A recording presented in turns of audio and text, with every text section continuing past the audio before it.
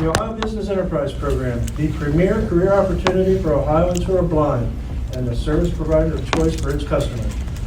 Let's go ahead and get roll call going so we can get to the election, the officer elections. Is the phone system up and running? Mm-hmm. Okay. As we do roll call, I'm going to ask a question, as I'm prone to do sometimes.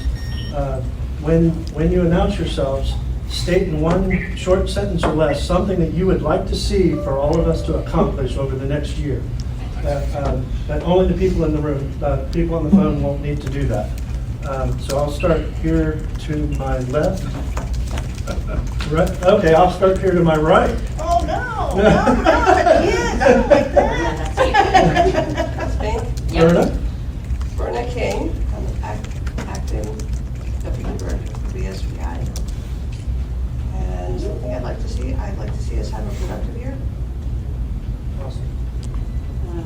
Christy Howell, BE Program Manager. I'd like us to come up with a new process for inventory.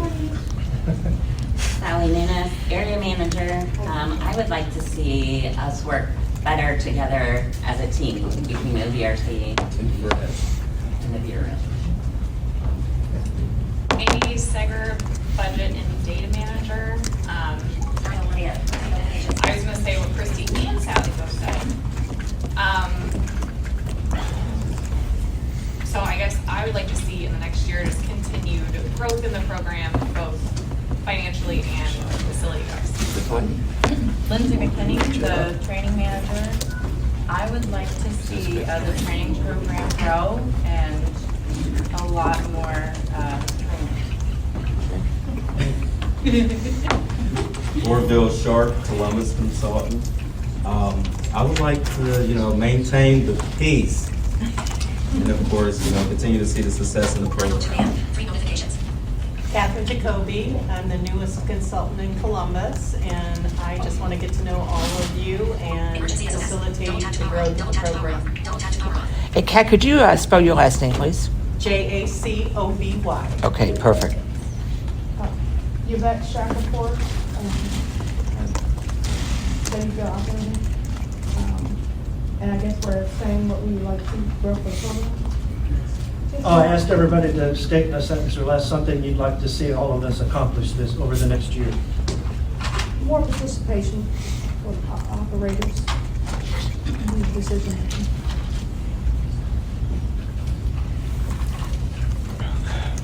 Yep. I'm Dean Hamilton, Akron Canton rep, and I'd just like to see us go back to a business program. Bill Lake driver. Christopher Saban, OVRC Secretary.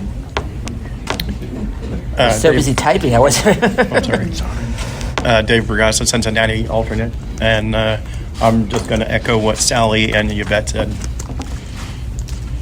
Julie Russell, unity and some more fun. Debbie Garrett, more consistency with discipline and rules and everything else among operators. John McNamara, current Akron alternate. I'd like to see all operators be willing to do more than just vending machines, actually be business owners. Hey, John, you're the rep in Cleveland, buddy. Not yet, we haven't done the vote. No, you are. Okay. As of July 1st, you're the rep in, All right. you're the rep in Okay. Cleveland. Cleveland rep.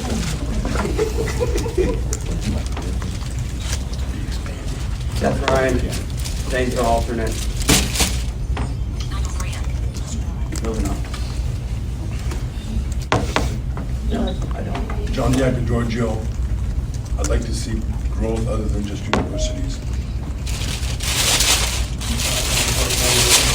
Alternate. I would like to see us expand our footprint in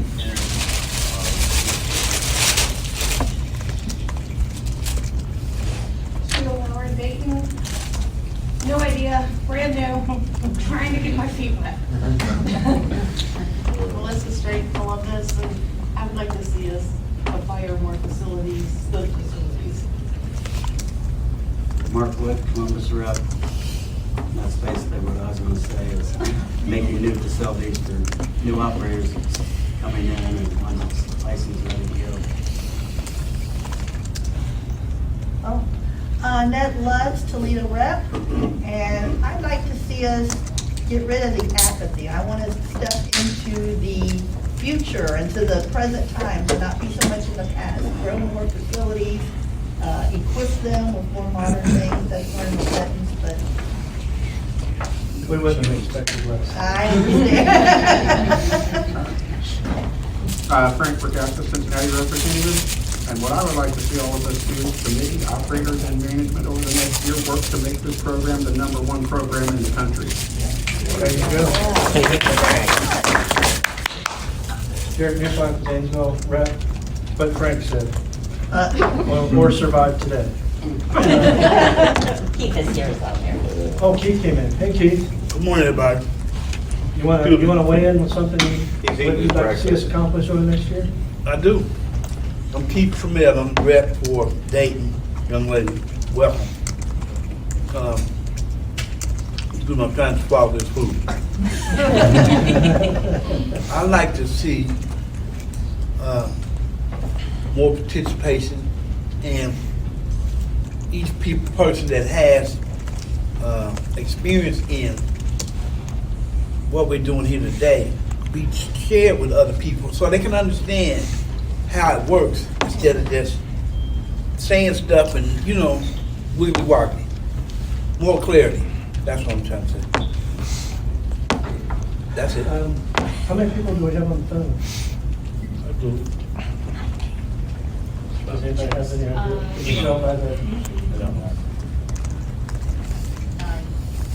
time? Okay. So let's start with any BE staff on the phone? Yes. Name, area, whatever. Tanya Cruz, Cincinnati. Any other staff? Marie Mosley, Cleveland Consulting. Kelsey Burrier, Akron, Camp. Is that it for staff? This is Heather Williams. I'm with the Attorney General's office. I'm filling in for Michelle Czar. Okay. And that leaves 5. Let's go around. Anybody from Cleveland?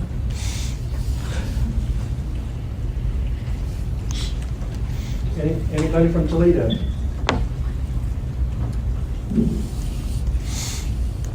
Columbus? Scott Allen, City Chair. Jim Davis, Scott Allen, I heard. Anybody else from Cleveland? I'm sorry, Columbus? Zanesville? Patty Spiker, Oh, Patty? Yeah. Anybody from Zanesville? Dayton? And Cincinnati? And Akron County? Well, with Dean here, Dean is Akron County, right? Yeah. Did I miss anybody on the phone? Okay, and with roll call done, we'll do the election for chair and vice chair and appointment of secretary. So let's start with nominations for chair. Mr. Chair, I nominate you. And I accept.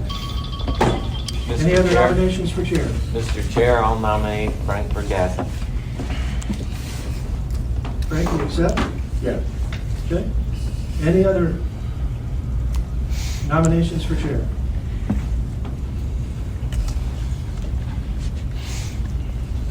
Okay. Let's vote. I'll start. I vote for Derek. Frank? I vote for Frank. Annette? Derek? Mark? Derek? Where am I now? Dean? I'll vote for Frank. Keith? Derek? Did I miss somebody? Oh, John McNamara. I'll vote for Dean. No. I'll vote for Derek. Okay. Sorry, Frank. Was that 5-2? Okay. Nominations for vice chair.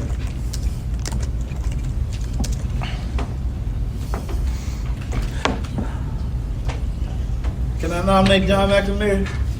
I don't want that. I know you. No, you don't. I do not accept. Nominate Ned. Ned Lutz, you accept? Yes. Any other nominations for vice chair?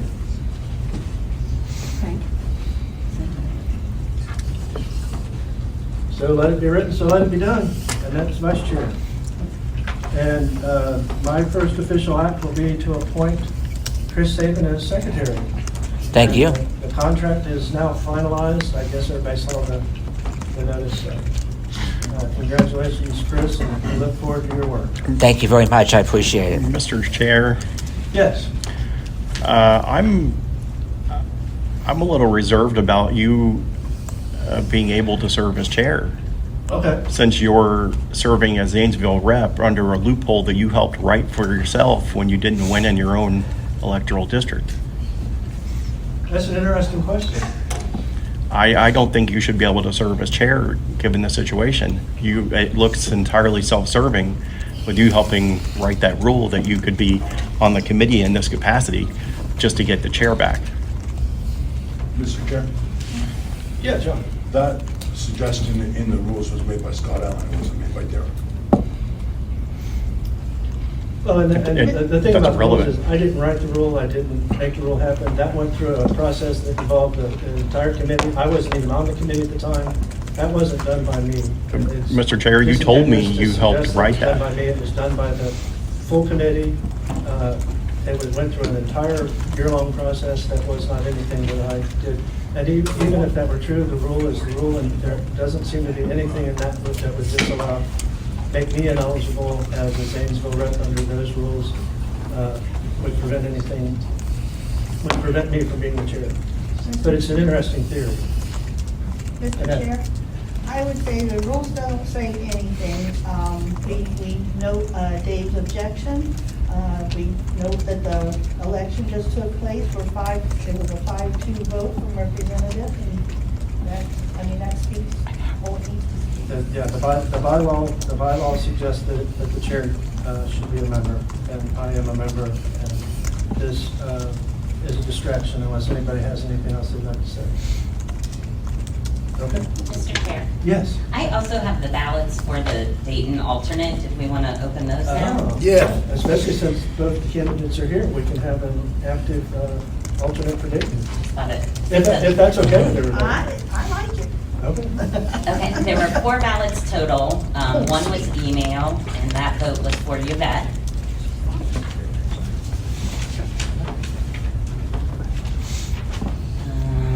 This ballot is for Missy Straits.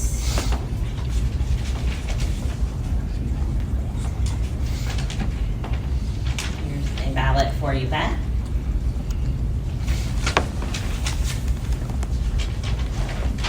And another for Missy, so we have a tie.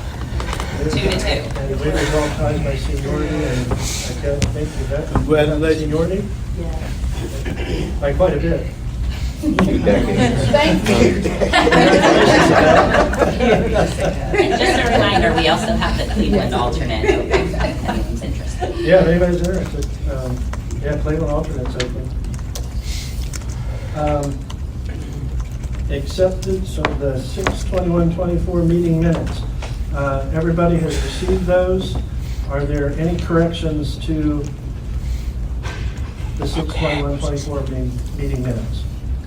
Mr. Chair. Yes, Seth. To Mr. Saban, I would like to request from now on, if you change the meeting minutes from what you had before, you put a descriptive of what you did change. Yes, of course. I Thank you. concur.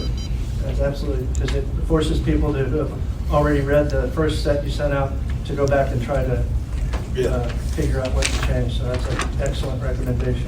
Yes, absolutely. And since we're on the subject, what did you change? I'm trying to remember that there was a statement from Dave Brugassa that was added, that was changed. I'm trying to remember exactly what it was, but it was something that was requested by Dave Brugassa. Oh, Mr. Chair, it was only that my name was not on the It was not on attendees. the That's all it was. the original list. And Oh, that your name wasn't? Yeah, it was just Yes. not on the attendance part, on but the it was, initial, it on the was in the attendance part, comments but it and was everything. in the comments, but it got deleted from the attendance for Oh, some and- reason, so I had to add it. Because I was going to point out that when it described the work group of Amy, myself, and Annette for the OVG work group, it omitted Dave's name. So there's a correction that we need to. Yeah, that was added. I believe that was added, but if not, I can make the connect. I can make the I correction. think, and send I think it was corrected. I think it That was corrected in the too. second edition. It was. Okay, good. Any other corrections? Then the minutes as corrected are approved. No motion.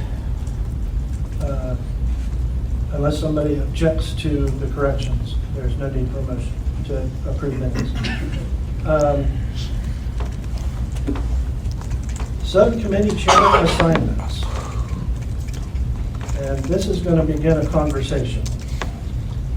I'm certain of that. It has long been the practice to utilize work groups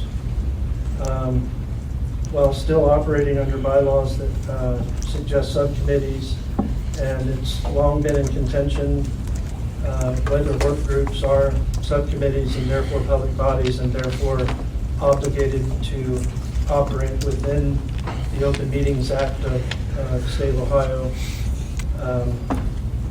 Because of an email that came out from Michelle Pizarro, the OVRC's legal counsel from the AG's office, who stated that the subcommittees are indeed work groups. Christie responded with that they will no longer participate in the work groups if they are not conducted within the requirements of the Open Meetings Act. And I think it's important today that the committee come to grips with understanding how they want to conduct business in terms of subcommittees and work groups based on the analysis of the law and that we are public, that the OVRC is certainly a public body and also incidentally a public office, and that therefore subcommittees are a public body and required to follow the requirements of the Open Meetings Act. Mr. Chair. Yes, Seth. When was Christie's response? Because I did not receive that. She reached out to subcommittee meetings that were currently planned and notified the chair. I was on 2 of them. I'm sorry? I was on 2 of them and received no notification. I contacted Frank and Annette, because they Contacted, yeah, they the were chair. the chair of those committees. I contacted them and said that my staff were not participating in it. Mr. Chair. Yes, sir. And for a correction of what you just said, the Attorney General's email did not say that we're in violation. The Attorney General's email added the decision from 2012 from then Attorney General, which states it. So there is a difference there. I'm sorry, what's the difference? The difference is the email did not say that we're acting inappropriately. The email said, here, read this. Yeah, it said we should, yeah, that the subcommittees are a public body and are required to follow the directives of the Open Meetings Act. And so, because that's controversial, that some people believe that work groups and subcommittees are separate things and that the work groups we've been conducting are not subject to the Open Meetings Act, I thought it would be important for us to discuss that before we get into how we're going to move forward, because clearly we can't there's no need to do these things if the Bureau's not going to participate. And or if they are, and if we decide, that the committee decides that that's how we want to behave moving forward, we can do so. We can still do subcommittees and have them be open meetings. They can be announced and held in public, open to the public, and minutes made.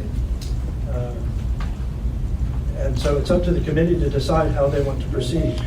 Do we want to not have subcommittees and do the work here at the committee level where it ends up anyway?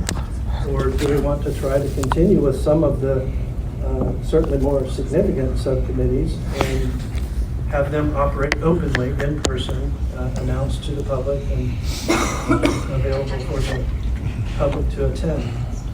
Mr. Chair, Yes, Dave? any idea how Michelle's involvement with this got started? Yes, absolutely. Care to share that with the Yes, I committee? called Michelle and asked her, to be prepared to field questions that certainly would come up in this discussion today. And she said that she would, and a while later, she sent out the email because she got directed from her boss that she's not allowed to give us legal advice in an open meeting, and that she would have to do so via email. And so that was her advice to us leading into the discussion that she knew would occur at this meeting.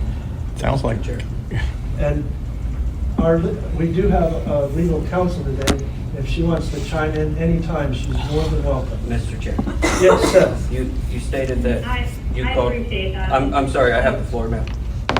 You stated that she did this because of your phone call? That's what you just said. I did not say she sent out the email because of my phone call. No, you said that she investigated it because of your phone call. Yes. So read the email, where she states a different reason for doing it. So who's lying? No, it's a simple question. She said she heard in the meeting, she heard in the June, I'm sorry, I still have the Seth, floor, you asked me sir. a question, I'm trying to answer. I'm sorry, I still have the floor.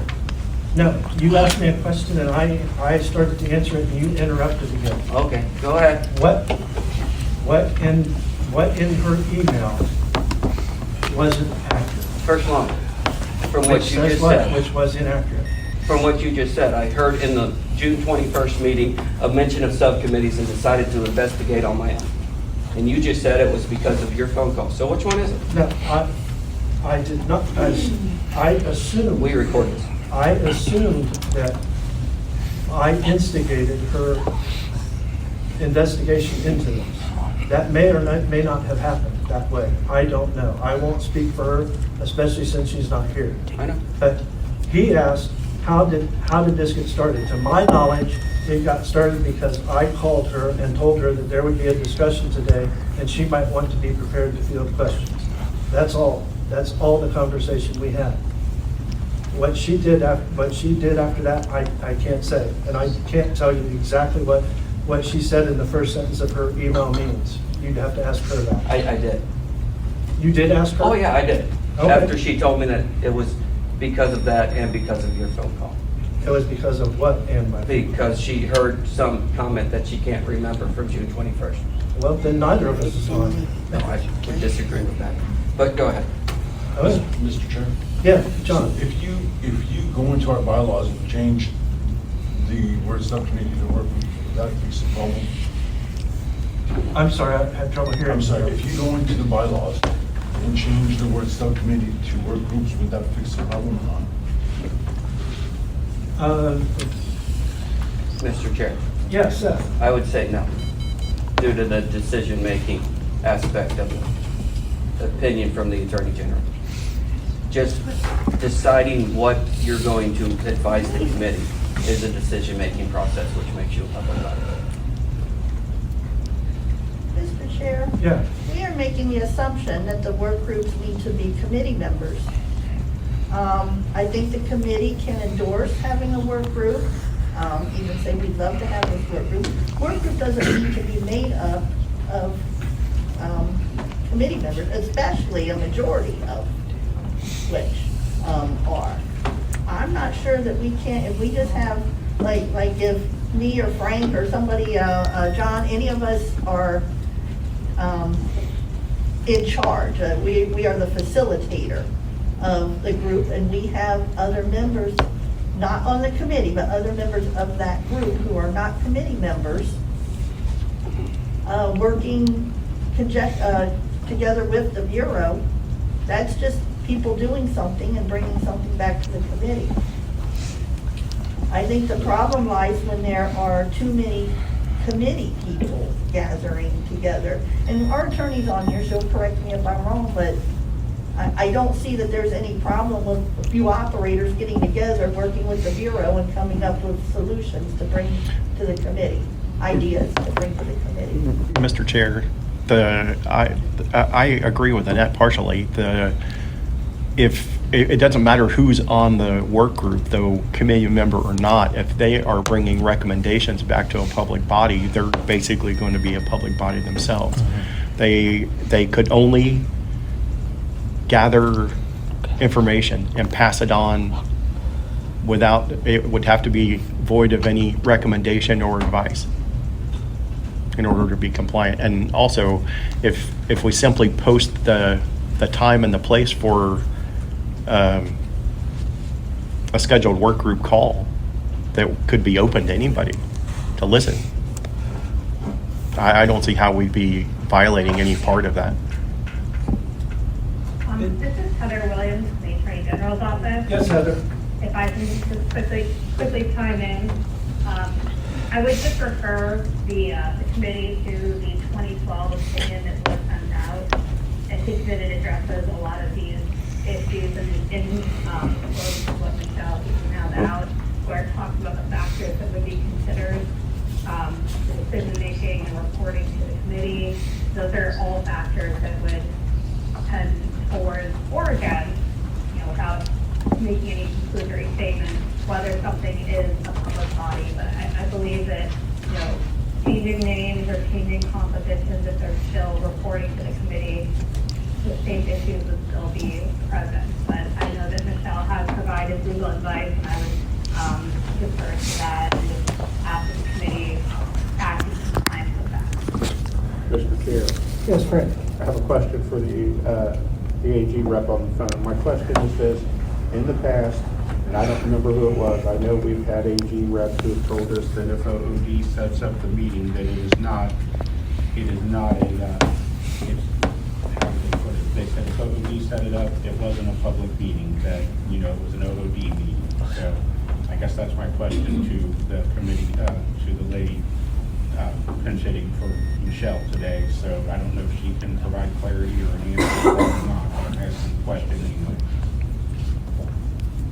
Heather, were you able to hear the question? At this point, yes, I was. I believe the question was if OOD is the entity that's setting up a meeting, then is that exempted from open meetings law? And if someone previously has advised that that is the case, without additional details and specifics, because the law of Open Meetings Act is nuanced, I can't provide you with any conclusive opinion about that. I would recommend emailing Michelle and getting all the details, and perhaps that would be the best way to approach this, to really dive into the specifics, because again, I will refer to the 2012 opinion that goes through the factors that are considered. So I think those factors would have to be investigated prior to making a definitive recommendation or generating a definitive answer.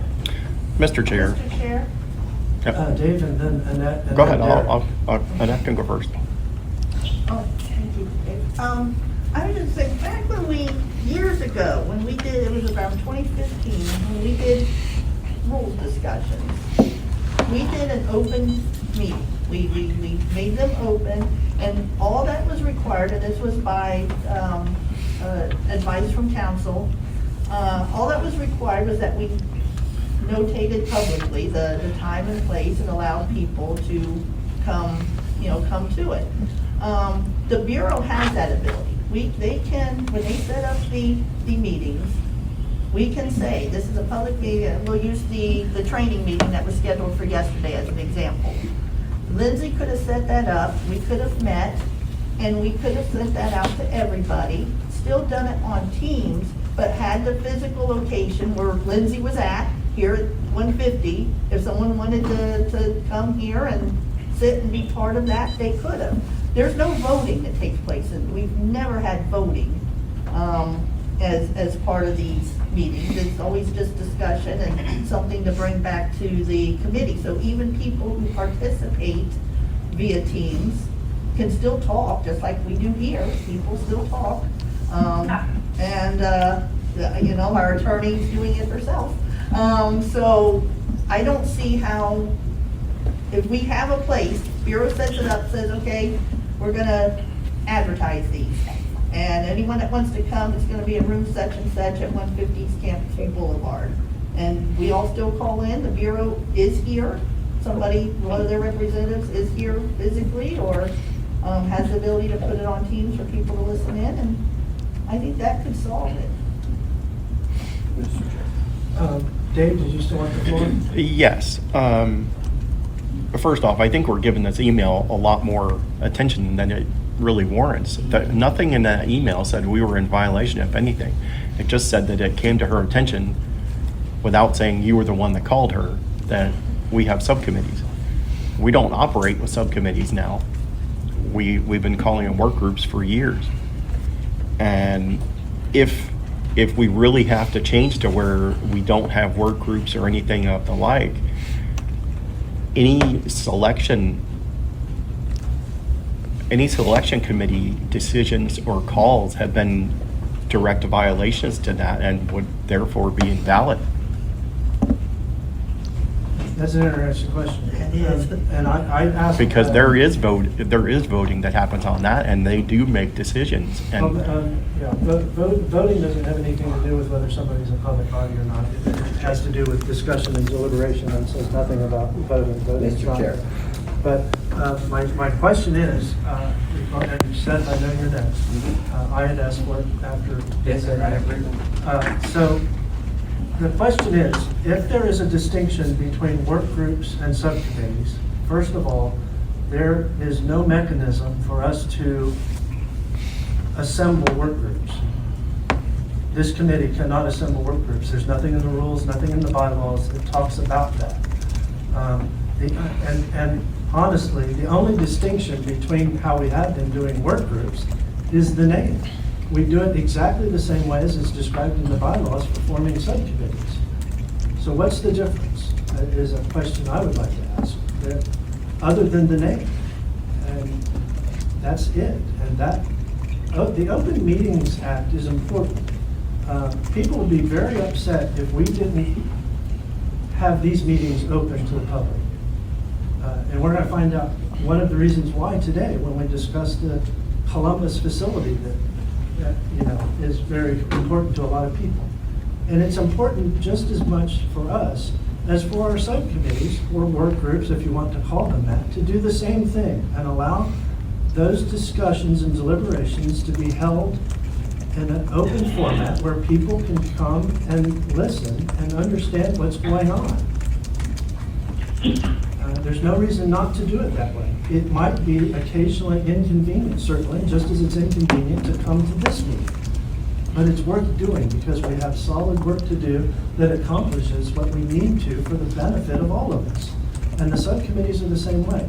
And I would also like to add that since all the work that subcommittees do ends up back in here anyway, or should end up back here anyway, and doesn't always, and subcommittees aren't always as effective as they should be, wouldn't it be better if we were able to do a lot of that work right here and get it done here, rather than having to have middlemen, especially if they aren't able or are unwilling to open the discussions and deliberations of those meetings up to the public. Seth? Okay, that was a lot of, wow. To piggyback on Annette's, first of all, her idea, 100% correct, wonderful, as long as the chair, being you, when setting up a subcommittee, states that no voting can take place at a subcommittee, all voting is at the committee level.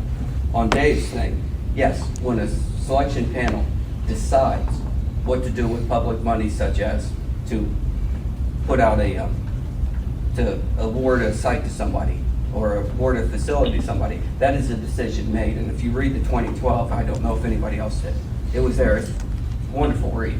But yes, if you make a decision as a subcommittee under the direction from a state committee, which we are. Because we're a committee, because we're the OVRC, we're a committee because we advise the BE program, which is a state agency, or the BSVI. All of these things are true. So when our selection panels make a decision on who has won a site, that's in violation of the open meeting laws, and under Section H of the open meeting laws, any decision made in a non-open meeting is invalid. Any rule made in a non-open meeting is invalid. But on the back of that, our subcommittees are here so that we're not sitting here today discussing everything minutia. We can have it pre-done by people that have been selected by the chair. And if we have open meetings, just as Annette said, just record the meeting on Teams, transcribe it, and put it on the website when it's going to happen. You have to be present to vote. We don't vote anyways. We have active participation over the phone from people on the committee, and so there's no reason not to continue on with subcommittees. Just know when they're going to happen and have the placement of the here. And at OOD. And Mr. Chair, after that. Yeah, after that, of course. Two things. One, the attorney can chime in on this, but I would think selection panels and local, what we call committees, they're not appointed by the OVRC. They really have nothing to do with the OVRC as a committee. It's stated in our rules, which have been promulgated through JCAR, which have been approved through RSA, that's how we determine selection. So I would think the idea of selection panels having to be public should be put to rest, because it really has nothing to do with the OVRC committee itself.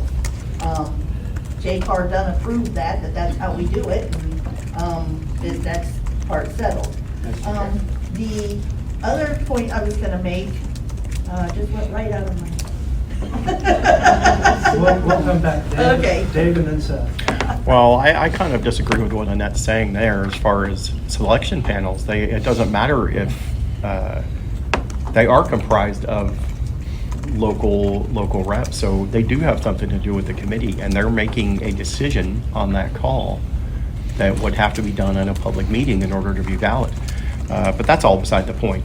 What Seth was saying about posting the time, which could be done on the website the same way that this meeting is announced there, and putting the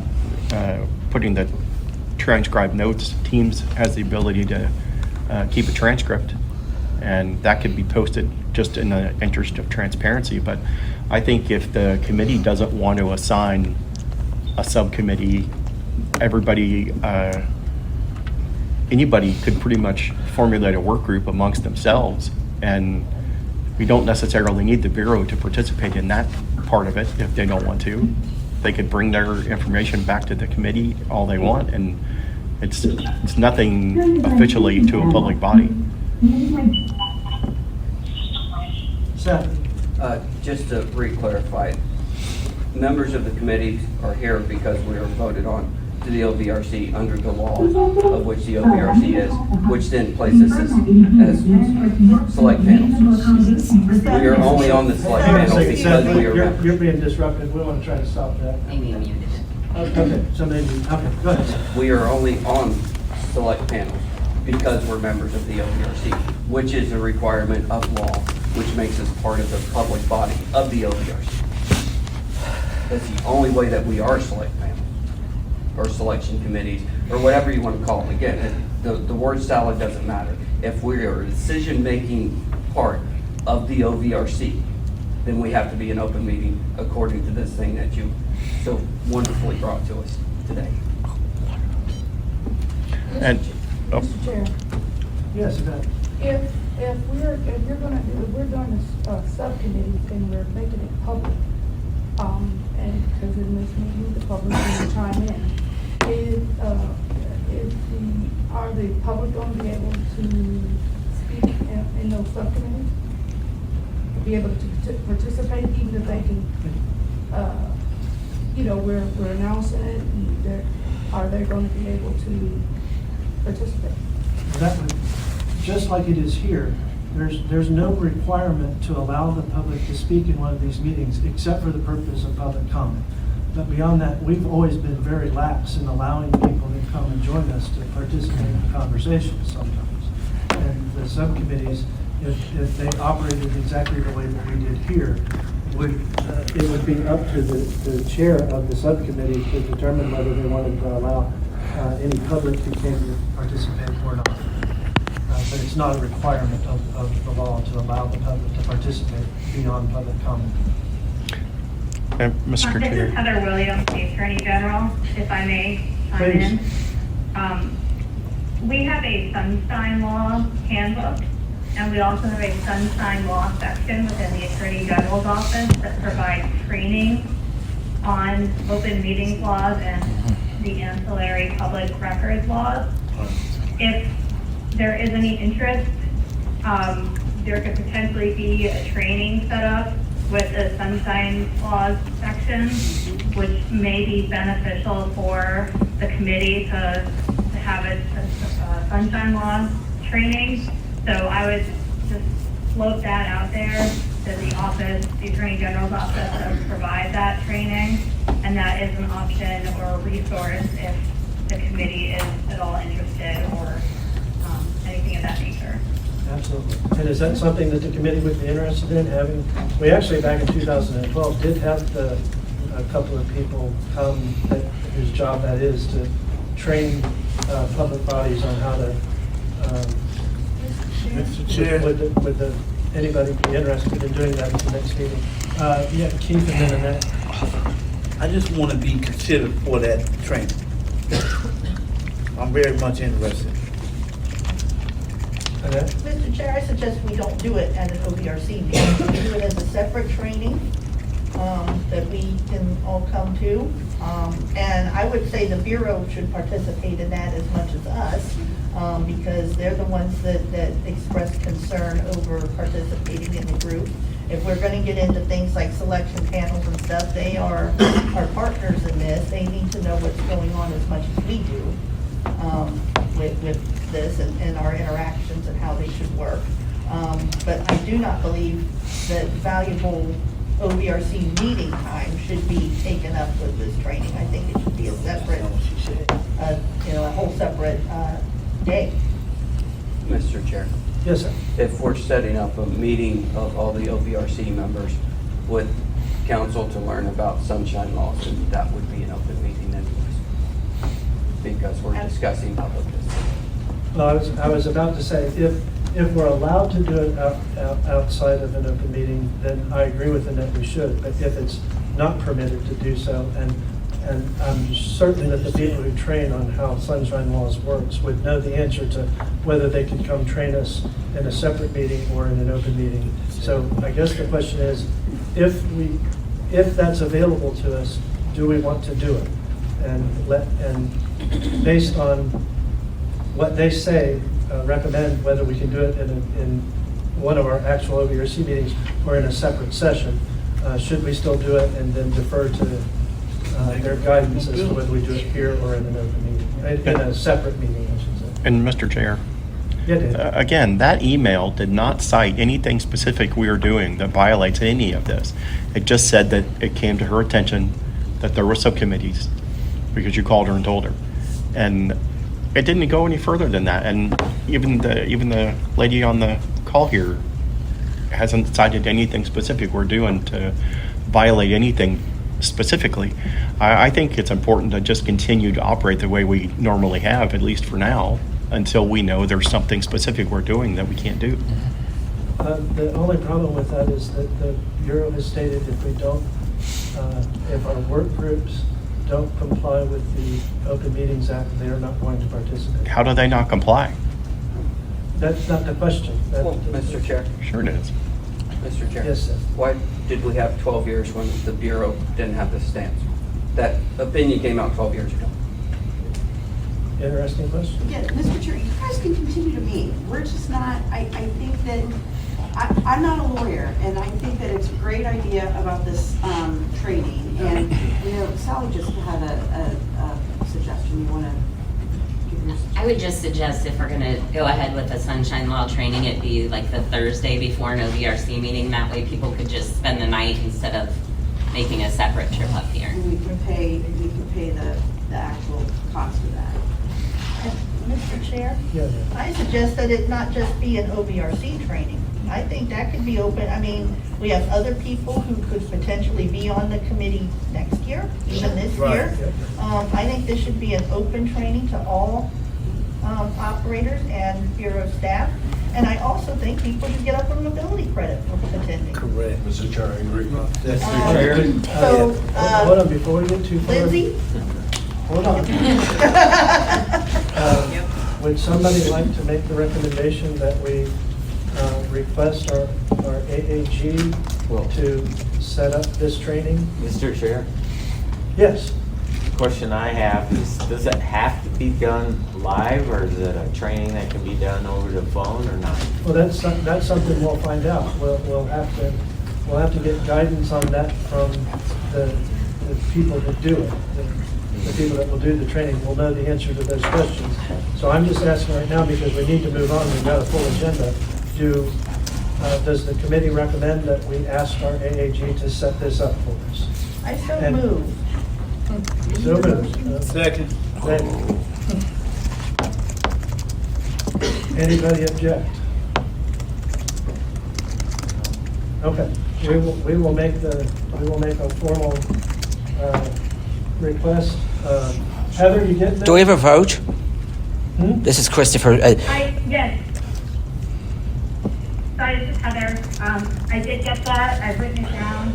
I will say, I do think that there might be an online sunshine law training. I'm not 100% sure. And due to the global computer outage, I can't actually access our website to see the options. But if you do send Michelle an email, she'll be able to answer a lot of the questions about if the training can be done remotely or if it can be done online, et cetera, et cetera.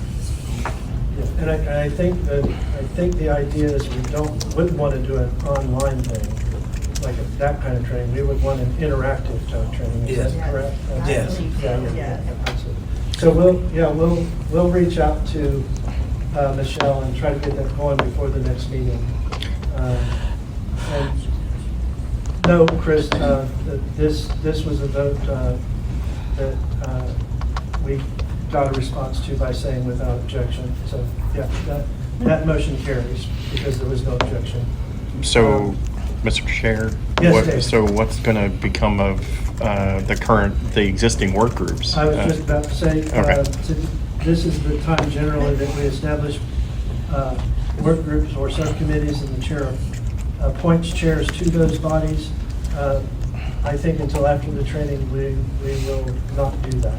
Mr. Chair. Yes, sir. I, as a member of the committee, would request a roll call vote for every motion so that, for transparency reason, so that everybody knows where their elected representatives stand.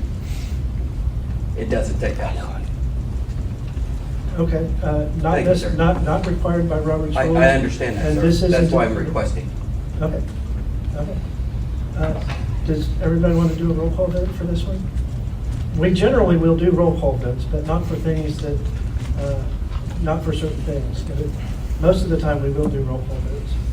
And anytime that a voting member wants to call, Robert's rules does allow a voting member to say, call for a vote, a roll call vote. But most of the time, it will be that way, don't worry.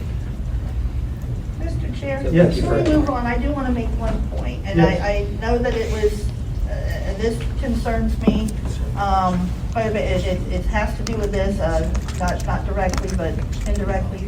I just want to caution committee members that when we do get correspondence from our attorney, that is privileged and confidential information. This is our attorney. We do have attorney-client privilege with them. And there was a lot of sharing, a lot of things like that. where the emails were forwarded to other people who are not on the committee, and that's absolutely inappropriate. When we get correspondence from our attorney to us, when they are acting as our attorney, that is privileged information. So this year things may not have been a big deal, but there could be other things in the future that are, and you have a responsibility as a committee person to keep that confidential when it is from the attorney. Mr. Chair, Yes. aren't you representing us? So we need to know that information? And that's, Mr. Chair, that's why we talk about it in an open meeting.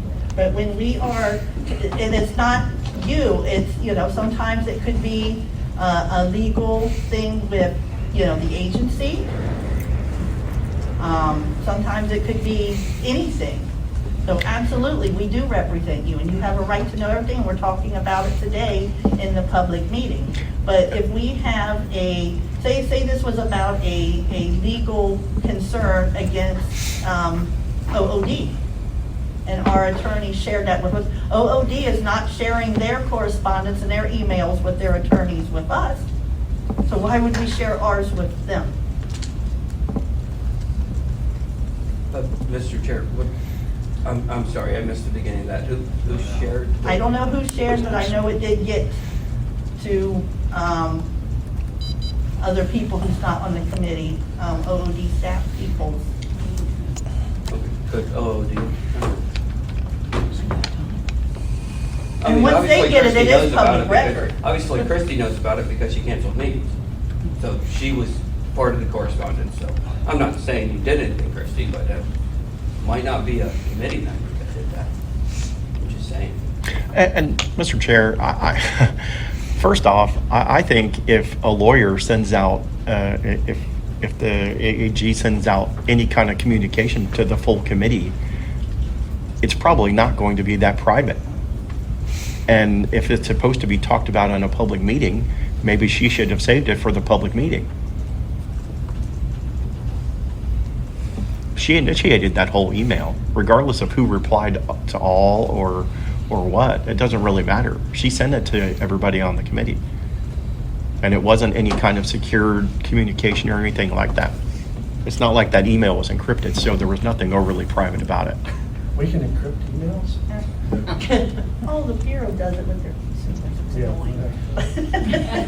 Okay, next on the agenda, OVRC meeting schedule for the upcoming year.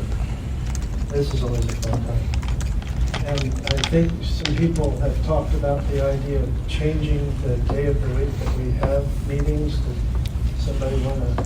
Mr. Chair, Okay. I know there was some talk about possibly changing it. I know some of us who are rest area operators, Fridays, especially during the summer, can be a challenge because you want to get ready for the weekend and things like that. And it also runs into a lot of holidays, that third Friday that we typically do. Usually we have 1 or 2 holidays that we have to bounce around and all of that each year. So we're suggesting about doing the second Wednesday of the month. It's midweek. Holidays are not a factor. It was, when I looked at it, the only holiday that could possibly touch it is November 11th, which is Veterans Day. Most other holidays are on Mondays or at the beginning of the month or the end of the month. So the suggestion was made that was something that could be considered. Mr. Chair. Is that a motion? Mr. Chair. Hang on just a second. Is that a motion? It's best to. I'm sorry, it's if no best to- one's making a motion, then you don't have to ask if it's a motion. Someone would say, I would like to place a motion. I'm asking for a motion so that discussion can continue. I will make a motion that we hold the committee meetings the second Wednesday of each month. That we schedule for that. We'll see if anybody wants to. Mr. Chair. Waiting on a second. I'll second it. Okay. That was Mark Ward? No, that was Dean Hamilton. Oh, Dean, I apologize. Mr. Chair, thank you. Dean. As Fridays are disruptive for operators in the summer that run kennels, they would also be very disruptive for operators that run vending routes, especially, I don't know, at colleges, when they normally go Monday through Friday. So, I don't know why we would change to help one to hurt another, or whatever reason, and in the middle of the week, just, I kind of like the weekends. Well, that's why it's a question, and we can now have Yep. discussion about whether it's a good idea to do Fridays or Wednesdays, so. Yeah, Frank, Mr. go ahead. Chair. Mr. Chair, I have a couple major concerns. First of all, the second Wednesday of the month is typically when my wife has to go get eye injections. The other Wednesdays are the days that orders come in from Coke and Pepsi, which I have to be on site because neither one of them are competent enough to keep track of store keys, and they have lost both of them. And I think it's easier to travel on, be at the rest area on Wednesday, come up here on Thursday, and then, when I get home Friday afternoon or evening, whatever it happens to be, to take a look at the card readers and see what the rest area looks like. And there are times when I have to go out there on Saturday, whether I want to or not. But there are other times when, I don't know about anybody else, but I know when I travel, I usually don't get that much sleep when I'm out and about until I get back home. So if I don't have to go out there on Saturday, but if we do it in the middle of the week, I think all of us do have to go to work the next day. So in one form or fashion. As far as changing my wife's doctor's appointment, he's only there once a month, that second Wednesday, and it is for eye injections. And the point of all of that is to maintain and maybe even improve vision so that she doesn't lose her vision. Mr. Chair. Keith, had you said something earlier? I did. I did too.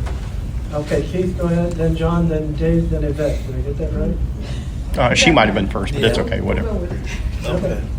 Keith? My thing was, the way it is now is conducive to vending routes. And why I say that is, I come up on Thursday for a meeting on Friday that frees me up. But if we put it in the middle of the week, it messes up everything that I got going. I lose more than one day. I lose 2 work days. And I don't agree with that. I just don't. John?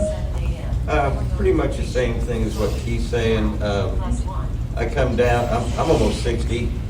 Come down here Thursday nights after working all day Thursday. Friday, it's a long day, and then I have to travel home for several hours. I need that Saturday to rest. If I lost the Tuesday and then was down here Wednesday, Thursday would be a tough day. Yes. Just speaking honestly. I'm older than him. Hold on, Dean. Not Dean. Dave, and then Yvette, then Annette. Oh, I was just going to ask, how many years have we been meeting on Fridays? I see no compelling reason. I see no compelling reason to change at this point, especially because it sounds like it's going to inconvenience more just to help 1 or 2 people that might want a different day. Yvette? Mr. Chair, I agree with them that when the week winds down, Friday would be the most convenient because, we're trying to get our work done Monday through Friday or Sunday. Sometimes I'm working on Sunday. So I think Fridays is the most convenient so I'm not interrupting the middle of my week because I wear more than one hat just being a VE operator. I withdraw the motion. I second it. It was just an idea to basically float it out there, and if it was more inconvenient for people, then I'm not married to it by no means. It's just an idea. Does anybody object to the motion being withdrawn? Technically, the motion's in the motion. If nobody objects, we'll withdraw the motion and start the Friday schedule. Okay, right. Let's pull out the calendar and let's get some Fridays going. Is there any reason to be tied to third Friday? Would second Friday make any significant? It could make a significant difference in terms of avoiding holidays. That's one of the reasons that Wednesday was considered. Because Friday does run, third Friday does run into a lot of Monday holidays, and also pushes us up against Thanksgiving and Christmas and that sort of thing. So does anybody have any, sometimes we end up on second Friday anyway, but should we shoot for, just go for third Fridays or maybe push it to second Fridays? Leave it out there. Stick with Stick third? with it. Yeah, leave it where it is. And then Some of due to them. the holidays, Let's do- we do have to do something on the second Friday, like. Yeah, okay, August. Mr. Chair, the third Friday is August 16th. Any objection? No. September. Third Friday 13th. is the 20th. 20th. It's my birthday. I'm unavailable then also. Well, we can bring cake. We should bring you some cake. Bring cake. Mr. Chair, October, the third Friday is the 18th. Wait, did we Oh, settle sorry. on September 20th? Sorry. Yes. Yes? No objection to September 20th? Okay, October? October 18th. Yes. I think my dad's that age. Oh my God. Well, somebody doesn't like. That's an Amber Alert. Mr. Chair, There's a missing kid somewhere. Oh, yeah, hell I yeah. know about it. Do Amber Alerts come through even on muted phones? Yes. Yes. Yeah. They run through every unit. Mr. Chair, I know in October, I believe Columbus Day is the 14th, that Monday prior to that Friday. I don't know if that matters, I'm just. Not at the end of the week, yeah. It don't matter. The early part, yeah. I think we're good on the 18th. That was my dad's birthday. Any objections to October 18th? Or is it October 18th or 20th? The 18th. 18th, oh, November? The third Friday is the 15th. Mr. Chair, the National. That's our state Federation convention. Of Ohio State Convention is that particular weekend. I know I would not be here, and in the past, I know our secretary wasn't available. I don't want to speak for him, but Well, I would not be available, actually, that date is our state convention. I will be in Cleveland. Yes. Because the 22nd is Thanksgiving week, right? Well, That's blast in Blast, Nashville. yeah, and a lot then of the Okay, following will be so in the there. 8th is the only option in November. Either the and we first know or that's Good. a holiday weekend too, but I don't think that's because Veterans Day would be that Mr. Monday, the Chair. 11th. Don't we have somebody to fill in for Chris if he's not here? Yes, there are ways to get around that. Yeah. But think it's you a should problem keep not the just date. for him, it's a problem for other people as well, so it looks like Well, unless there's- somebody I don't- objects to Other 8th. people. Mr. Chair, Yeah, go ahead. I don't think we should schedule our business around what other organizations do. I think we need to forge ahead for the issues and things we are trying to accomplish. So you think we should stick with the 15th? I do. You want to make a motion? Oh, I have to make a motion? I make a motion that we do be here on the 15th. Any seconds? Yeah.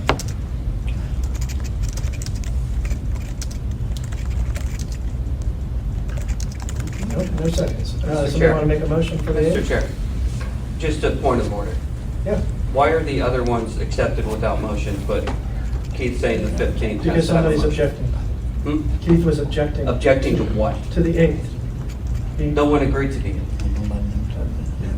That's because we It was a didn't get to discussion. the point of asking the question, is the 8th okay? Because Keith raised the issue of, we think we should do it on the 15th, not move it to the 8th, so we didn't even get to that question. But we're the 15th because we're the third Thursday. So the original question is, are we going to stick with the third Thursday? I just don't understand why he needs a motion when the other ones don't. It Mr. just Chair, because he disagrees with what you think. well, point of order, we did it without objection, the other ones. Derek did ask if that's fine with everybody, there was no objections. On this one, this date, there was an objection. So that's why the need for a motion would have been, was required. Mr. Chair, the 15th is the date. So the first objection was by Annette, and there wasn't a motion for her to object to the 15th.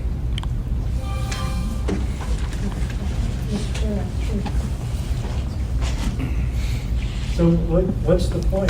The point is, The other- the other why when times- someone the other disagrees with times you, we do should- they we have should to do have a every- motion? We should have a motion for every date through the. No, why do you have to have a Mr. motion now? Chair, we are not going to do this where we're going to go back and forth. When So says people the want to Sergeant at Arms. speak, Okay. needs to be acknowledged Okay. by the chair to speak. Let's try this again. And not go back and forth. Anybody object to the November 8th for being the meeting day? I do. What happened to the 15th? Yep, I understand, but nobody wanted to follow up with the motion, so I'm afraid that the 8th is it. December. Just a moment. The third Friday is the 20th. Christmas time. Anybody object to the 20th?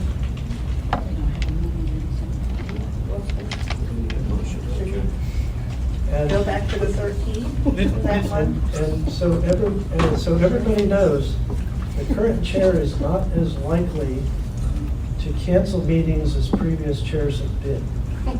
Keep that in mind, because of Can I change my the vote? amount of work that we hope to get done within the confines of this meeting. It's important that we meet as often as we can, most particularly because the rules are now live. And it takes a lot of work to get the rules done. So we're going to have to meet a lot to avoid special meetings. We don't want to have special meetings. Although in the past, when it gets into rules, frequently we have. So that's why I'm suggesting, as we make this schedule, don't expect that the chair is going to cancel many, if any, meetings this year.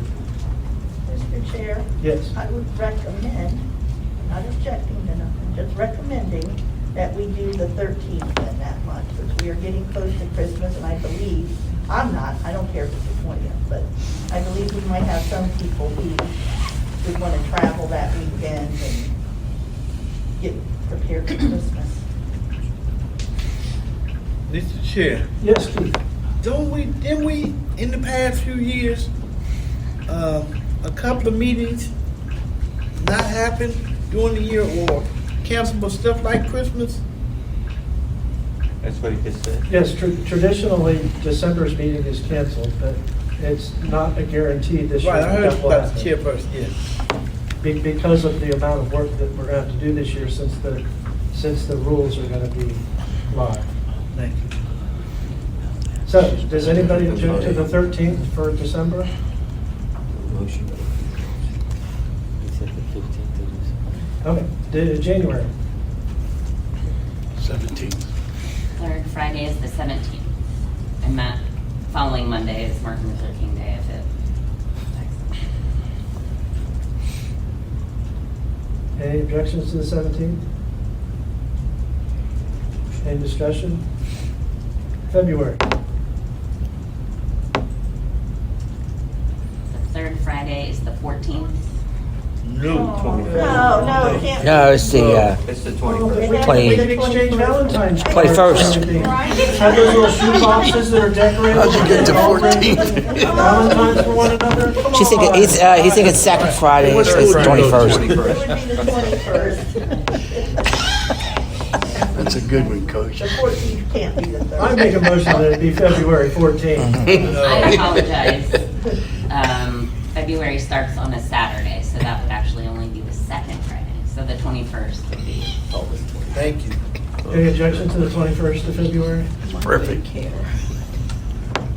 I'm sorry, did somebody? Okay. March, what's after February? March.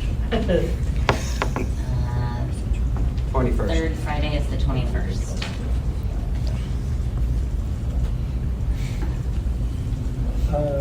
Any objections to the 21st of March? April. 18th. The third Friday is April 18th.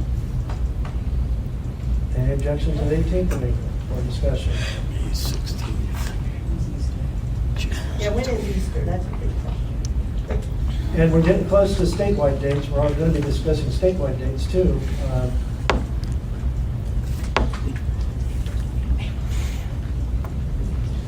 Yeah, so that Friday would be Good That's Friday. Good Friday.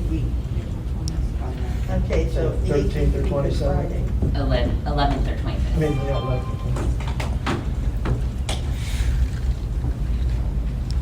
Anybody want to speak up, preferences for? 11th, I would suggest the 11th over the 25th. Well, what dates are we getting into for statewide? That's another conversation, another topic. I mean, what are the proposed dates? That's for you guys to come up. Oh, we're just coming up with there's no idea when it might be based on hotel availability or any of that kind of stuff. We're just throwing darts at the board on this one. Mr. Chair, if we Yes. stick with our traditional early May, late April, then I would suggest we schedule our regular scheduled meeting for April for the 11th. 11th, yeah. Any objection to the April 11th? Okay, May. May, the third Friday is the 16th. And that one we may want to push to the 23rd because of the state one. That would be Memorial Day. That would be Memorial Day. Oh, God. So we're starting to see something. When is Memorial Day? 26th. Is it really? Okay. So any objection to the, is it 16th? Mm-hmm. Any objection to the 16th of May? June, we're almost there. June, the third Friday is the 20th, and Juneteenth is that Thursday before.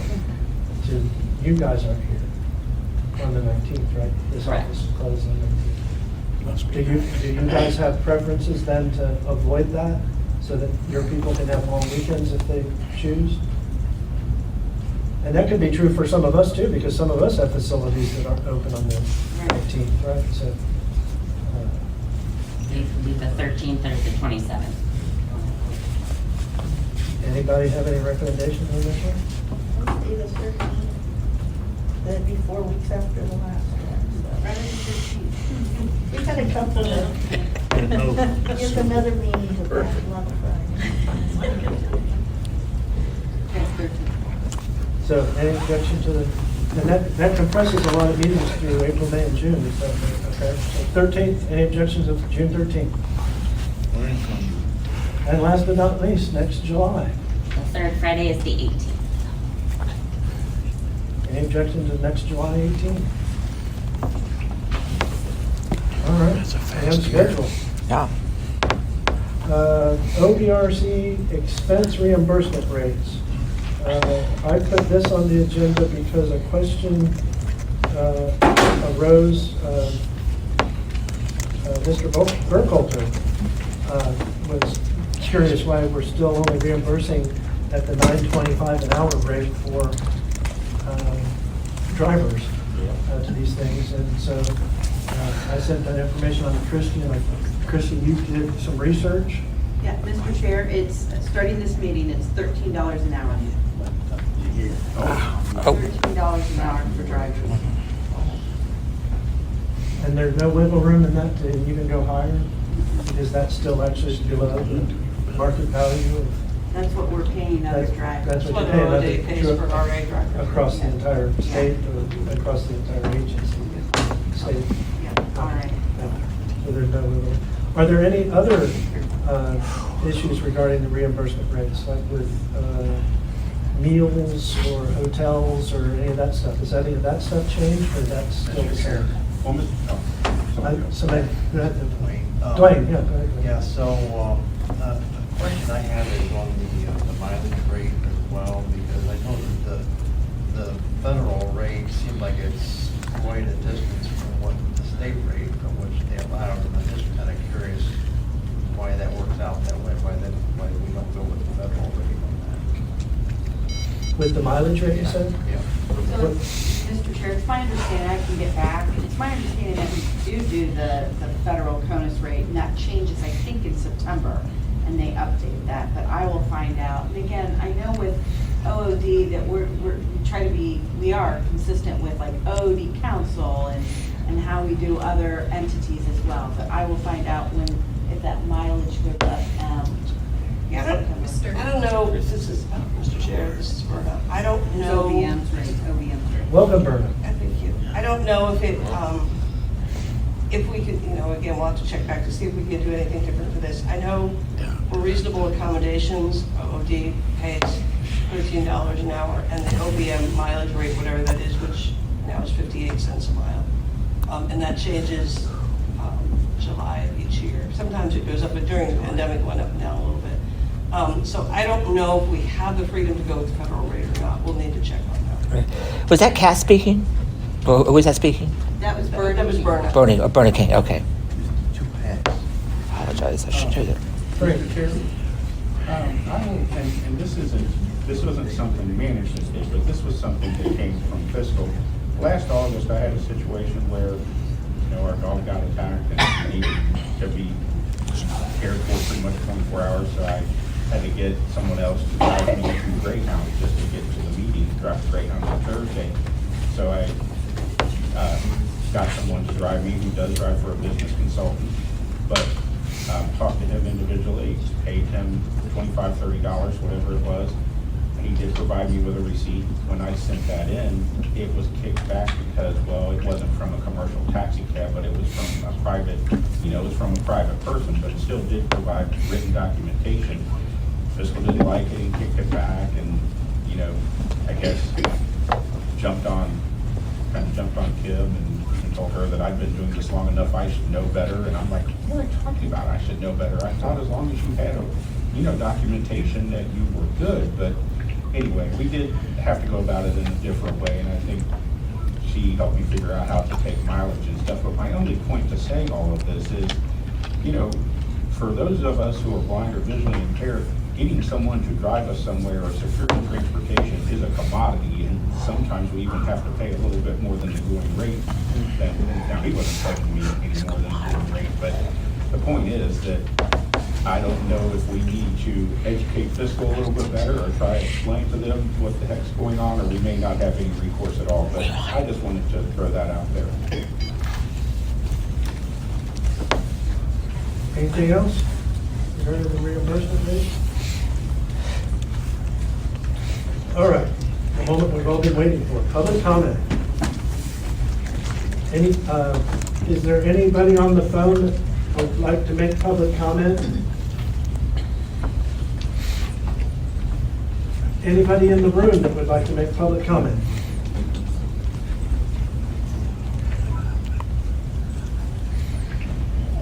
No? John, you had mentioned something earlier? Yeah, I have public comment. You do. Anybody else? Let me get on my soapbox. I want to make sure how many people, are you, anybody other than John going to have public comment? No. All right, John, go ahead. All right, real quick. Just have two items. Just personal opinion, I guess. Last meeting, talking about a vending machine that did $20 a month. It's already in place. It is shitty sales, I agree. But it cost us $700 to move a machine. And we had an operator willing to do it, and he's pretty much real good for it, all right? I checked out my sales. Last year I did $678,000 with 250 machines. Most of my machines don't do $50 a week. Some of us run our business by grinding. I talked to Larry Danflows because I asked him, what do you consider a machine that's worth keeping? He told me he has two machines that do $300 a month at Youngstown, and he wants to get rid of them. They're not good enough for him. None of my machines average $226 a month, so I guess none of my machines. But Larry only wants to do gravy. Some of us are willing to do the grind it out. It's just two different ways of looking at business. Neither one of them are wrong. But if somebody's willing to do something, it's already in place and it doesn't cost us anything, then I don't see any problem passing it down to them. The second thing is, Annette, this is not directed at you, although I heard your comment today. I'm getting another temp up in Cleveland, Dave Pageant's old facility, because Anne Marie asked every operator, and nobody wants to do it because nobody wants to get employees and run a counter. And it's the easiest counter you could have up there. You don't have to cook any food. All you're selling is candy bars and lottery tickets, 7 hours a day. And nobody's willing to do it. And if we're just going to be a vending company and not ever go for any open food, any counters again, we're going to lose some good stands. Lenny Johnson's 85 years old. When he passes, are we even going to have an operator that can take over his facility, or do we just lose a third of our service charge every month? No, I'm too old, and I don't think I'd do it. maybe we need to encourage younger, like Trent Tribble could probably maybe do it. Yes. He's willing to do it. Yes. You know, I hate to call out names, but I'm not a around the bush guy, but we need operators willing to be more than just vending operators. Otherwise, we're going to lose out on a lot of opportunities. And that's my comment. Mr. Chair? Annette? I was gonna say, so you put my name in it. That was my own personal preference, I said, as a vending person. I am absolutely in agreement with John. If we have good opportunities that are on counters, we should take them. When I said I wouldn't want a counter, that was myself. My husband runs a counter, likes doing it. Right. So- My comment was already planned. I just didn't want you to feel it was that I added something because of what I heard you say. Okay. Christie? So, just a little bit of clarity on that temp job up in Cleveland. We do have a person that was interested in temping it, John. The problem is that the existing operator wants to get out quickly, within weeks, and to set them up for them to get you're already established. You have people to step in tomorrow. That doesn't mean that there wasn't someone up there that, you know, had we had more time, had we had a month or so to help them, they're fairly new, to hire an employee. So I just wanted to set that straight, that there wasn't like there was no one up there not willing to hire an employee. That's not true. And again, it's not the ideal situation with this, and the fact that everything has to post for 21 days, and the fact that we even have to tempt this, you know, I think in an ideal, perfect world, we would have posted it too, to get someone in there permanently, but it is what it is. I just wanted to clear that up. Mr. Chair, Yes, sir. doesn't when someone is trying to detach from a site, doesn't our rule state that you will attempt to work with the operator to do it as quickly as possible, but don't you as BE ultimately decide what is as quickly as possible? That's detaching a site. This was an operator bid on another facility, and now they don't want to temp it temporarily very long for us to be able to post it. I mean, I hear you, Seth, but there is a time issue thing there, and there's a process in place, and, you know, A has to come before B and all of that. But I just, you know, I do think, and Lindsay's working really hard too on some of the new people coming out, and we are going to be encouraging stands and other things other than just vending. And we're going to discuss today that, what happens with that facility, with the federal building, right? Whether we post that and all that, that's going to have to do that. Mr. Chair? Yeah. Yes. Yes. And the, just for your information, John, in case you didn't see it, the motion that was made was to get rid of that particular main machine that you're discussing. You're currently not connected to a Wi-Fi network. Do a one-finger double tap to start searching for Wi-Fi networks around you. Accept that motion, so that particular thing is already out for bid as a site attachment. So that's good news. OVRC motions and BSVI responses. An awful lot of those had to do, of course, with all of the facilities and sites and temporary agreements. Can we just shoot through those real fast and then culminate this discussion with the Columbus facility that a lot of people are here to talk about? Does somebody have all of those pulled up so we can go through quickly and talk about? Mr. Chair? Yeah, no. Do we need to go through, I mean, we don't know if we need to go through all of that. Well, that's, yeah. Unless I somebody mean, wants a within- particular one that they want to discuss. I know we do want to talk about the Columbus Yes. thing, but the other ones, if nobody has. Well, objection- some of the questions, I guess, I would like answered is some of the stuff that was accepted, there doesn't seem to be any movement on, and some of the stuff, there was still some question about whether the two things that were a part of the motion should be two site attachments or announced as two site attachments or one. various things like that. We don't have to go through all that if we don't want to, but several of the things that were agreed to haven't happened yet.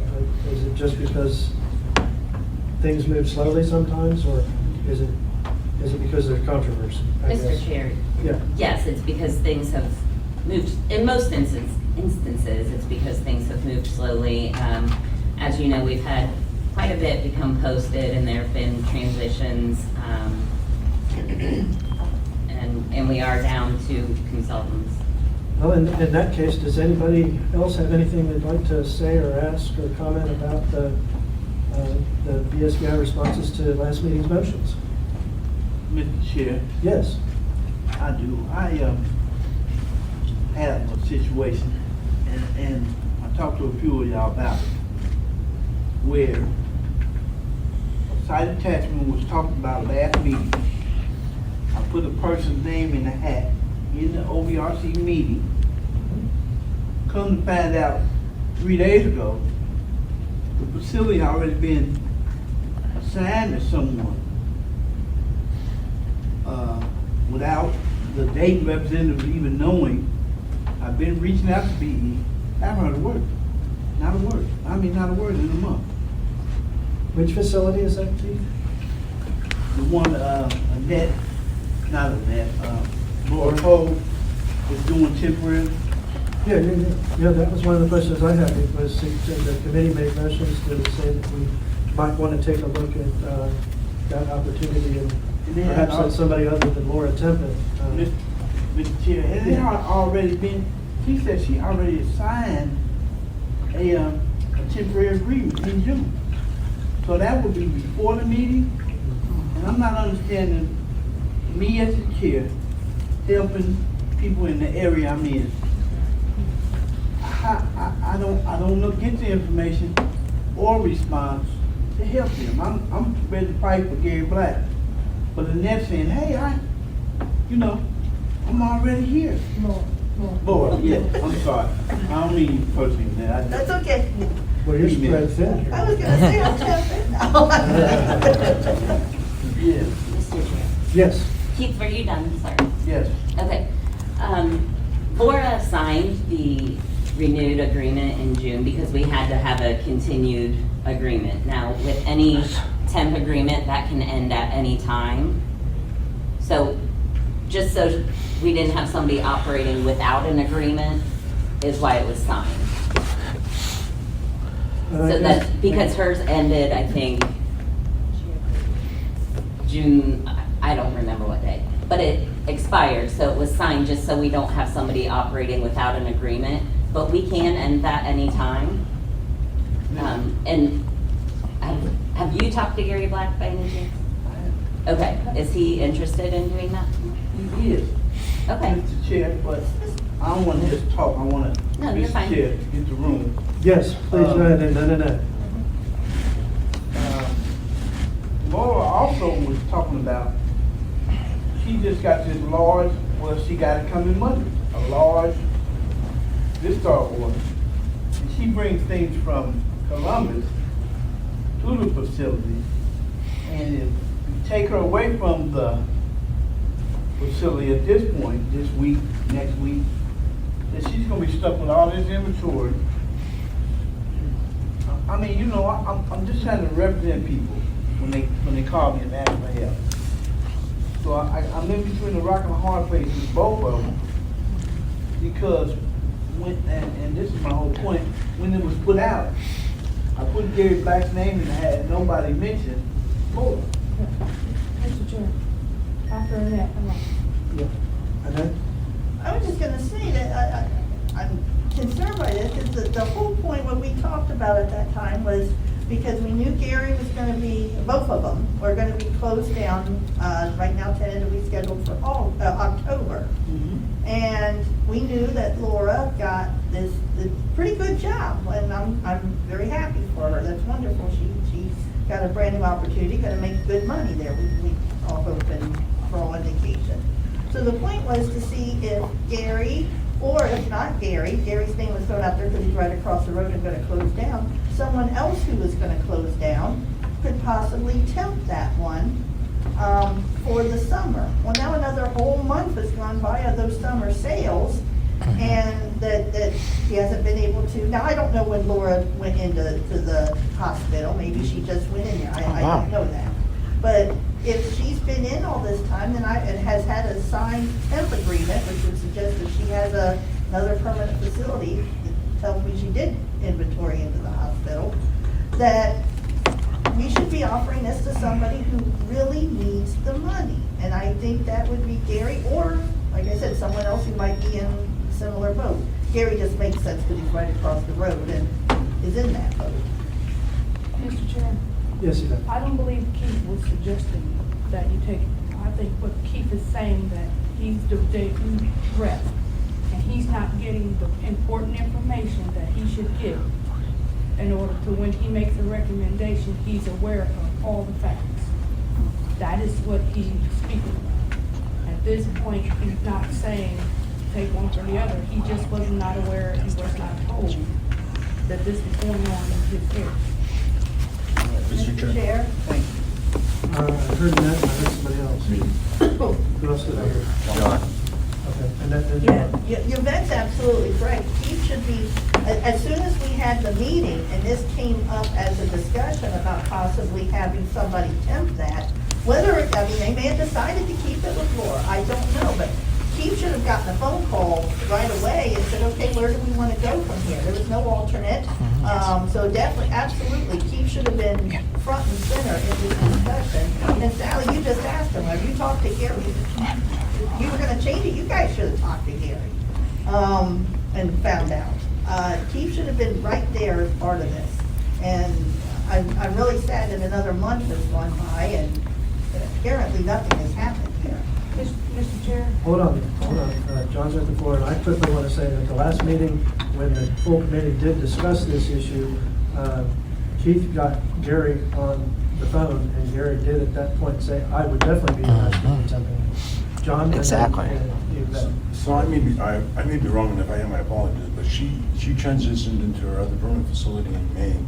So why would she have a temporary agreement for a month and a half and not sign a new one?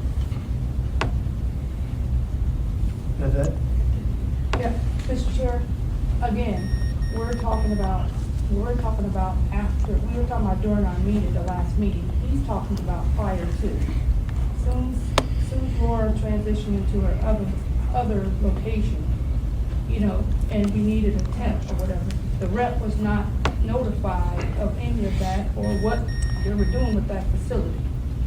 So. Absolutely right. So You're absolutely right. that is what we've all been speaking about. we've been overlooking exactly what you're saying, because we did have a discussion, the full committee did have a discussion and make the recommendation that should, but you're right. Keith should have been, even before the meeting, before the transition happened, Keith should have been approached as to what are we going to do with the temp in this situation. So you're absolutely right. Mr. Chair? Yes. Every month on my OVRC notes, I do report who is transitioned into a facility and when. I realize this is, something everyone's not happy about. I was on vacation last week. There's a lot going on. I'm one person, but I'll do better going forward. And so, Mr. Chair, what do you guys want us to do? Call Gary and inform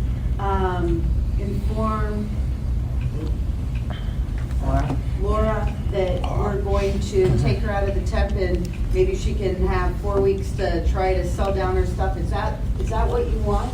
Because at the end of the day, we don't really care. We just want to know what you guys want, and we're not mind readers either. And so just let us know what you want us to do. Mr. Chair? Yeah. At this point, since you only got this location closes in October, it's expected to close in October. You don't have that much time. I don't see the point of pulling her out of it, and I understand, what you said in that as far as, but I think that moving forward is what Keith is asking. He's not asking you all to yank anybody out of anything. What he's saying, moving forward, let's keep the reps, and Sally just Wi-Fi said, status, you're currently not connected to Wi-Fi network. Do a one finger double tap to start search. Aware before it comes to the committee of what's going on in their area. Mr. Chair, I concur. All right. Anybody else have anything they'd like to mention or comment on regarding the SBI responses to last meeting's motion? Mr. Chair, I Yes. think one of my issues with the Columbus facility that was discussed is not, and I know it's controversial, 2 facilities, 1 facility.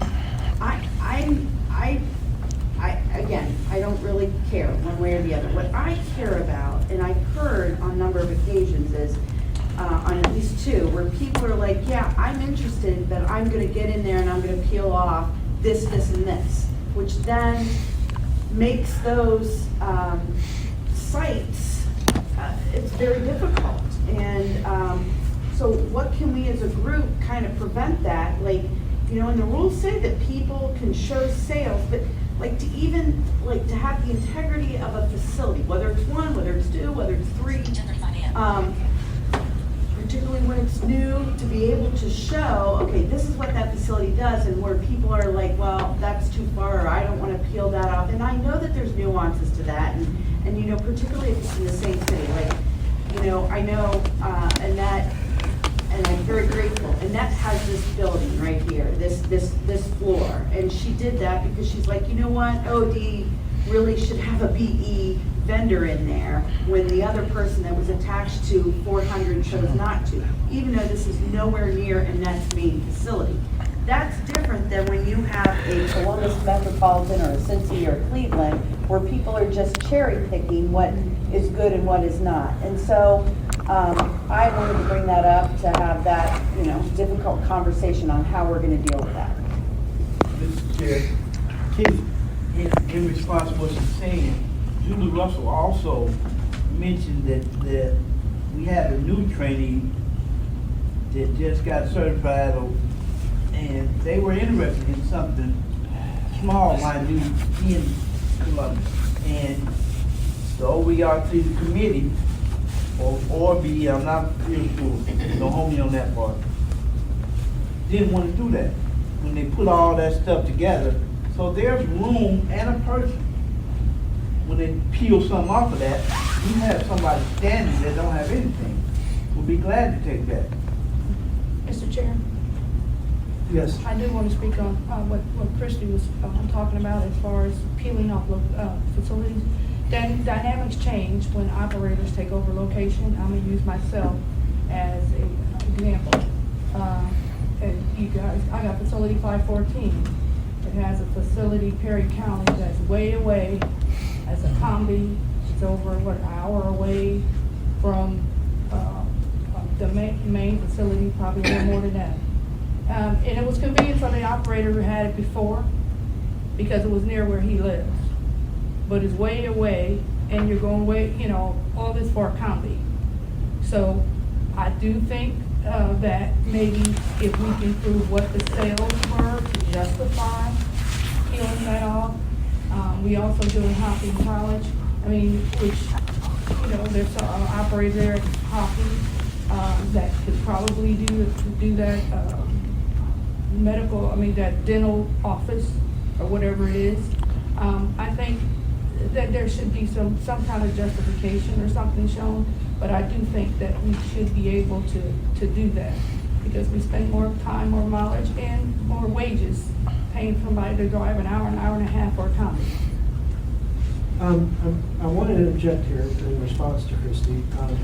And we are about to get into possibly reconfiguring the Columbus facility that was motioned on last meeting.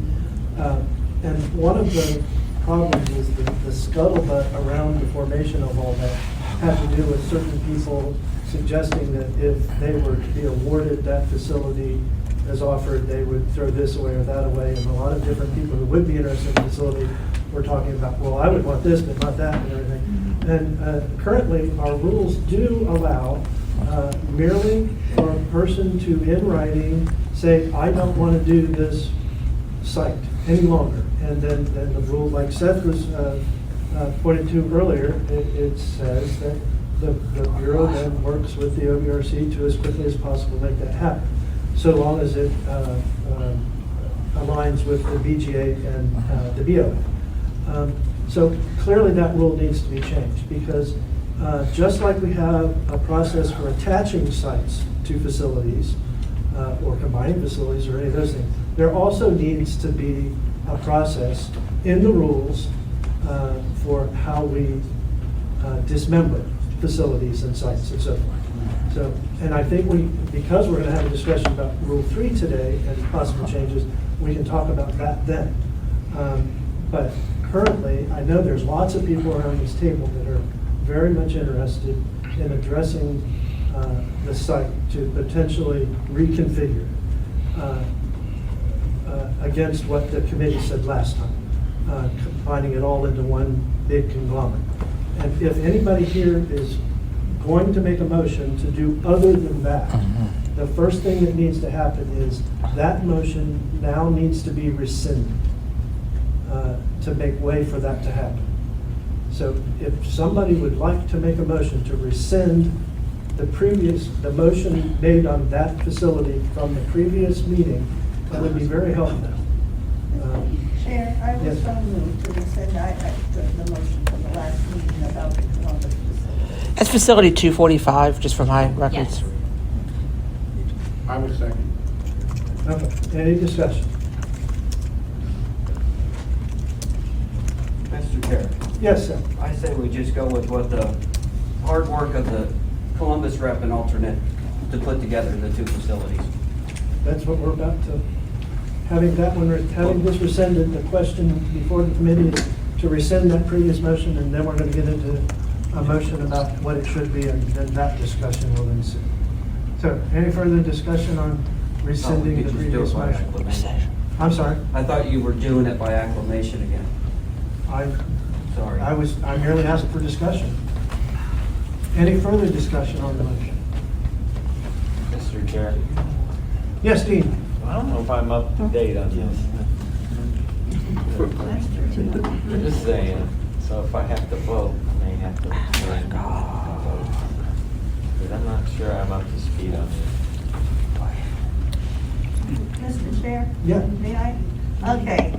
Briefly? There's a whole bunch of different sites in Columbus. Right. The local selection panel at the last meeting proposed that they be put out for bid as two separate facilities. Okay. One was going to do approximately 169,000 in sales. One was going to do approximately 112,000 in sales. Okay. The committee had concerns about some of the sales for some of them, especially the lower one, and did not choose at that time to put them out for bid as two separate facilities. And decided, made a motion at the time to put the whole thing out as one. There was some concern over that, so now we rescinded and we're back for discussion on what to do with all of these. Okay. So that Any further gives- discussion? That gives us the ability then to make it two facilities, not just one, right? It gives us the ability to start over. Right. It may or may not end up two facilities. All right. There's other All right. things that could happen as well. I got it now. So, Okay. any further discussion? All right, roll call. Frank? On the motion to, Rescind. yes. Annette? Yes? Mark? Yes. John? Yes. Keith? Yes. Dean? Yes. Jared? Yes. Okay. Does anybody have a motion they'd like to make regarding all of the business that is no longer under the previous motion?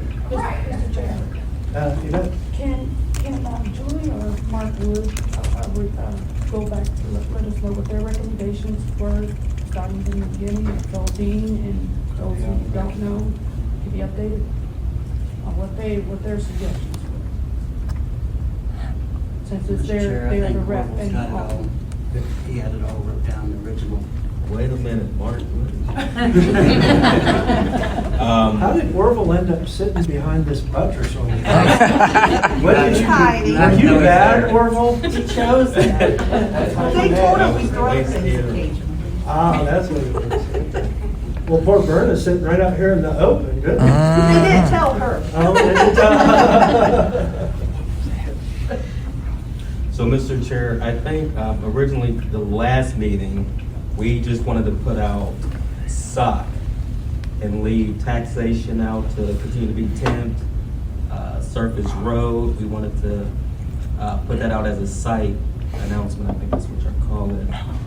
So last time we didn't propose 2 facilities. It was only one, and everything else was. No. Want to continue to No, be. there was two. There was two. There was two. Mr. Chair, the Mark and Julie Russell worked together and came up with, they presented the committee with, how they thought that the sites could be 2 facilities. Remember, Orville, that's what Mark and Julie had worked. I don't think I was a part of that conversation. Yeah. Yeah, I just think when we brought it to the table. There are definitely people at this table who have ideas of what they would like to happen today. It would be preferable if somebody would form a motion and make it so that we can begin a discussion based on how this needs to go. Mr. Chair? Yes. Under Robert's rules, once a motion is made, isn't it only committee members that can talk? Because other people are not allowed to influence committee members after a motion has been made. So if you have a motion beforehand, you're taking out everybody that is not a committee member from commenting.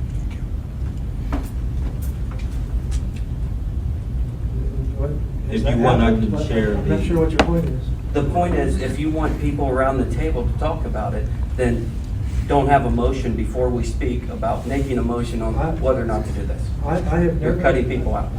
I have not today suggested to anybody they can't speak. I have never in the past. Oh, I'm sorry, that's just the rule.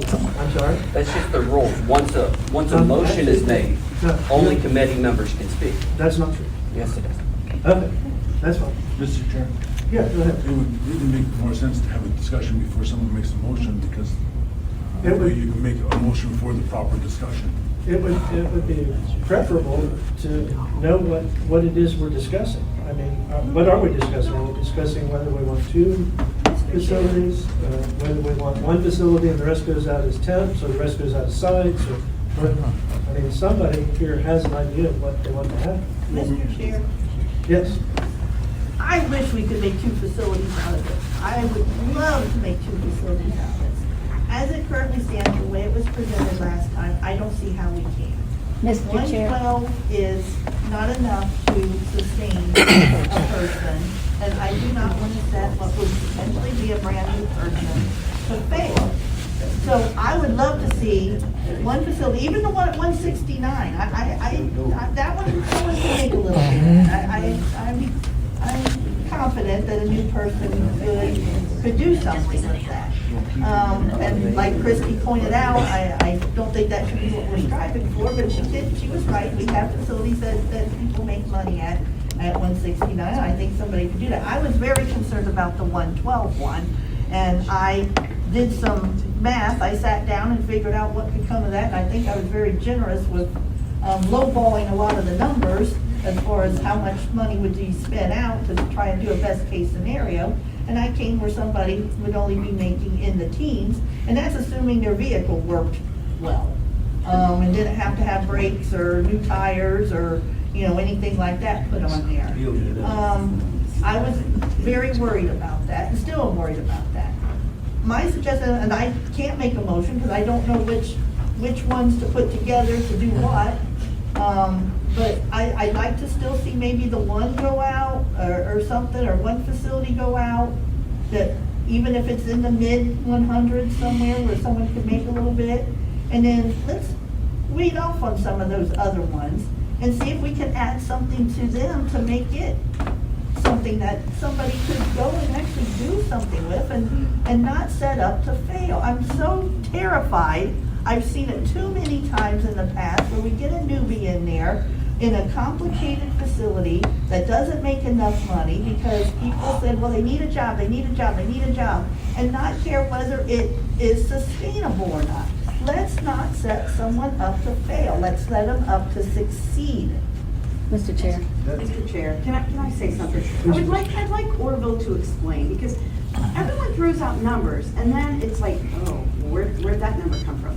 I'm looking at a document right now. Route 1 is estimated at $160,000. He's got it.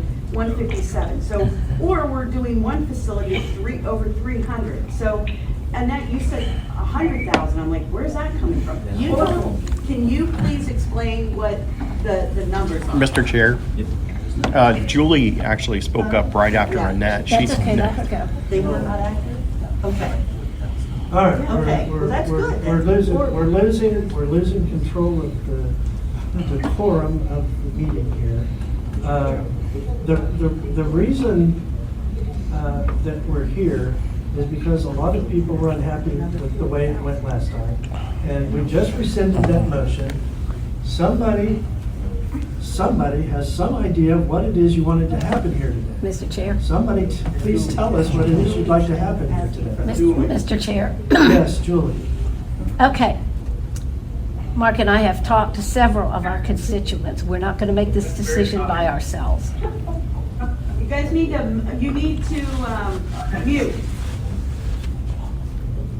So, in that capacity of, it's not Mark and I's decision, it's everybody's decision. I have a list of people who agree to this.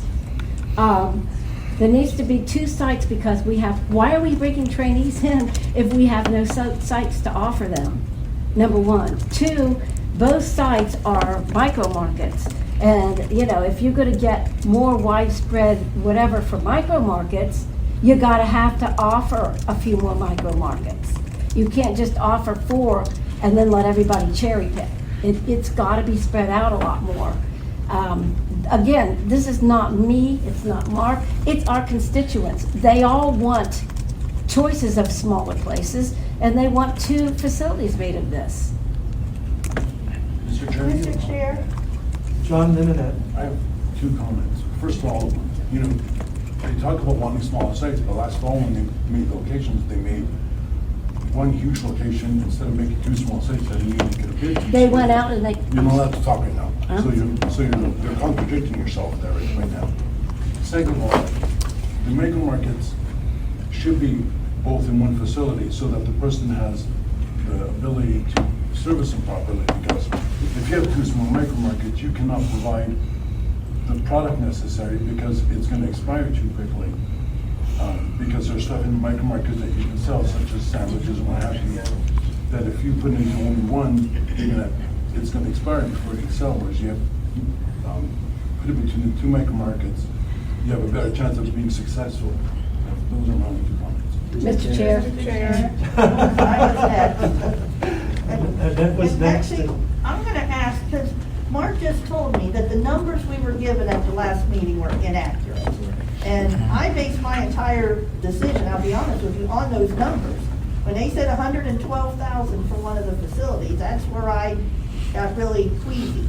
So if those numbers are inaccurate, then I'd like to hear updated numbers for the 2 proposed facilities. And if they're better than they were, where someone's not going to be set up for failure. Mr. Chair. Yes, Julie. I wanted to respond to John. Please don't let this become a personal conversation. It's not. All right. Okay. No, this is everybody that signed this letter here that wants that to be number 1, 2 locations. We represent everyone here. We do. I wish you had read that letter during public comment, Julie. That's okay. Dismiss the letter. I'm sorry? We'll dismiss the letter. I'll file it. I'll file it. I still am very interested in somebody please describe somebody please describe. Mr. Chair, she has the floor. I know you guys don't want me to speak, but I would like to speak for Mike and Mark's people, if Mark doesn't have a problem. We wanted these in 2, Debbie's here, she can tell you, she's doing fine with 1 location. She's not having any problem are you, with orders and? No, I have very few outdates, and actually very insulted with what John said. I wasn't trying to. John, I'm sorry. John, I'm sorry. Stop. You can run a micro market. You don't have the floor either. Julie still has the floor. Oh, well, I asked her. That was my fault. I asked her. So, but the thing is, just like she said, you can run a micro market like that. We've got lots of people coming in this program. Why, if we're not going to have something for them to eventually go into? And the other micro market, the figures aren't really clear on that yet because people are just now coming back into it. All right, would somebody please Mr. Chair? I have the floor. Would somebody please suggest what it is you would like to happen now? We just rescinded an accepted motion. Let's figure out what it is we would like to do. Somebody please make a motion, or please at least state what you would like to happen at this point in time. Mr. Chair. Mr. Chair. Go ahead. I'll defer to Mark. Mr. Chair, I think that SOC should be put out the way it is. And the other facility that we suggested being put out to be held out to see if it could be better on the numbers. But I thought the numbers was better than 112. I'm not. Mr. Chair. Wait, we had a couple over here. Did I hear Seth? Did I hear Yes, anybody else you did. besides Seth? I don't believe so. Keith? John said something. It's all right. Is it John? I'm good. I believe Sally said Orville had the numbers, the new update. Can we hear from Orville? Mr. Chair, if you want me to speak, I can. So, Orville, are you prepared to offer us the numbers for all of these different sites that are in question?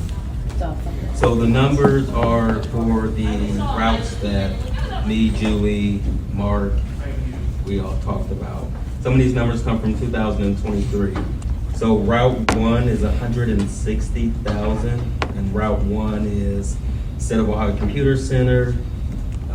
You have OSU Eye and Ear, OSU Airport, OSU Outpatient Dublin, DPS Allen Creek. You have DAS State Surface Road. And then for Route 2 is 157,000. Again, information from 2023. So this is for Route 2 would be taxation, micro market, Ohio Housing Finance, OSU Outpatient Care in Albany, OSU Upper Arlington, the CDC, the Post Office, the History Center. Now, those are the two routes that we most recently talked about. But from what Mark is saying, he just wants SOC out. What were the total on those two routes? So Route 1 was 160,000, Route 2, 157,000. I'm sorry, 100 what? 157,000. A lot of check. Somebody asked for the floor over there? Yes, I did. John, okay. Orville, can you tell us how many machines are involved in each of those? Do you have that number? How many Yes. actual vending machines for each location? So for Route 1 is 21 vending machines plus 1 micro market. Route 2 is 24 vending machines plus 1 micro market. Very Madison. Real close. Mr. Chair, John, I'll defer to John and then. John? I just want to say one thing. I really was not trying to insult anybody. And I know you can run the micro market by itself, but it just would be a lot more efficient product-wise to have run two of them instead of one together, because then it gives you more options, is all I was trying to say. Mr. Chair? I was gonna say, I get that, I understand that, and I feel a lot better about the numbers now. The 112 is what scared me. I'm glad we have updated, accurate numbers. I move that those two facilities be put out as presented. I'll second. You got it? Mr. Chair, I just want to make a comment. First of all, that those micro markets being really fairly new to our program, you start combining them. You take out a lot of people getting that micro market experience or even an opportunity. And since at the current way our rules are set up, that hurts a lot of people from moving forward. And I'm sure that the way, if we're getting into other things, we're going to see more and more of these micro markets, because that's where the industry is going. So we need to keep that in mind when we're talking about combining and doing things like that. That, you know, we're cutting your nose off to spite your face. Okay, so the motion is that we're recommending that these two be put out as individual facilities, correct? Okay, any further discussion on the motion? Mr. Chair? Yes, Mark. Is Surface Road and Kenny Road on there, or are they going out as attachment? Yeah, for Route 1. Any further discussion? Definitely roll call on this one. Frank? Yes. Annette? Yes. Mark? Yes. What else we got? John? Yes. Keith? Yes. Dean? Yes. Derek? No. Any further discussions about the BSBR responses? Statewide conference dates. Next on the agenda. Tomorrow. Every weekend should be statewide.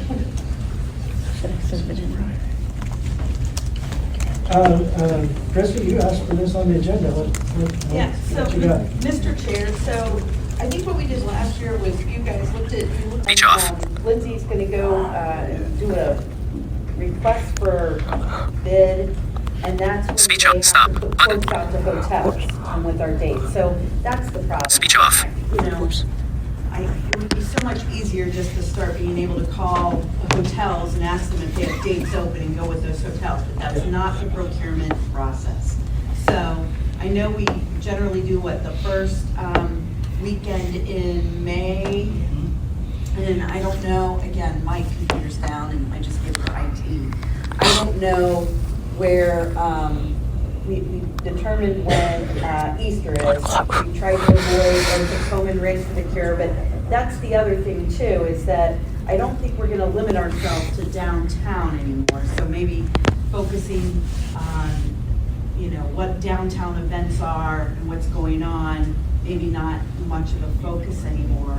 We're gonna put a wide cast there. The other thing I wanted to talk to you guys about is we've floated this the last couple of years, and OOD's creating a policy now, and OBM has made it a little easier to provide meals.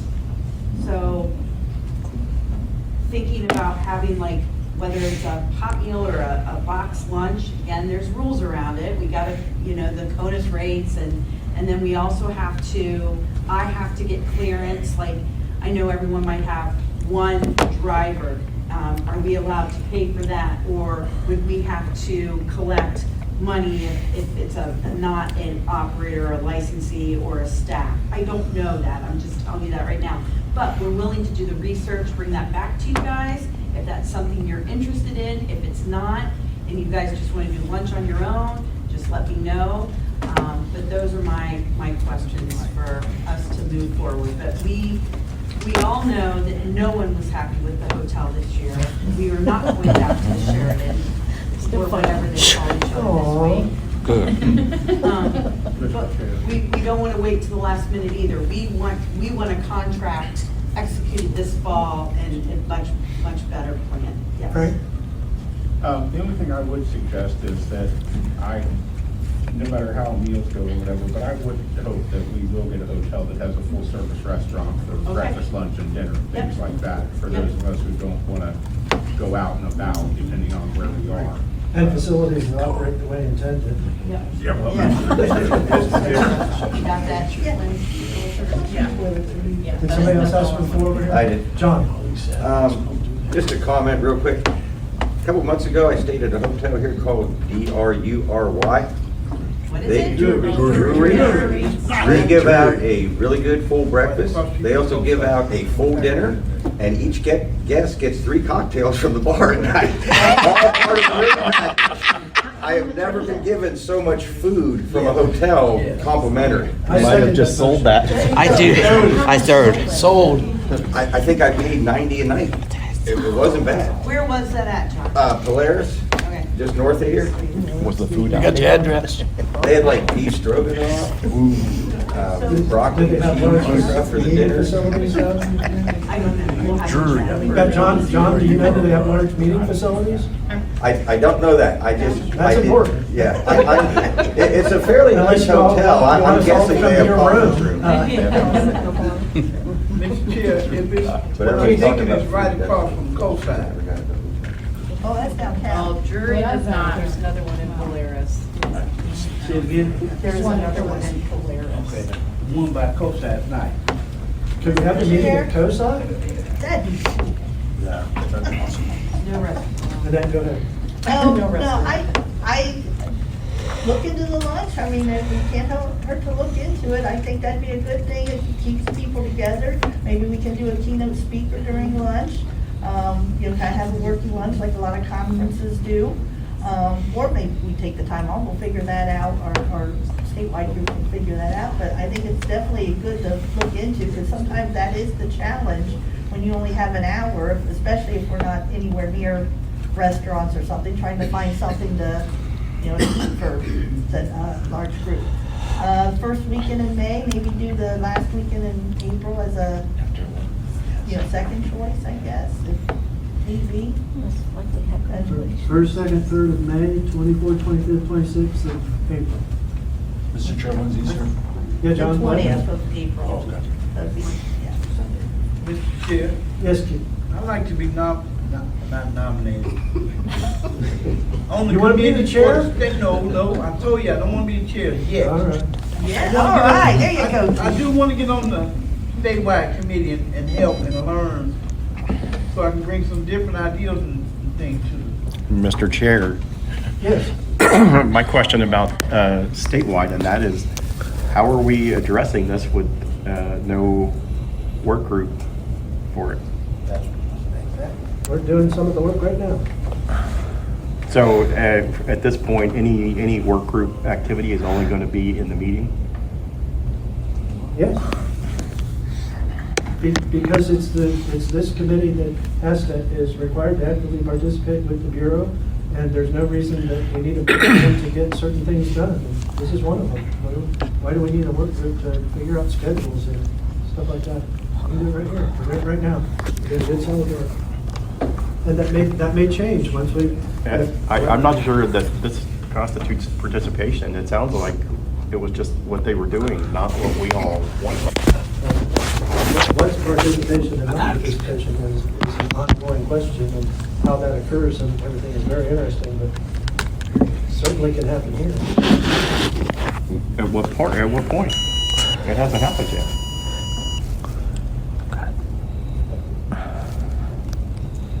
Anything else? Yeah, Mr. Chair. So just to finalize, first choice is going to be Friday, May 2nd and May 3rd.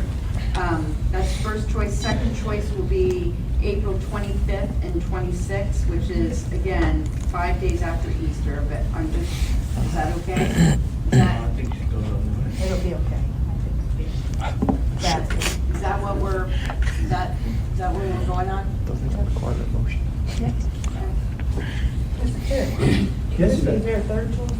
I mean, the third choice would probably be May 9th and 10th? No. Yes.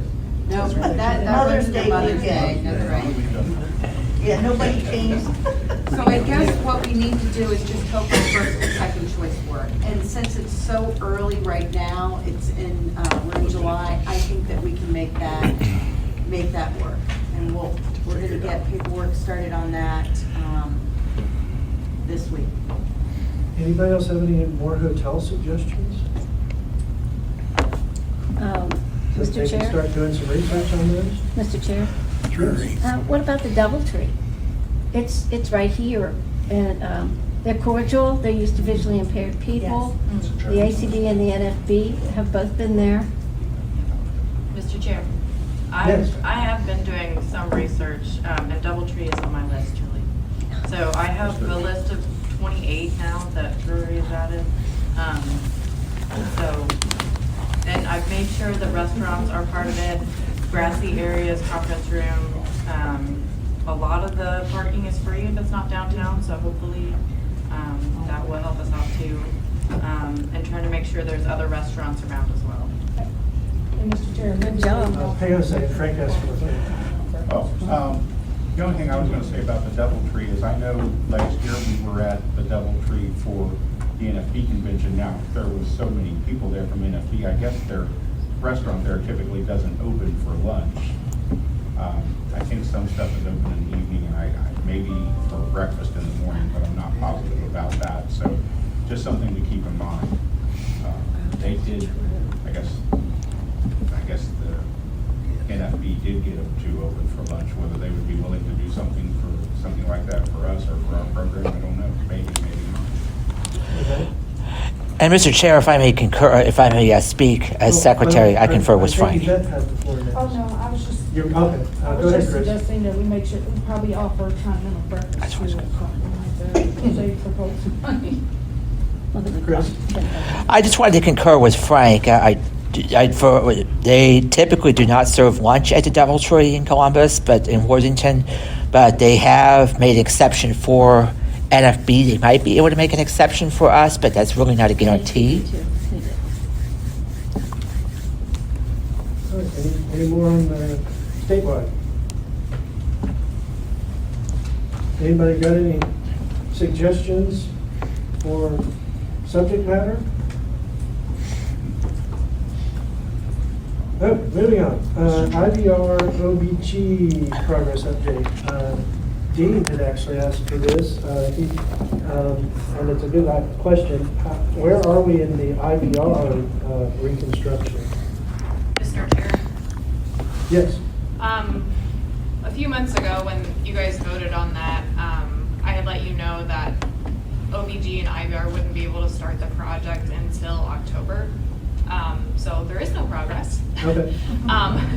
So it's on their calendar to start the start of the federal fiscal year. Mr. Chair? Yeah, go ahead. I was always believe it was supposed to be finished by October.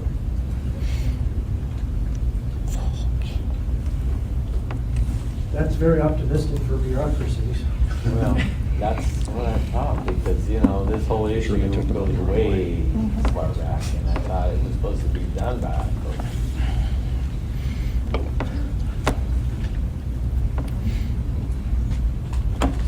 Mr. Chair. Yeah, go ahead. Is there any, do they have if it doesn't start till October, do they have a timeline on how long it will take to complete? Mr. Chair. Yes.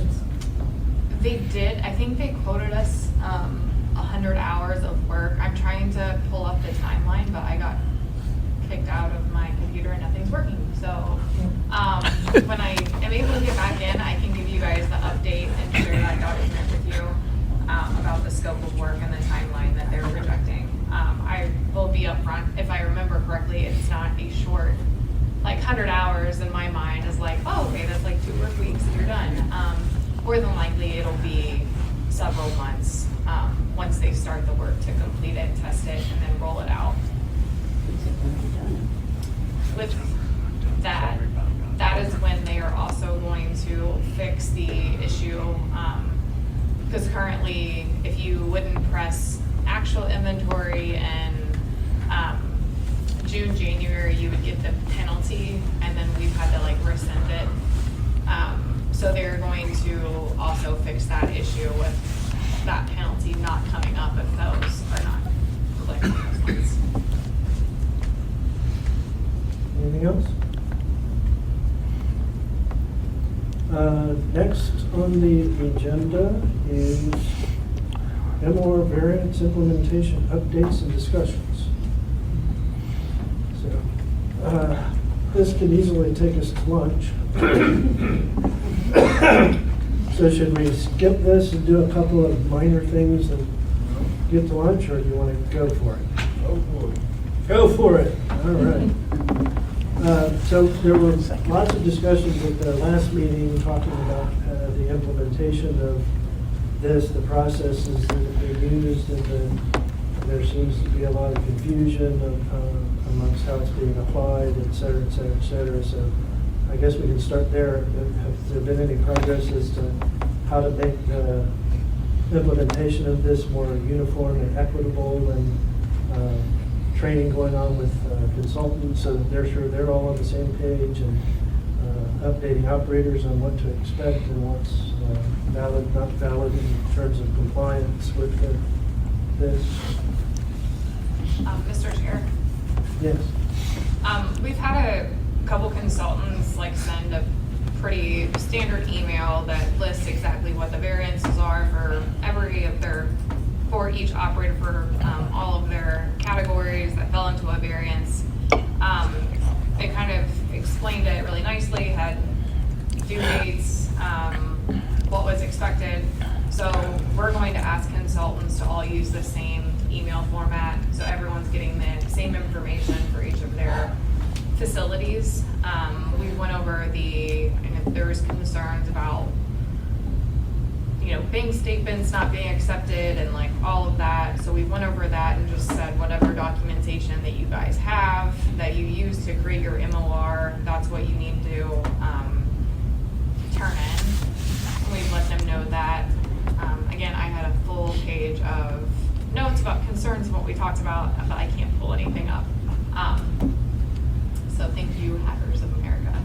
But I think that we did address the inconsistencies that were happening, whether it was inputting the data, collecting the data with our consultants.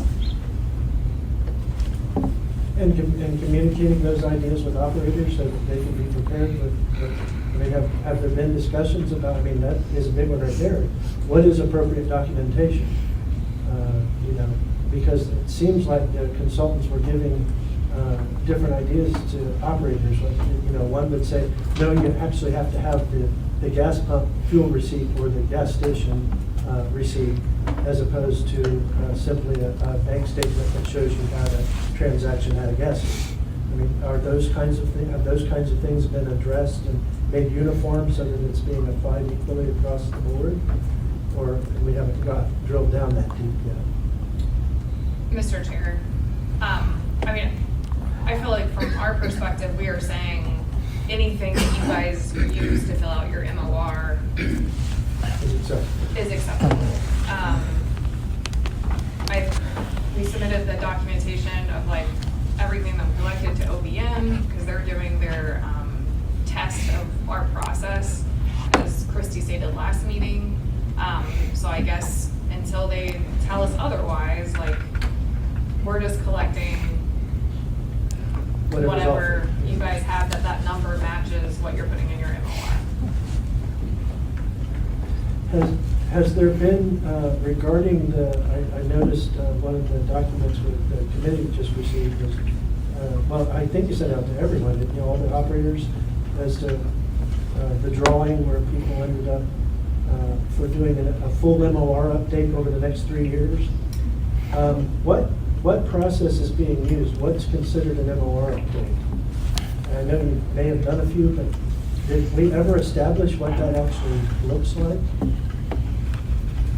Or is it just a collection of documentation to support the entire MOR, as in every single expense category and staff payroll and food cost, cost of goods and all of that?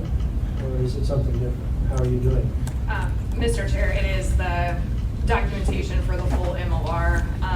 So anything that you enter into an MOR, you should have some type of documentation or way of coming about with that number.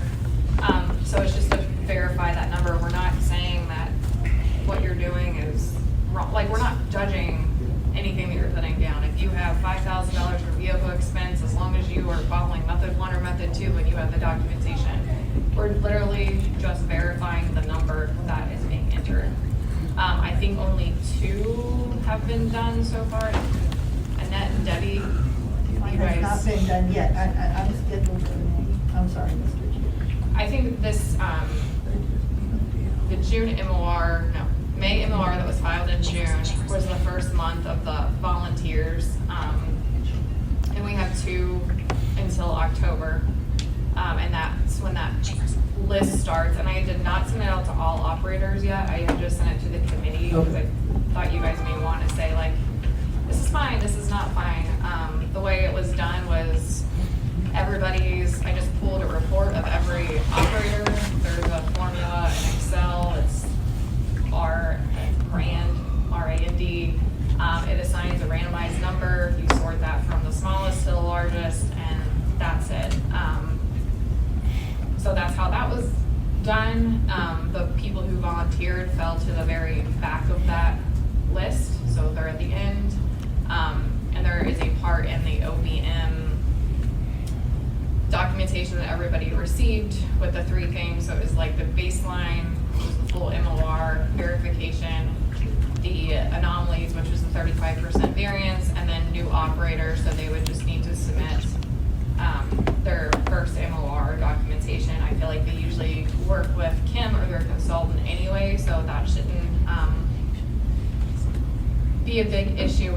They would also, once they do their first, they would fall at the back of that line, if that is okay with the committee.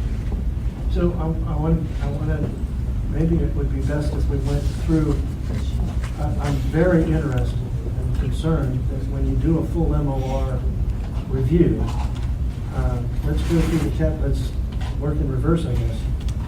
What's appropriate documentation for sales? Mr. Chair, Yeah, I don't think they're determining what's appropriate documentation. that's for what I'm sales. asking. They're I saying wanna know what whatever, this looks like. whatever Mr. an Chair. operator has to show how they got there. I don't think they're making that determination, nor do I think they should make that determination. Okay. Mr. Chair, Yes, sir. if they're not verifying what we're giving them, why do it? I mean, in all honesty, if it's ridiculous. The baseline, first of all, doesn't fall under the 35% that you guys are using under reasonable cost. So that shouldn't even happen to begin with.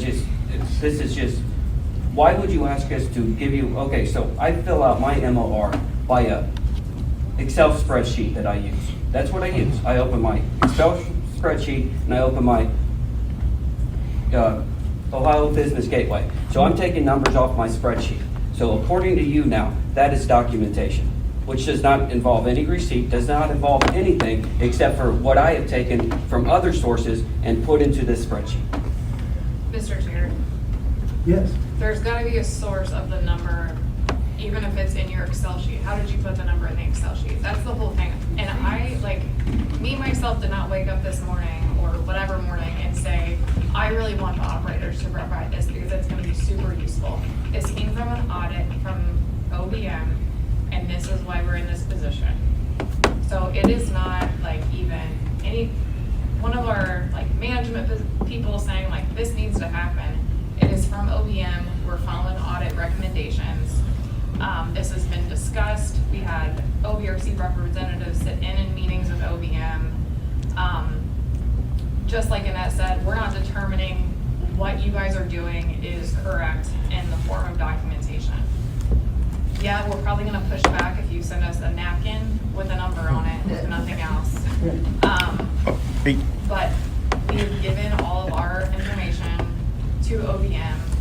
They're doing test results, so until they come back and tell us this isn't appropriate, I don't think that we're going to go ask, because you guys, I think in a conversation said, don't do that. Go ask exactly what they expect the documentation to be. Mr. Chair. Yeah, Frank, and then Derek. May I ask, I'm going to ask Amy or Christie or somebody, and they may have said this, and I'm not sure if I remember correctly, but what, did OVM ever state to management or to management or to everybody exactly what the specific purpose of doing all of this, what it solves, or what the purpose, what they're trying to, what I'm asking is, as they said to Christie or to Amy or to the VSBI director, what exactly are they trying to, what the purpose is, or what are they trying to achieve here, I guess is what I'm trying to ask. Have they put that in writing, or have they spoken that specifically to anybody? That's my question. Mr. Chair, it's my understanding the whole purpose of this, and think of other programs in the state, any type of programs, whether it's, you know, if they're bringing in revenue and it's based off of a rule or a law on how revenue is to be collected, how can you ensure that the revenue you're collected is accurate by your rule? And is there verification of the revenue that you're bringing in? You know, again, and not to get into specifics, we're having an MOR training later on. You know, I can talk about what I hear on a weekly, monthly basis about, you know, I heard recently from a consultant where there was a transition and an operator overpaid service charge. So it's not just overpayments, underpayments. They just want to check a box that if someone says, okay, that they paid, I don't know, $400 in service charge, how'd they come up with that? Is everyone doing it right, correctly, the same? Is it consistent? That's the whole point of it. It's not to say, well, that person isn't running the business right, or that person is everyone following the same rules, and are we collecting the service charge that we're supposed to be collecting? And if we're over collecting it, that's a problem. That's the purpose of this, the whole thing. Mr. And they Chair. do that for all programs across the state, for any type of, I don't know if it's licensing fees, any type of stuff like that. When it comes into the state, it becomes state dollars. We're drawing down $3.69 from the feds. So it becomes state funds, and they just want assurances that we're collecting the state funds appropriately. That's it. Seth? Mr. Chair, again, as our rules state, the MOR is our verification of what you collect. That's the verification. That's the verification for BE program for what they collect and sets up. It's our MOR. And Mr. Chair, if they're not determining documentation, you could submit a napkin with some scribble on it. They either are or they're not dictating what documentation is appropriate. It sounds like they are, but they want to say they're not. Mr. Chair. Mr. Chair? Seth, and then who was over there? Dean? Mr. Chair, I just want to say I've heard other operators speak. When asked for documentation in the past, they sent in pictures of their tires to prove that they bought tires. Or pictures of their van to support their vehicle expense. Absolutely. Dean? Okay, so the question I have is, what was last year, I guess, that the committee had passed this policy? Is that correct, last year? Yeah, go ahead, Dean. Okay, so, I mean, when I was told, it started off with just nothing but a phone call to explain your number. And then keeps changing and changing and changing, and shouldn't the committee get back involved with this whole policy? Because it's changing on us, and it sounds like it's gonna keep changing on us, because maybe OVM's our dictator now. Mr. Chair. Yeah, Frank. One of the things that concerns me is, I know that one of the people in my area got, with the 35% variance, got a request for 4 different things, and I don't remember what all 4 were. I only remember one of them. One of them was workers' compensation. But we don't have, and I don't,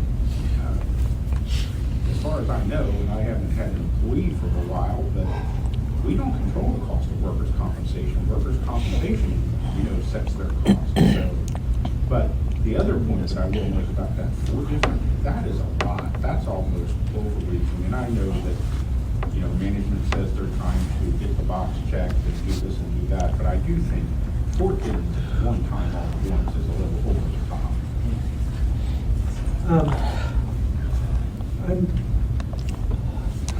There are multiple grievances out there right now to help adjudicate the idea of whether this is should properly be going on or not. And I'm glad for that. I wish there were more. Mr. Chair, there is one more as of this morning. So there's now 3. Okay, Yes. There's 3 active grievances out there. I'm glad for that. I wish there were more. But, so it's not necessary at this point for this committee to, we need to continue the discussion of whether it's appropriate. That's going to be adjudicated shortly. Mr. I'm Chair. glad that it will. Mr. Chair. So my purpose for this being on here was to ensure that while they are doing it, that it's being done properly and equitably until such time as it either continues or stops. And by the way, I mean, we started out with the conversation about the 35% variance, and I think you've addressed many of the issues that were brought up, and I'm glad. And then we got into this, the baseline procedure of everybody gets hit up every third year. That one, I think, is right even more so for grievances, because it, I believe that it's more defensible, the position that the Bureau's taken on the 35% variance thing. I do not believe that it is defensible at all for the every third year. So I'm hoping that some other people will come out and file grievances on those as well.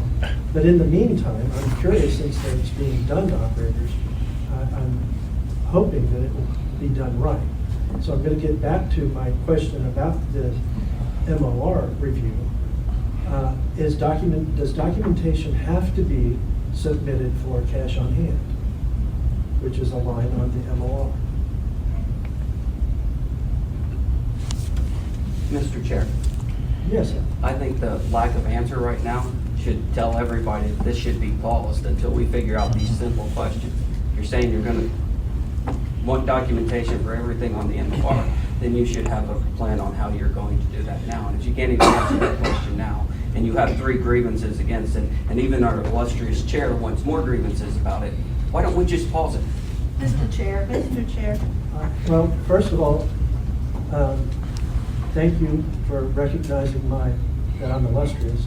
I am not. Good with sarcasm. The reason I want the grievances isn't because I agree or disagree necessarily, because I want the idea adjudicated so it can be determined properly whether a thing is appropriate or not. That's the purpose of grievances and all judicial processes, to make sure that the execution of the law is done accurately and fairly in accordance with the intentions of the legislature.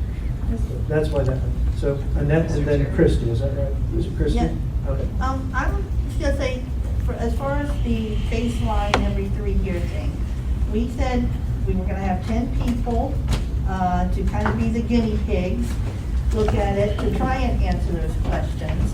Debbie and I stuck our necks out to be the first ones.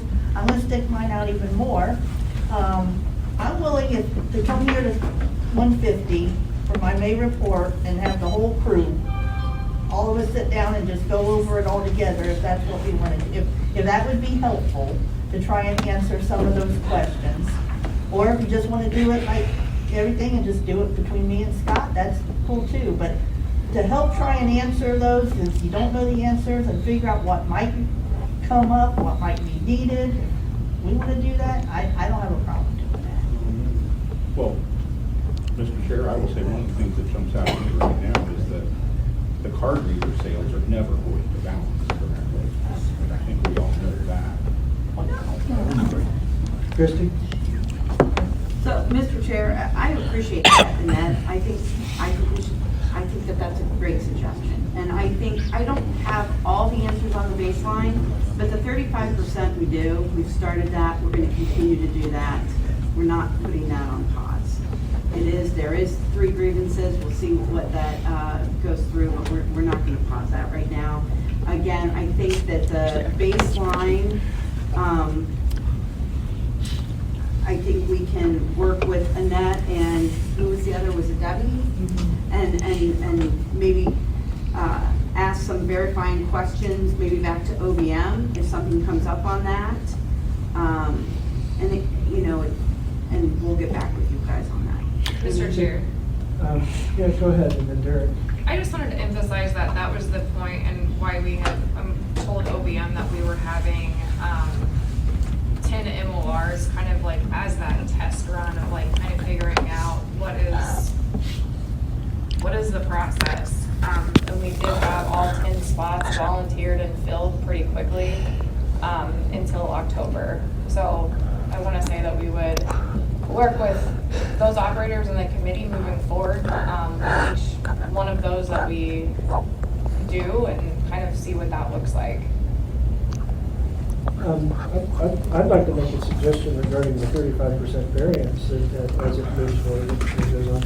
Would the committee object to a letter from the committee being sent to all operators to suggest to them that when you are required to go through one of these MOR, the 35% variant MOR checks, to reach out to your local rep and alternate to let them know how that went, so that the committee can keep track of, can kind of oversee, at least in these beginning stages of this, see what's going on. Would the committee object to that? Or have a better idea than that? I mean, I know a lot of our operators have been calling, but I think it would be interesting for committee members to hear from everybody, and if we ask them, maybe more would reach out. That could kind of help us know whether it was being done equitably across the board. Mr. Chair, I'm fine with that. Need help?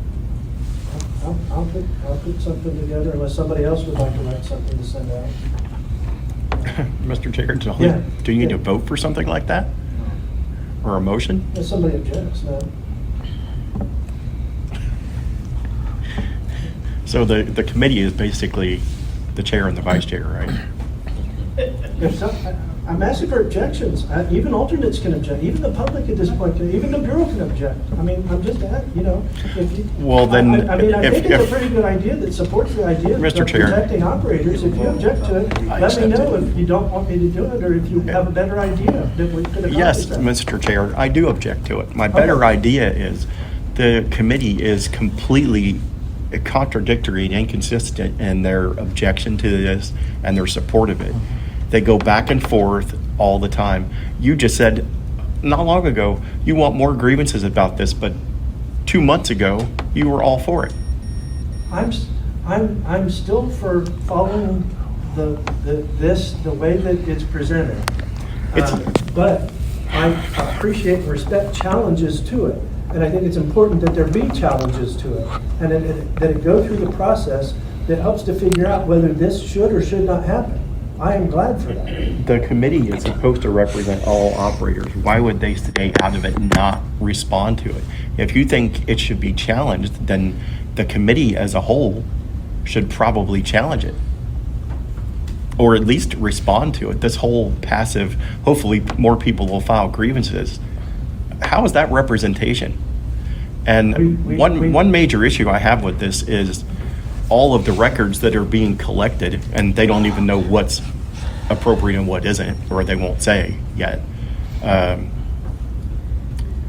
Hard copies. They're insisting on pictures or hard copies with no records retention policy in place. We don't even know how those are going to be used over time, how long they're going to be kept.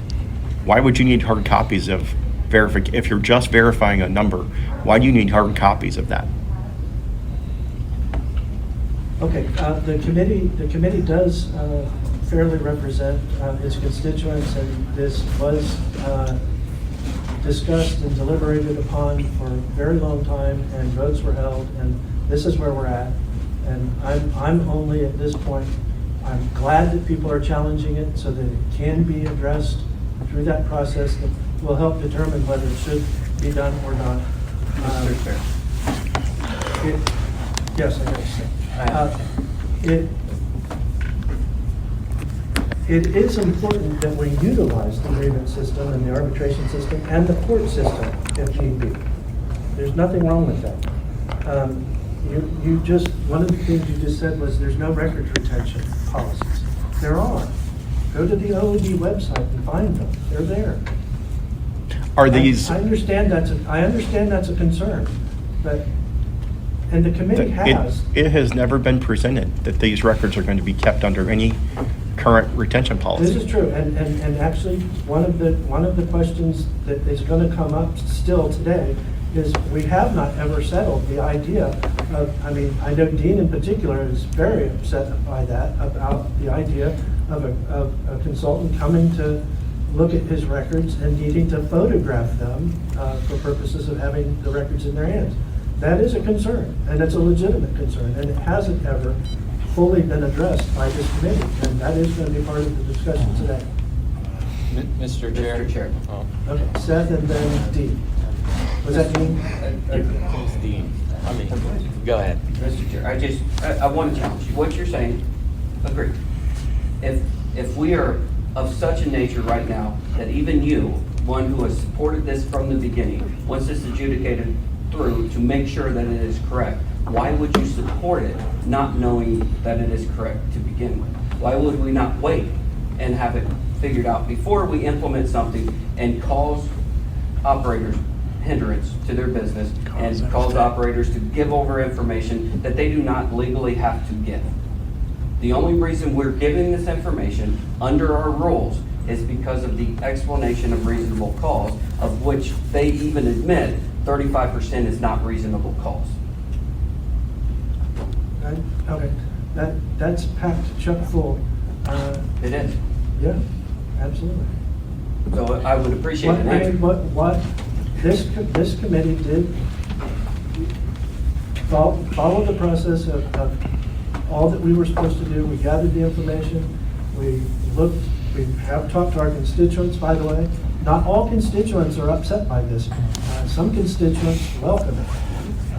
Don't think that everybody in the program hates this. They don't. And that's why it was, why this committee did do that. That doesn't mean that once this committee makes a recommendation and that the committee accepts it, I mean, that the Bureau accepts it, that still doesn't mean that if somebody does challenge something, that it shouldn't be challenged. That's why the process works the way that it does. Mr. Chair. And me supporting the idea, and I don't support it the way you're suggesting I do. I support it in a different way than you're suggesting. I think it's a complete and utter waste of time. But I also think that it's necessary within the bureaucracy that we operate. So it's not contradictory for this committee to support something and at the same time be grateful that people are availing themselves of the grievance process. Mr. Chair. Yes. It isn't a matter about what constituents like or dislike. No offense to anybody. It's a matter of what is legal.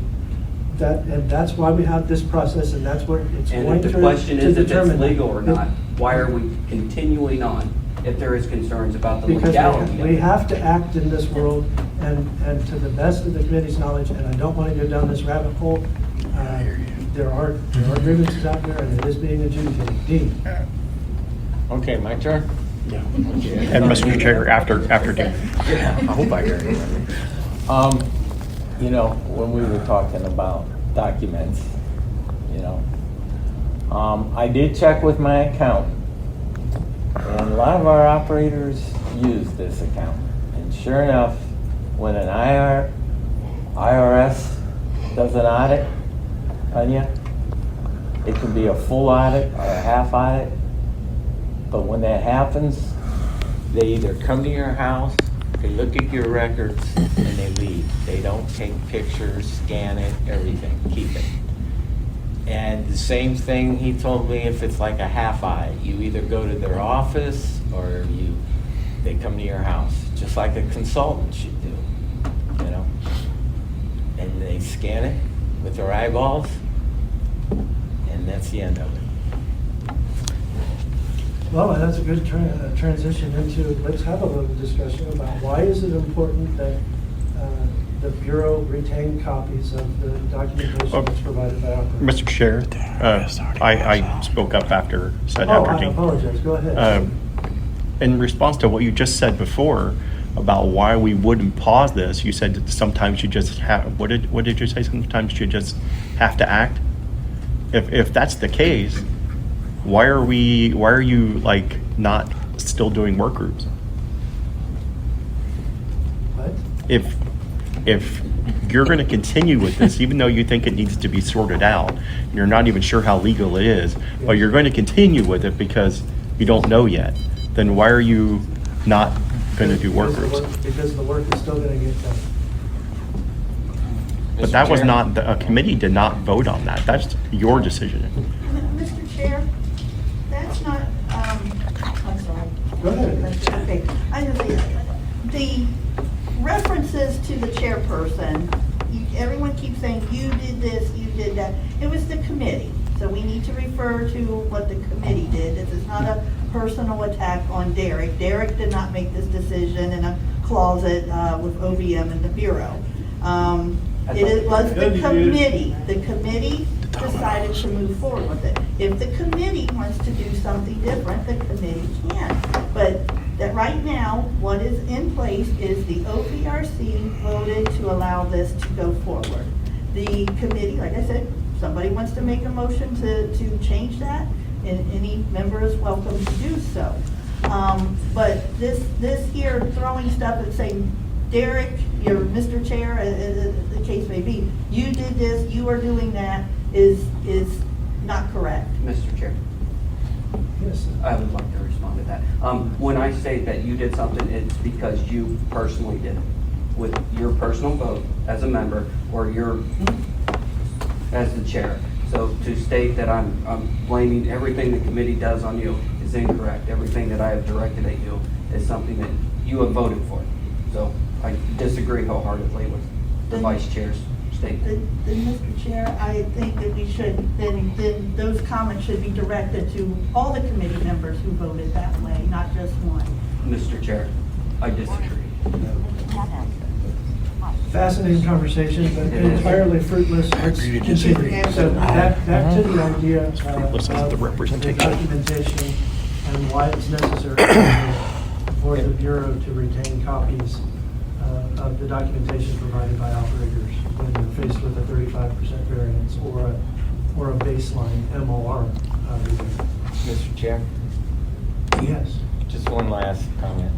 I think it was you that said that, some operators are good with this and some aren't. And you just got to realize that this is not an equal and fair policy, because we have some operators that have a very stable facility, and so last year to this year kind of stays the same, and then we have facilities that don't work that way because their customer base changes, and so it's just not a fair and equal policy, and that's the point I wanted to make.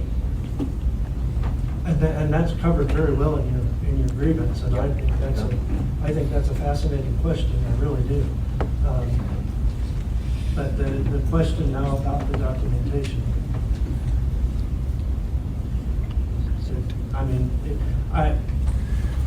I don't think I even understand why it's necessary to retain those copies. Yeah. Mr. Chair, Yes. I am not opposed at all to them doing what they're doing, but I guarantee you, if they want stuff like that shows my deposits at my bank statement, I'll let them see it, but I will not let them photocopy it. There's no way in hell. Mr. Chair? Yes. You've been trying to ask, and we're still not getting an answer. Well, first of all, is there, because things have been done inconsistently, is there is it stated that consultants have to get a photocopy or have to have a physical document that they can take and put in a file somewhere? Or is it okay for them if they visually verify it and say, okay, I saw the receipt, I made a note of it, Dean Hamilton had a receipt that said this, or a bank statement that said that, and filed that receipt away as proof that it was verified? Why is that enough? I mean, we've been asking, but it's pure silence. Mr. Chair, Yes. I'll answer that question. You guys asked this last year. We went to OVM and they said no, verbal or just looking at it. And they're going to come back in and they're going to test it. We've said all along that if there's any type of, information, bank account information, anything like that, we could redact it. Dean, I respect your accountant, I do, but the IRS, I just looked it up, and they say that they do, you are supposed to provide not originals, but copies of receipts, dates, bills, included the name of the person receiving payment, canceled checks, legal papers, loan agreements, logs, diaries. So I think it just depends on the, you know, the type of audit, I guess, I don't know. But I will go back and maybe we can come up with OVM on, maybe we just hold it for a year. And maybe just enough time for them to come back, or what that retention is. The other thing for me is that I don't ever want to put my staff in a position where he said, she said type thing as well, or put staff in an uncomfortable position. That's where I want to protect my staff, where, oh, well, they did see that, or no, I didn't see it. I don't want that.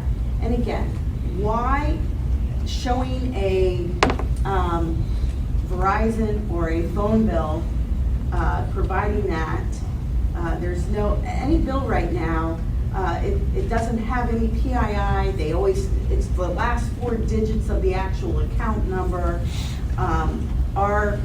Our system, BE Web, is encrypted. It's not, you know, it's gotta be. The state system is very encrypted.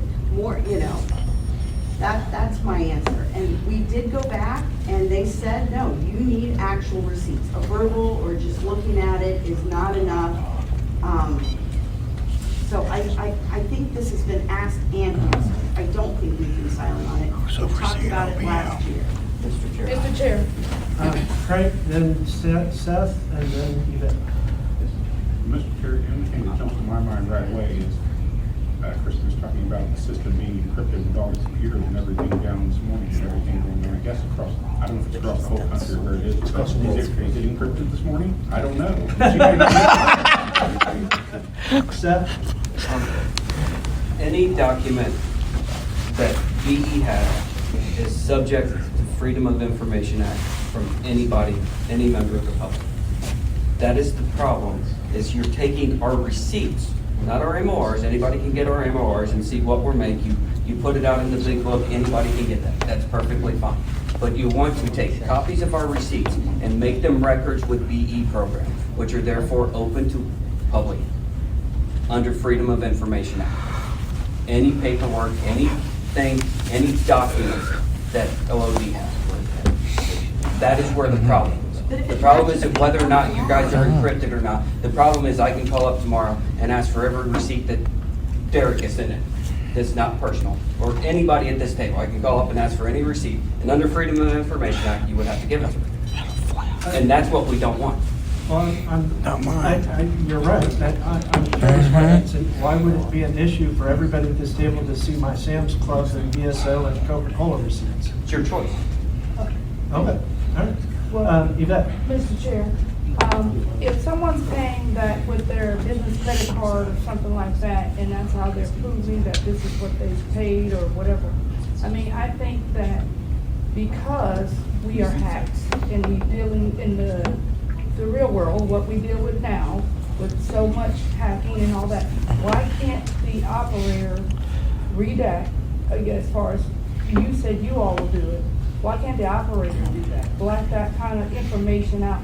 Because all you're interested in is that bottom number.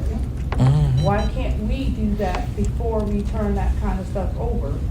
Because I agree, my personal information, heck, I mean, we have a hard enough time trying to keep your phones and everything else you use to access your accounts and stuff safe. Then you putting that out there, it's not like the state hasn't been hacked, constantly, you know, and government and everywhere else. I mean, car dealerships everywhere. So we're exposed everywhere, and you know, so I think that us as operators, we need to protect ourselves. We can't just count on the state to protect our information. Mr. Chair. Yeah, Frank. The other problem we've had though is not everybody has, you know, a cited employee or a cited spouse. Some are total and some have no, you know, they don't necessarily have cited assistance. But I will say, within the past couple of days, I had an opportunity to exchange emails with an attorney. And one of the things he did tell me about this policy, if someone needs reasonable accommodation or assistance, paperwork, or a way to complete this task, he said then the agency needs to cover the cost of that. Mr. Chair, Yes, I got one more thing to say. And you are putting your consultants and other people at risk by them collecting people's personal information, not just a receipt, a gift card, that kind of stuff. But we're talking about when you're stealing credit cards and information like that. You know, you're putting them at risk of having to hold on to that kind of information. So if that can't be redacted before that consultant put their hands on it, then you're putting them at risk. You know, somebody can say, oh, well, he had my account number and he had my credit. You know, we need to be careful. The three grievance writers are at this table. Did any of you address the issue of copies being retained of your documentation? I did. I did. Okay, so that's being covered, that's being adjudicated. If anybody else wants to address the issue, maybe you do that. And Christie, you did say that you would talk to OVM about perhaps doing it somehow differently, or at least closer to better than, okay.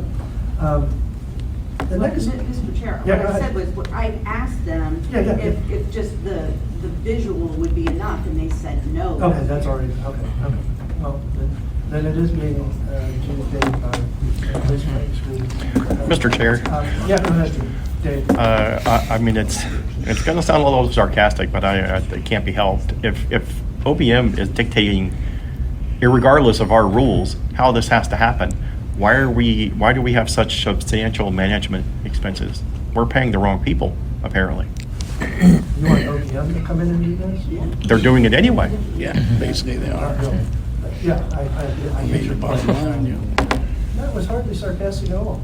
No, it was really sarcastic. I meant it sarcastic, but. Mr. Chair, can I ask that we please not throw out insults? It's not professional. Yes, thank you, Sal. But that's just stupid. Oh, come on, that was funny. That was funny. No, you're absolutely right, sir. Well, Mr. Chair, wasn't that unprofessional of you in that I'm case? sorry? Yeah, it was good true.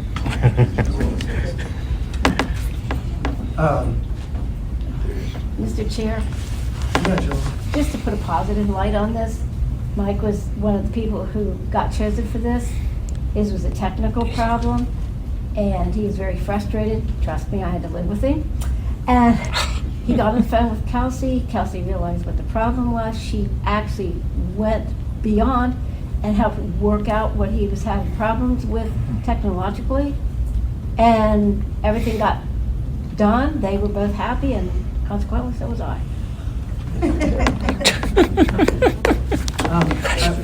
I want to get back to Dean, because Dean had some interesting ideas about one of the problems with this is that some facilities get triggered quite frequently, whereas other facilities might not ever get triggered because of the way that the business occurs. And that is an interesting question. And one of the things that Dean and I talked about, that I also think is an interesting idea, is just throwing both of these processes completely out the window and putting back in the rules as has been done in times past. And Dean, tell me if I don't get this right, because I'm speaking for both of us here based on our conversation. So Dean's idea is that in times past, it's been in the rules that there be MOR reviews on an annual basis, and maybe instead of going through all of this stuff, we need to, when we open the rules, instead of trying to get this stuff in there, just go back to a good old-fashioned MOR review for everyone, once a year, or once every 2 years, or once every 3 years, or whatever we fall on, and just get rid of all this stuff. That would probably satisfy OBM as well. Mr. Chair? Yeah. I just want to tell you that I'm getting more and more people that I talk to saying that. And that is what the majority of the Akron Canton operators are telling me here lately. And Mr. Chair? Yeah. I actually wouldn't be 100% opposed to that, right up to the point where the old records reviews was a simple visual verification of your documents for 1 month of their choosing. And that, back then, even that turned into like 3 months because they were looking for patterns and things like that. The original 1 month of their choosing records review with visual verification, I would not be opposed to that.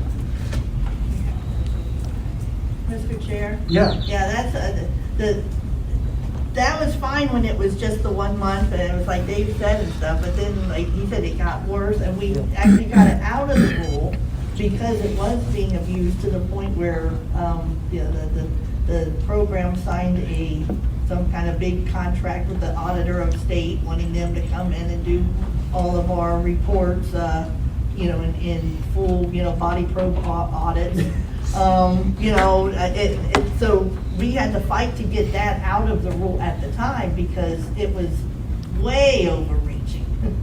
But if it stayed as a simple, you know, once a year review, I would think that would satisfy Mr. Chair? everything. Yes, sir.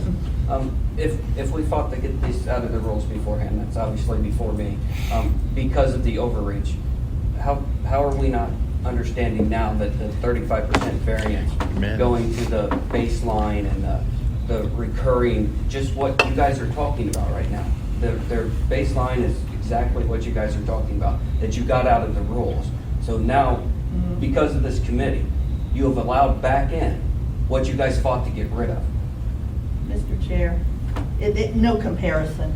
No comparison at all. What they wanted to do was full-fledged, constant audits where every penny had to match or people would be facing disciplinary procedures. It was a full-blown, nothing compared to this. This is mild compared to what that ended up trying to turn into. Mr. Chair? Yes, sir. But to my understanding, again, this is before I was here, you started out with what they have now, and you got to the full-blown body count searches. And Mr. Chair, Mr. Chair, I disagree. I don't think there's a big difference. It's exactly what's happening now. The typical overreach. We just haven't gotten to the disciplinary aspect, but it's kind of been forewarned already that there has to be some teeth to it. Otherwise, there's no point. The disciplinary part is coming. Mr. Chair? Yes. Doesn't one of the grievances, I believe it's Frank's, don't mean to put you on the spot, state that members of Cincinnati that have gotten this, that have been threatened with performance improvement plans if they do not follow through? And would that not be discipline? All right, well, Frank, it's all right. We don't need to get that deep into this for this discussion. No, I don't think so. I don't know. I haven't. I just thought it was an interesting alternative to, that Dean presented to me, and I thought it was an interesting question, and that's all. Mr. Chair, I do think that at some point the committee can revisit this. I do think we need to dial back people getting like 4 different requests in 1 month or 1 time, and things like that. Now, I think that's going, overreaching and going crazy. I think they can dial that back a little bit and still be able to check the OVM box. So, it is 12:03, lunch until 1 p.m. sharp. It's 1:06, let's get started. Speech on. Stop. We have a forum. Chris, you rolling? I am. Next item on the agenda is budget proposal update. Amy sent out yesterday, was it yesterday? Yes. The proposed budget. And it looks interesting. Did everybody else get a chance to look at it? Looks like we're in good shape. There's one thing that's of note. Next year, starting 2026, we will be back to paying the management staff salaries ourselves. Is that correct? Yep. Yeah, that's true. So while the current financial status is up, is good, we have to be cognizant of that fact, that some of that burden will revert back to our budget. So for now, we're in really good shape, and we've even listed out some of the growth that potentially will happen in 2025, and it still leaves our cash balance alone, which is nice. Anybody have any other comments or questions? Have a sandwich. No, thank you. Sure, it's got cheese. I have a hard time following budgetary stuff. I offered him Screen reader readers. beg your pardon? I used to get them in Braille. Is there any way that, even if you bring them to a meeting, that I can get those, the budget reports Braille, like I used to? Mr. Chair, absolutely, we Okay. can definitely, do you wanna is there certain things that you want braille, or do you want everything braille? I'll look and see what actually gets sent, and I'll let you know, but that would be so helpful, because I have a horrible time following it. Yeah, anything that anyone needs, braille, to look at, just let us know, and we can get it to you before the meeting, so you have a chance to review it. That'd be great. Mr. Chair? Yeah, John? That's hard to read on an iPad with voice, because it just doesn't work on the iPad. Mr. Sheriff, Yes. what format does that come in? Is it PDF? It's down. Sometimes Excel's a little bit better. Still have Braille if you need it, but I just think if it comes out in the PDF, that's something. Mr. Chair. Yes, sir. I'm not trying to put anybody on the spot. Is there a reason why that didn't come out till yesterday? Because a lot of us with our inabilities for a lot of reading and things along those lines, more than a day's notice would be more helpful. Mr. Chair. It was kind of a combination of being out on vacation, losing a staff member, it's a really busy time, and there's just a lot going on, and to be able to coordinate, and get everything, because I get some information from legal, I get some information from our fiscal department, and everybody is just slammed right now, so I do apologize, it came at the last minute, but it was pretty much as soon as I could have got it to you guys. Thank you. And some of the numbers off of this report end up being presented in RSA, and then the whole thing gets presented to finance, is that correct? In Yes. August? Anybody else, anything regarding budget? Next on the agenda is new facilities and sites. Some were mentioned on the budget. It's a topic that's near and dear to my heart. I'm always for going after new business, and and I know it's been difficult over the last couple of years to manage that. But we're coming back to where we can manage it, because we got plenty of people to be able to go into facilities. We're getting back up to a full staff, where time can be utilized for that purpose.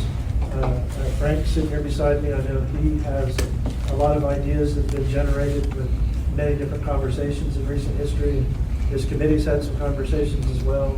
And I'm just hoping that somehow, actually what I wanted to say today, what I'd like to see us accomplish in the next year, I would like to see us actually create 3 high-value, above-average, brand-new facilities. And UT is definitely one of those on the list.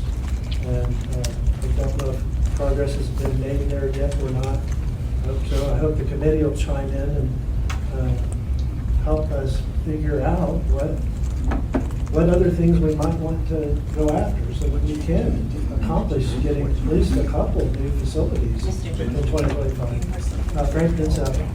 Mr. Chair. One of the questions I was going to ask is, and I don't think we missed, I was going to say we missed a date. I don't think we missed a date. I think what it was, I think there might have been when we wanted to put it on the list for this year was, but I think we dialed it back because of budget concerns with Miami University. But I do think they had a beverage contract that expired sometime in June of this year, and I'm doing all of this from memory. But my question to everybody is, do we want to backtrack and look at that and see? Now, I will tell you, one of the things that the pushback from Miami is that students fill snack machines or something along those lines. And what all that involves or entails, I don't know exactly, but we still have the priority there. So I don't know if the committee has a thought on that or what we need to do there, or if we, I don't think we want to necessarily wait until the every contract expires again. And the other thing, and I'm not driven it, and I mean, I can't drive it, but I'm not driven out there. But I will say that I think Miami was kind of out in, Miami University was kind of out in the middle of nowhere. I do believe it's probably drivable from Columbus, Dayton, and Cincinnati. So, and maybe even more areas, because I don't know all the geography around there. So, anyway, that's just one thought. And other things, there may see related to there more questions. If you want me to throw those out there now. Well, let's get through this and then come back to this. Okay. Yeah. Sally? Mr. Chair, I just wanted to let the committee know that this week we did reach out to UT, Owens Community College, and NASA. Awesome. We already got a response back from UT that they're going to get the appropriate people together, and we'll have a conference call to discuss going in there. But, so we have made some progress there. And Owens and NASA is correspondence, I imagine. Yeah, I haven't heard back from those two. The yet. pages letters. Yeah. Mr. Chair? Yeah. A Wait, couple wait. things. Oh, I'm sorry, John. I'm sorry, John. Yeah. I want to make sure that Elkton Prison does not fall off our radar. I've waited 27 years to bid on that place.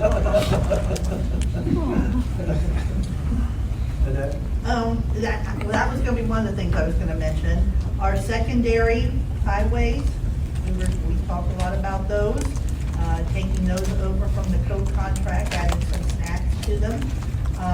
And then the UT stuff, Sally, anything that I wanna be as involved in that as possible.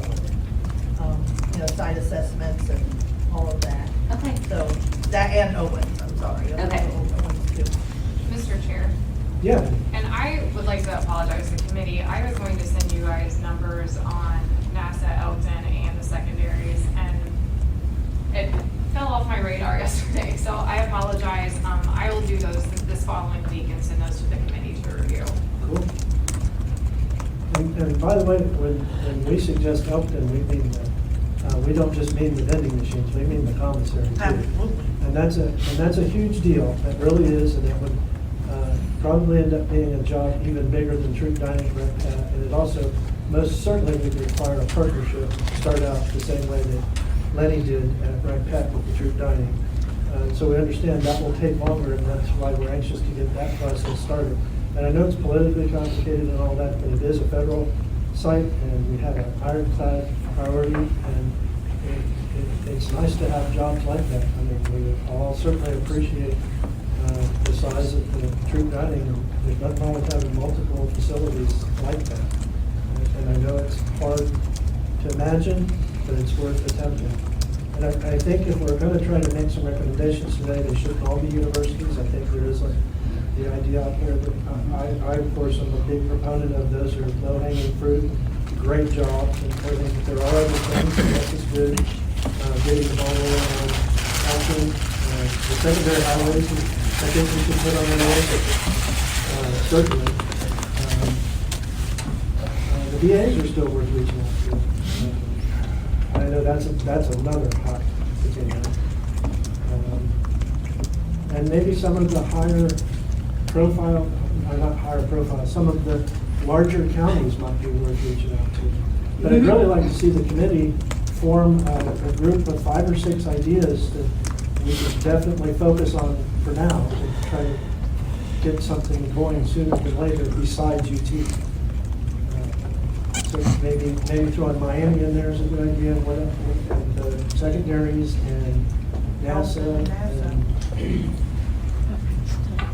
does I want to make a motion? Anything?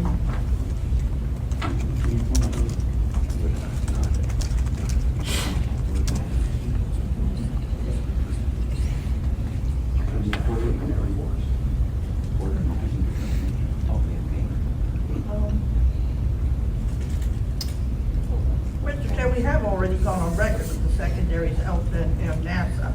Yes, correct. We have. It So- does seem redundant. So I don't know that we need another motion for those.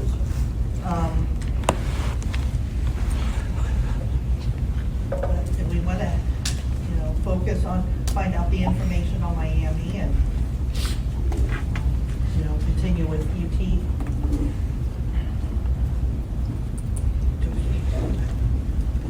Mr. Chair, Yeah. we need to look for some stuff in Columbus too. Because we only have 25 operators in Columbus now? No, because we have a bunch of communities, we need more too. And because a lot of our jobs in Columbus have shrunk.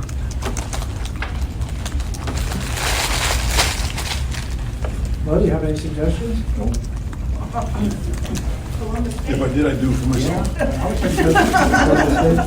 Mr. Chair? Yes. Columbus, OSU's building a huge new hospital off 315. I want to say that that's going to open in 26 maybe, but that's going to be its own facility. It's huge. Yeah. Very cool. Well, can we add that to our list? Yep. Everybody's,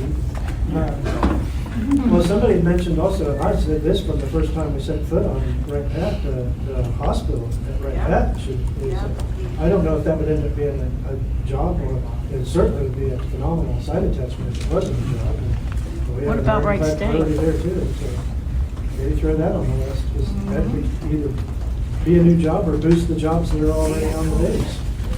I said, everyone, that's spooky to get here later. They'll probably still be eating. We'll be all right. All right, nobody wants to make a motion, I think that you're that idea, and we'll follow up. And I know Chris got a good list out of that, didn't you, Chris? I did. For the minutes, so we will, Certainly did. follow up with you in August. And I have a possible private, I actually, maybe I shouldn't speak as secretary, but I do have a possible option. I don't have any contacts there, but it might be something worth exploring. And that's the Reed Elsevier facility in Miamisburg. It's a private facility, and they're huge in Miamisburg. They're the data center operation. Oh, yeah, what's it called now? It used to be LexisNexis, but now it's Reed, R-E-I-D, Elsevier, E-L-S-E-V-I-E-R. It's a big data center operation in Miamisburg. Did you ever spell that for me? We have mentioned many times. about R-E-I-D, Elsevier. Elsevier. Oh, the big chip company that's building. Intel. Intel, yes. Trying to reach, we know it's private sector. We don't, we know Private we don't sector. have any wall behind us, but what we have behind us is that we can do a damn good job. And reach out to a lot of those companies are always looking for ways to be, community-minded and things like that. They may tell us to pound sand, but there's nothing wrong with China, and they're gonna be opening in a few years. Now's the time They to be bailed me out of a intentional. jail when I was in college.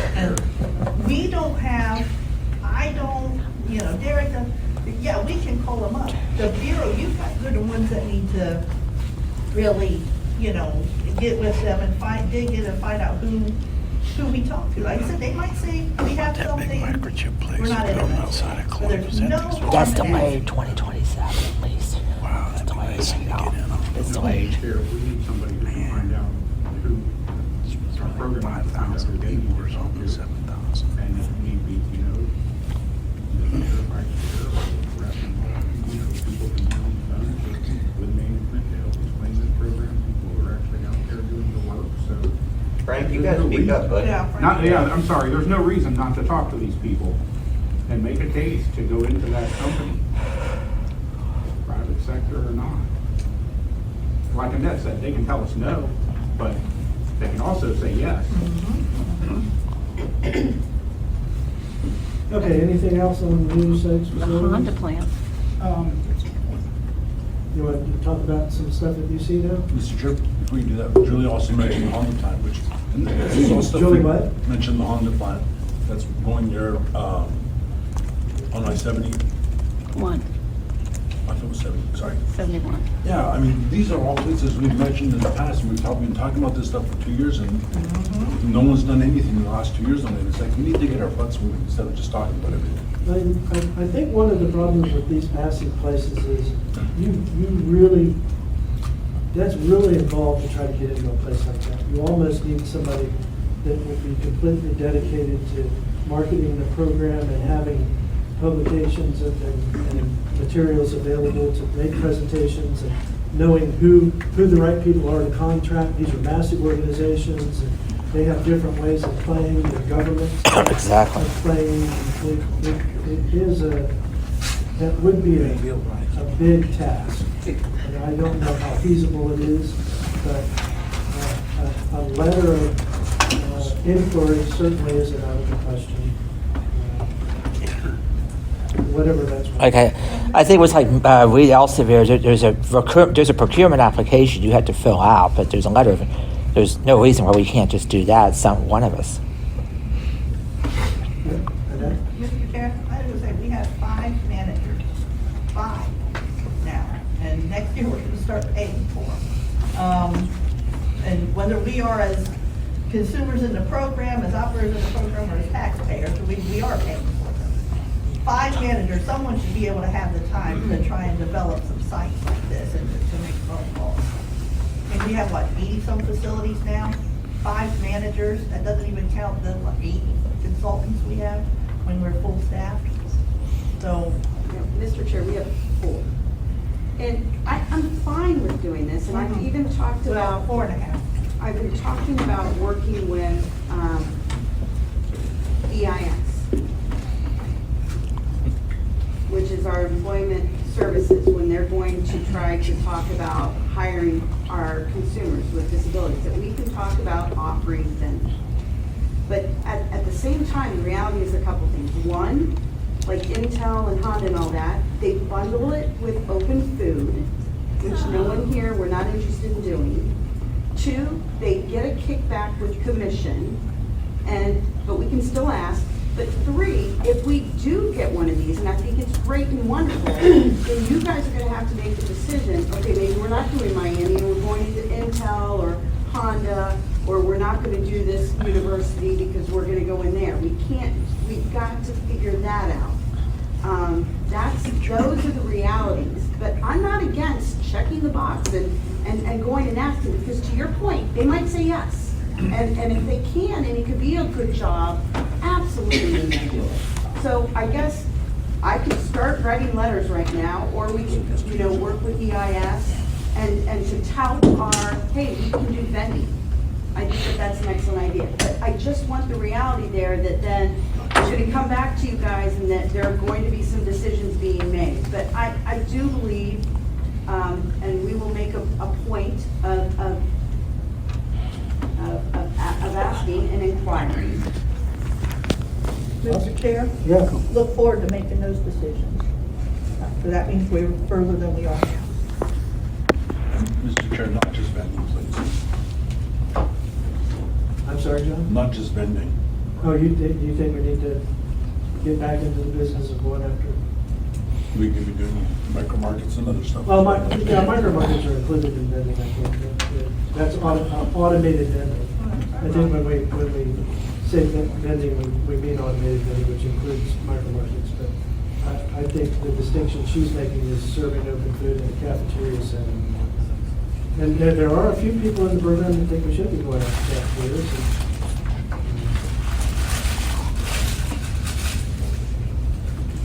So there we are. You want to talk about some stuff that you see, Nick? Yeah. So we got a location, and committee did vote to post it. But one of the things that, and I don't know if Dave's in the room or not, but I'll go forward with what the information that I have. He could probably provide a little bit of better perspective. But anyway, I guess when he went and actually looked at it, he says there's not enough room for our equipment plus the robotic machines like Farmers Bridge and just big and river machine, Max Pizza. Because I think he said, to provide the right service, he would need 2 bed maxes and two 6-wide snack, and And then, so that, I think that would leave one of those machines out if I have all of this information correct. And then the other point to that was, Tanya called me on Tuesday to ask, what do we want to do? And I'm like, well, hang on, I want to talk this over with the full committee before I make this decision by myself. But one of the things, and Dave's point, and I agree with this, is our machines get priority there. If there's space, we should have our machines there, and then if there's room left, then okay, we can try and accommodate what machines they want. So I didn't know if the committee had any thoughts on that, or if they wanted to leave that at the local level, or is a space issue. I know that Tanya has indicated she is now in contact with the UC planning person, and they're trying to give us a more involvement going forward to try and make sure for what we need to do, or when they're redesigning or remodeling a building, that they're accommodating some of our space requirements. But and I don't, like I said, I didn't know if Dave was in the room. Yeah, Dave's in the room. You want to jump in, Dave? Mr. Chair, I would like to add something first. Sure. Just so everybody knows, this isn't just specifically at this place. They're also doing this in pre-existing buildings. Like I have Clifton Court, where they want to put a farmer's fridge, but refuse to make room for a secondary snack machine, which is needed to sell in the building. That's all I wanted to make, that it wasn't just singular. Oh. You said secondary snack machine. You mean a second snack machine, or? Yes, I have a snack machine at in all? a separate area in the building. This is a new area in a much better space, that they're out where all the chairs are, where all the students in the student lounge, basically. They want to put a farmer's fridge in there, but refuse to allow us to put a snack machine in there. Although Also, had we suggested that previously, or that's just something we think would be a good idea with the farmer's fridge? No, I've asked numerous times to my consultant, and she comes back that UC said no. Dave? I'm sorry, I walked in a little late. I got a little bit of what we're talking about. Dave's reporting the issue that is going on at the two site attachments and the space for equipment in the robotics areas. Oh, yeah. So originally, Market Point is directly between Calhoun Hall and Siddall Hall. It's literally right down the stairs in Calhoun, so it's connected to Calhoun. It's right across the walkway from Siddall. And Siddall originally had at least 7 machines, five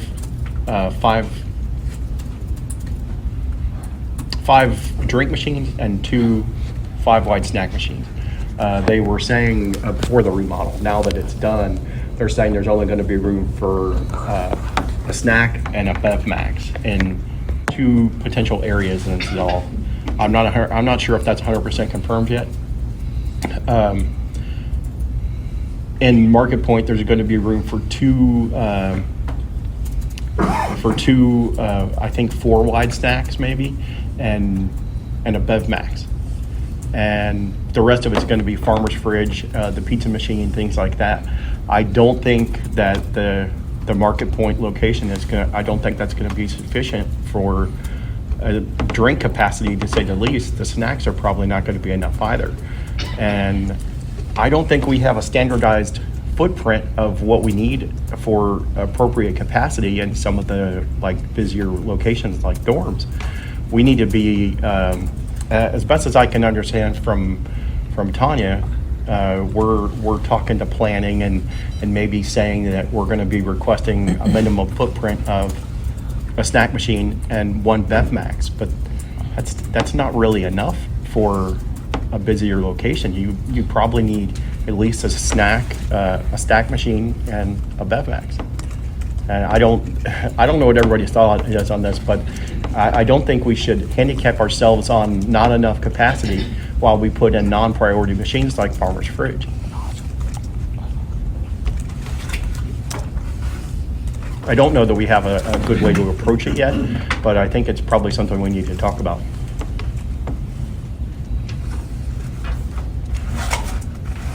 Anybody else? Mr. Chair, Yeah. So then you're saying you need 2 snacks and 2 pops, that would be more, 2 Bev Maxes, that would be more appropriate. Well, Mr. Chair, I think at minimum, like if we're going to be trying to talk to UC at the planning stage for new areas, it's been an ongoing pattern over many years. Every single remodel results in reducing our footprint. Before it was just snacks, now it's starting to be drinks also, now that we actually have the drinks. And in favor of things like Farmer's Fridge and pizza machines. And I think we need to establish our minimum footprint is at least adequate for enough capacity instead of handicapping ourselves to where we don't have room for our snacks and drinks. Mr. Chair, this is Tanya. Tanya? First of all, the amount of space that I asked planning and design to consider for new vending areas is 12 feet. This will give us enough room to put a 6-wide stack, a large Bev Max, and a Vendo if necessary, or at least we'll have the space to, we'll have space for the 3 machines, and if we need to go with smaller machines, because we want more machines or whatever, we'll have 12 feet. That's what I put in writing, and that's what I sent to them, and that's what we'll be working on. So it's bigger than just a 6-wide and a Bev Max. The Market Point was designed as a robotics room. And they said they wanted it was gonna be the pizza machine, Just Bake, and Farmer's Fridge. That is what they requested. Was trying to work with the food service people. And I attended their meeting, and I kept trying to get them to give me the exact amount of space for the snack and pop machine. And for the Market Point location. And what it all came down to is they gave us 2 areas for 80 inches for 2 snack machines, which in order to fit, I could do either 4 or 5 wides for 2 machines. And the pop machine, I was originally going to get 2 of the Bev Max 3800s, which are the juniors, but Pepsi informed me about a month, not even a month ago, that they are not doing the 3800s anymore. All they have is the 5800. So that's what the announcement was set up for. And because I can't do I have no say, I can't talk to the third parties about the pizza and the Farmer's Fridge and the Just Bake. That I did not put that in the announcement. But if, I said there's a big if. And I don't know how that Just Bake machine opens up. And Johnny, Matt, if you have one or somebody has a Just Bake, I do not. I'm trying to find out how that, how that door opens. Because where they have Tanya? it, depending on how it opens. Tanya, thank you very much. I mean, this is a smaller problem that I don't think that the committee's going to be able to dive into specifically like you're saying. But there are some interesting questions here about how do we get the space that's necessary when we're opening your business and all that. Dave's absolutely right, and that does raise some interesting questions. This specific situation, I don't know that there's any way to get them to remodel things currently. If there is, great. If not, the more important subject is how do we do things moving forward, in not just at UC, but in all facilities. I mean, we just, of course, had a big dispute with ODOT over the contract and them limiting us to 6 machines. So that's an ongoing question, and it does need to be addressed. And as best it can be. Does anybody else in the committee have anything to say or suggest about those difficulties that we've always faced? Yeah. At least in ODOT's case, they actually, as much as we don't like the 6 machine, at least they went about it the right way. I mean, negotiated that as part of an agreement. It stinks, but that, they didn't just say that's how it is and throw it to us after the fact. We did have, at least on paper, some say in it. I don't know that ODOT would have budged much on that, they already had their design in place. The new location, I'm not sure yet how busy they are, so it's a little challenging there. I'm really concerned with what Steph was saying. Now, he has an already established place, they want to put another machine there and basically deny us completely. And that I have a big problem with. And the other one I have somewhat of a problem with what Dave's concern is with the new business. New business, it's hard because we don't really know what's gonna go, what isn't, how busy those snacks are gonna be, how busy the pop's gonna be. So we're just kind of speculating. So one snack, one pop may be sufficient. Hopefully it's not. Hopefully it's busy enough that we need, 5 of these. Mr. Chair. I don't know that that's gonna be the case, but what Seth said about them just bringing this into a place where he's already requested vending and them not allowing it to go there, that's wrong. Mr. Chair. Dave had said. I think John, You guys work it out. Who wants to go first? Mine's just a quick, I'm sorry, Dave. Mine's just a quick, the farmer's fridge was requested by UC. Tanya went to them and said, we want to put snacks and drinks there. They agreed to a drink machine. That drink machine has been delivered and is set up, although it doesn't meet the BGA right now. And the farmer's fridge is not supposed to go until the start of the semester. So right now, we're still talking about getting the farmer's fridge. It has not been placed yet. But the numerous times I have asked, since UC has asked for this new vending area, is to put snacks there, and I keep getting that UC is saying no. So I just want to make sure that the timeline that you're going by, Annette, is correct. That this was brought on by UC, and the request to put our stuff was after they had requested the farmer's fridge. Mr. Chair? Yeah. I'm also not sure, I know there's space requirements and this and that. I'm not sure that we have an agreement there that we provide snack and beverage service. I'm not sure that the grantor is allowed to dictate to us what we do, as far as the snack. We're not asking to put something there that we don't already do. Steph isn't asking to put an electronics machine there or something different than what we've ever done before. He's asking for snacks, which is what we've done for years there. I'm not sure that UC gets to tell us that they don't want a snack machine there. I think the law gives the director and our program the ability to determine what's necessary at the various locations where we already have service. well, and, Mr. Chair, I just responding to what Annette said. She actually started one of my next points here because it came up already. Just UC hasn't pushed it, but they very well might in the future when they decide they want something like a farmer's fridge, which I consider a non-priority machine over drinks and snacks instead of a drink and a snack. I feel like, I don't think they can dictate that. And I've already turned down a farmer's fridge in one of my buildings because the farmer's fridge would have to be out in the open while my machines are hidden away in the kitchen. And I'm not willing to do that. And so I don't know if I'm wording it wrong by farmer's fridge being a non-priority machine, but I feel like it is. I think that's a question that probably needs to be answered though somehow. And also, just one more little thing, like to Annette's point about being new business, we don't know what the sales are. That location is, it's technically new, but it's literally down a flight of steps from 2 6-wide snacks and 4 or 5 other drink machines that are right upstairs that have to be serviced at least once a week. So my guess is the sales are probably going to be really good. Mr. Chair, I have a 2-part question.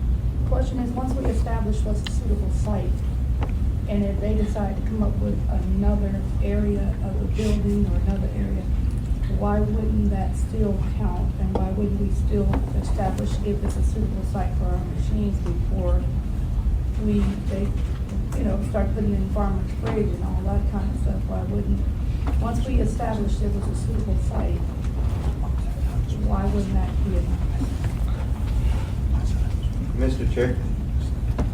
Yeah, John, and we've got to either take some action or move on to the next thing. Okay, I don't know anything about UC, any of the halls or anything, but from what you described, Dave, machines at the top of the stairs, machines at the bottom of the stairs, I would just see them vampiring off of each other.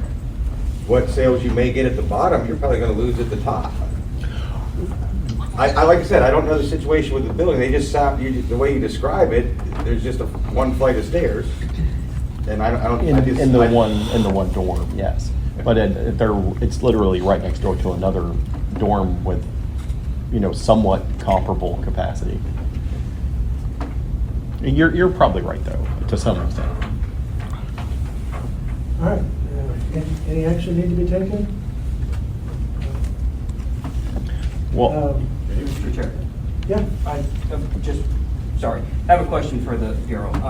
Obviously, with the university in the state of Ohio, we have to have a mutually agreed upon suitable venue. Where does the Bureau stand on what you can do once we have decided that once there's a mutual agreement that is a suitable vending area, such as Clifton Court, where we have decided snacks are okay, food is okay there, and now UC saying not this food, only this food. Where does the Bureau stand on that?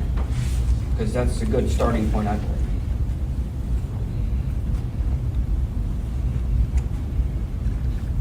Mr. Chair, again, it's a partnership too. And whether we're talking about Farmer's Fridge or if a grantor, whether that be a university or a state we want healthy vending. It is a requirement of healthy vending of some sort. And it's a matter of trying to compromise and have a balance and meet everyone's needs.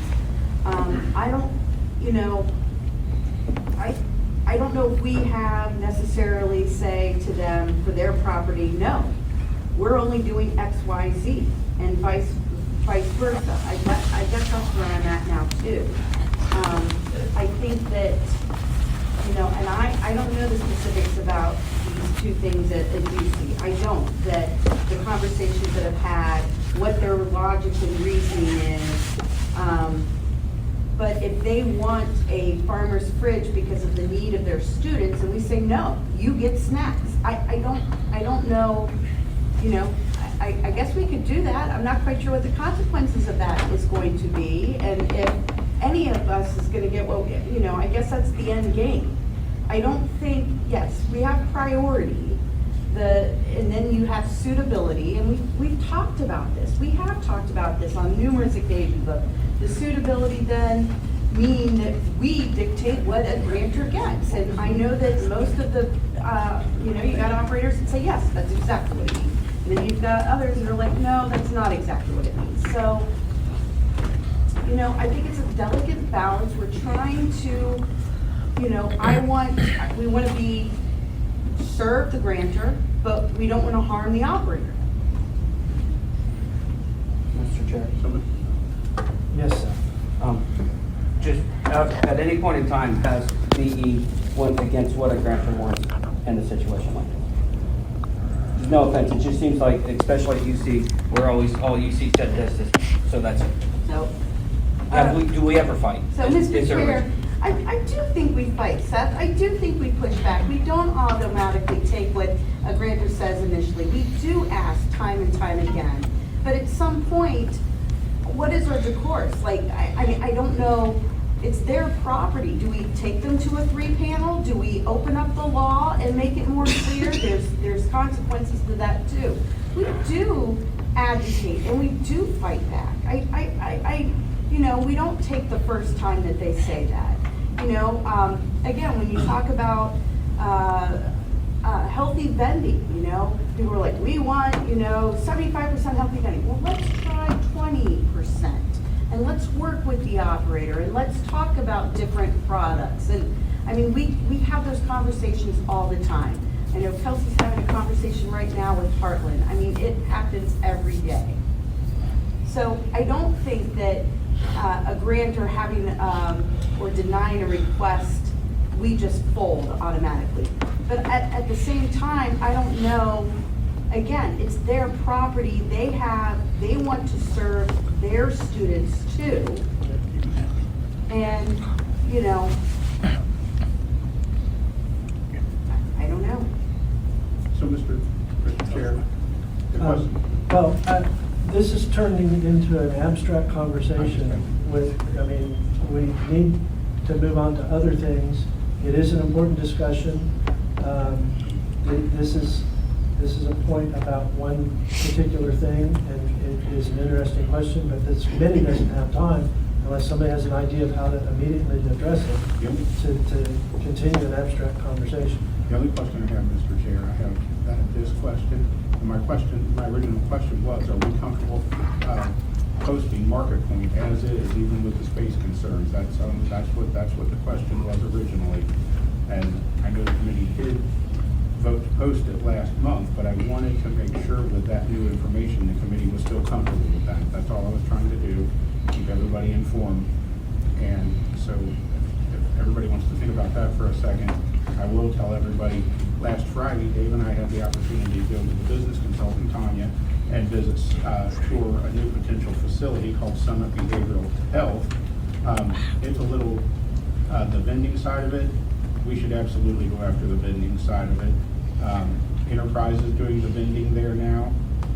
There's one other piece to it. There is a commissary there, but the contact that gave us the tour that Tanya was in touch with, they have a commissary. They're running that commissary themselves.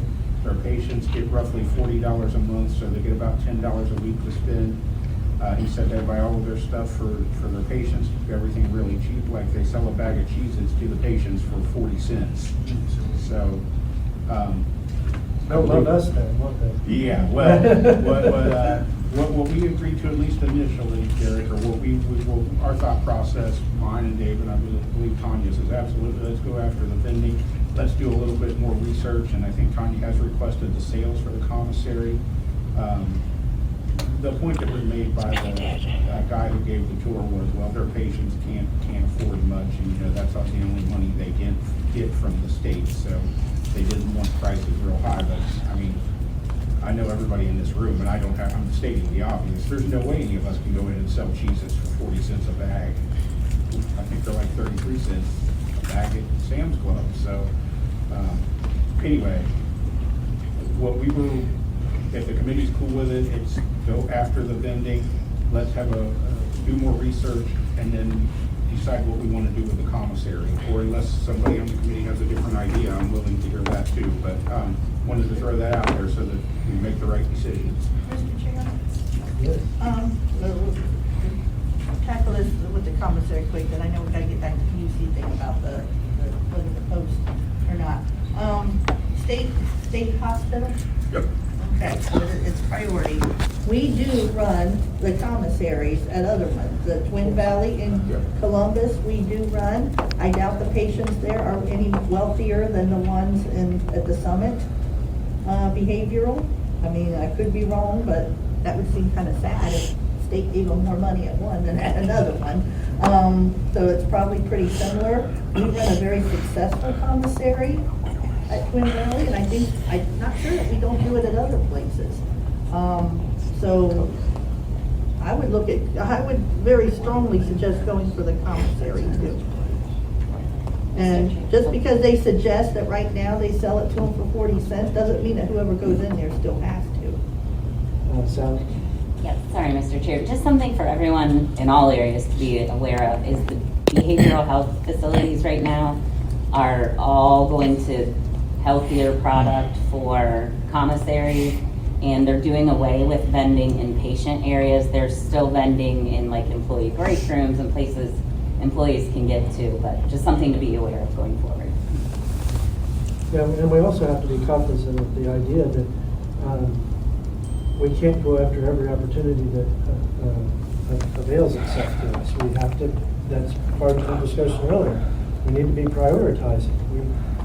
We have 100 ideas, but we can only manage 2 or 3 a year, depending on the size of it. And so we have to be cognizant of that.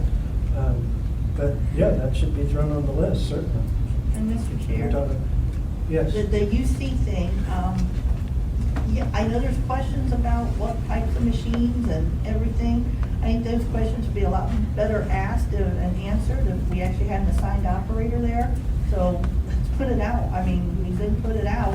Right now, it's just kind of like this vague speculation about who might get it and who's doing it and all this and that. So whoever's the assigned operator there should have some possible say in, you know, the equipment and all of that if it's still up in the air. So there's no reason not to put it out yet. Anybody want to make any motions or anything? We're done? Equipment modernization update discussion. We talked last time about, are we looking at how we're categorizing types of new equipment and the equipment that gets replaced and categorizing it and making sure that we're maximizing all of the opportunities we have for new equipment and then having used equipment that's still useful. Have we looked at all into that, and have we looked at all into making sure that operators get asked the right questions when we're ordering equipment for them to make sure that they're set up the way that they're supposed to be and all of that? And does anybody else have any other questions to ask other than those regarding equipment modernization? And to ensure that we are implementing that as well to the best benefit of the program. John? I can state that the consultant is not talking to the operators on base on that at all. And she has, she told me she had about $150,000 available for machines there. Yes, okay. I had to check because if not, I had to leave. So have there been any lists made of prioritization? I mean, I know the $6 million we got, we've already begun to spend it. Do we have ideas of, you know, which, I mean, I know that the Canellis are a priority because that's what the governor wants and that's part of why we got the money.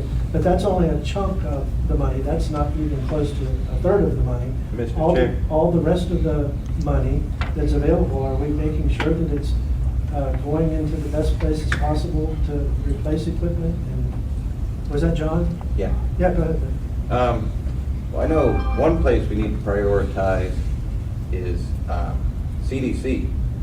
I have combo machines out there that I've had to quit selling selections of pop because they cannot be repaired. There's 4 machines out there I asked to be replaced. I got 1 replaced. So there's anything that breaks on those machines other than the bill validator and the coin mech is unfixable. So maybe we should prioritize the oldest equipment first also. Well, yeah, that's a good idea. I mean, there are multiple ways of managing it. I mean, are we only replacing new equipment in high visibility locations, and, or are we working on clearing out all of the really low functioning, can't get parts for it anymore, looks like crap equipment, or are we doing a hybrid of those things? And, I mean, where does the priority lie with that? Or are we just, whatever feels right a particular week, that's what we're going with? Excuse me to interrupt, but sorry, was that Mark Wood speaking? Columbus? So that was John. Oh, that was John. It was either one or the other. I just. Mr. Chair. Yeah, Amy. So this first year, I mean, it's kind of a learning curve for us because we didn't realize like things were going to take so long to get in, and so we had to kind of readjust our plan, which we all knew was going to happen. So this first year, there were a lot of machines purchased for rest areas and other high-profile locations, like the State House, the Reich, to get those more uniform looking. As we've gone into things, you know, people have said this location is in dire need of equipment, it's unrepairable or something, and we've made sure that they're either getting something from the warehouse or a new machine is being purchased. If there are things from one of the rest areas or high profile, the consultants have access to reports that show what service calls were made on machines to see, like, is it worth keeping? Do we just need to get rid of this? You know, the APs, Dixie Narcos of the world, those aren't, parts aren't being made for those anymore. So, I mean, there's not a whole lot of value on keeping an AP machine these these days, especially if it was purchased in the 1990s. So all of those things are being taken into consideration. All the machines that are on this like equipment list that was sent, I know it was sent when we first started this, and I had sent it to the additional funds work group. I mean, they're all the machines that were older, like the 2014 priors. I mean, they're not making Royals anymore, so even if that was purchased in 2017, they're no good anymore either. So all of those things are talked about and are considered, and the consultants will put on the machines whether it should be salvaged or repurposed, and they already have plans on where those are going. And I mean, if you would look in our business system at our warehouse, we have a ton of machines on hold that are already being planned to be redeployed. So like we're making most of every resource that we have. In terms of prioritizing, I think there's a lot of machines out there that are on their last leg, or you know, in that something that happens, it's unrepairable. And that's when we have conversations with our consultants about the facilities in their areas, what should come first, all of that. We definitely need to revisit that for the start of fiscal year 25. But all of those things are considered when looking at it. Okay, good. Anybody else have any Yeah. questions? Yeah, no. A couple things. One, I asked at the last meeting, and you guys were supposed to get the answer for us, that since the rest area, we made the decision, rightfully so, not to replace the equipment in rest areas that are due to be remodeled until after they reopen. Well, now that some of that's been pushed off, are we still gonna have the funds available? I know we were supposed to have it for 2 years, now it could be 3, could go into a 4th year before some of those reopen. Pray not, but hopefully, but it could happen. Well, what are we doing for the funds for that? Is that money still gonna be available, or is that just gonna be moved for those particular facilities out of the general fund to, you know, to provide the equipment when they reopen? And then I have a second question. What's that one? Mr. Chair, I think with that, we are going to replace as many machines as, that was weird how I said that, machines, as we can with that money through the end of fiscal year 26. So maybe we still buy the $6 million worth of machines, but a rest area didn't make that cut because they were closed, then we would buy them with, you know, the original funds. But we are going to get as many machines as we can with that money within the time frame that we are allotted. Okay, and the second question, and I've heard some kind of rumblings about this, operators getting some input on the equipment that's provided. I'm hearing things like not buying live displays on machines, which is absurd, not to buy a live display, and things like that. How much is our operators getting input? Because Greg, when we had the first ones deployed in Tom Hill's facility, and he didn't get any say, Greg, and I know he's no longer our director, he promised us at one of these meetings that the operators would have full input, sit down, maybe not make every single decision on the exact equipment purchase and stuff, but would have a lot of say, because we're the ones that know what the needs are for the facility. So how is that being handled? Because I'm hearing stories of, you know, machines being deployed, you know, if an operator needed a live display and not getting them, and non-refrigerated machines being put in places where they need to be refrigerated, and so on and so forth. Mr. Chair, and each of the consultants was supposed to work with the operators that the machines were being replaced, and kind of work with them to see what they wanted, what they want fit in the space. I think if it was like a situation where refrigeration was requested but not necessarily needed, maybe that was a conversation, but we haven't heard people getting denied what they wanted. I know that there has been a lot of conversations with each operator. I know that poor Lynn, I think, submitted her list like 16 times at one point when she first started having conversations. So the conversations were made. I know that was it 2 years ago now? And they're supposed to be happening with each each replacement, I guess. Mr. Chair? Yeah, go ahead. The conversations are being made, but are they coming to fruition with what the operators are requesting? For example, like live displays. I mean, I'm hearing rumors, and I've heard it from more than one source, that the Bureau no longer wants to buy live displays. That might not be true, but that's the rumors we're hearing. If an operator wants a live display, are they getting it? If they don't, they want the little labels, are they getting that? Mr. Chair. Yes. Live display, we have no problem with live displays. I think they're really the only way to go. What we learned is through this process is the Vendos 621s do not come with a live display, but Kelsey Berger recently found that the CB 500 does have a live display, and we're able to get that in place of the Vendos 621s. And the reason those were being used is due to size restraints, like at a rest area where there's walls on each end and there's only so many inches, But we have been, there have been some non-live displays due to the Vendos, but again, we're happy to swap those out. And then as far as little price labels, I know there was an issue in the Toledo area as far as being able to get them with one of your operators. So I don't know if that's what you're referring to.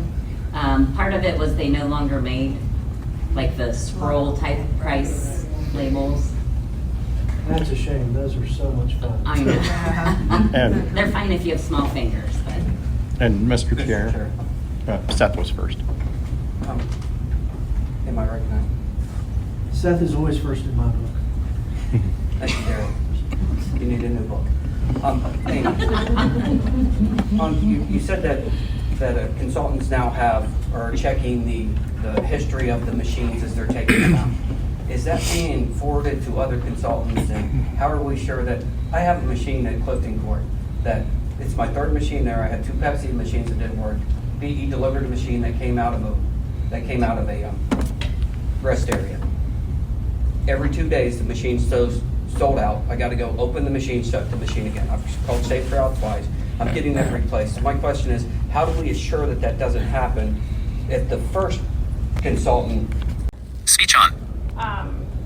If that's an issue with that machine, that speech off consultant would in our system, let us know that we should salvage the machine. Another thing that's been happening is consultants have a sheet that they can put on the machine when it's moved out that says salvage or repurpose or something like that. But our business system allows us to give notes on each machine. So if it is at the warehouse, we can click into it, see it was moved from this place. These service calls were done. Any comment from a past consultant, we've attached pictures. So our business system has the capabilities of giving kind of a history of that machine. Mr. Chair, but if the first consultant doesn't enter anything, then it's lost on the second consultant, correct? I'm not trying to throw anybody under the bus. I'm just trying to figure out how we keep from having bad machines delivered Mr. Chair, if there's no service calls on it, if there's no, entry of, hey, my operator was having this issue, it's gonna be lost and it could happen. I don't think that is the case, because usually problem machines do have service calls on them, and we have that history. No one enters that. That's kind of more of an automated thing. I guess we enter it when we pay the bill, but as long as we're paying our bills, it's entered. So all of that history is there, and I am happy to share that report with the committee. It's all of our repair history by asset tag, I think since 2019 for most machines.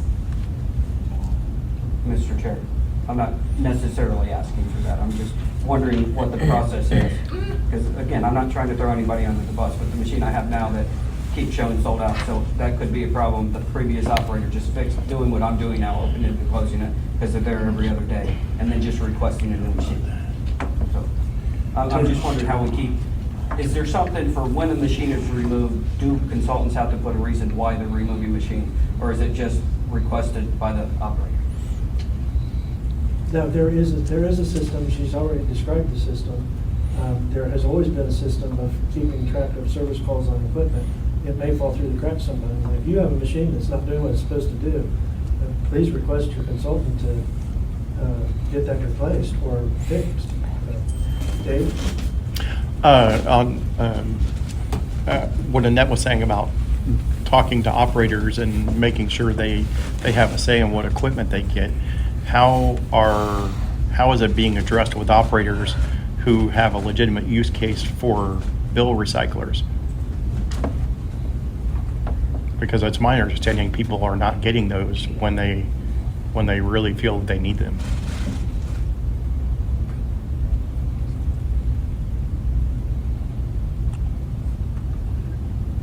Anybody want to address it?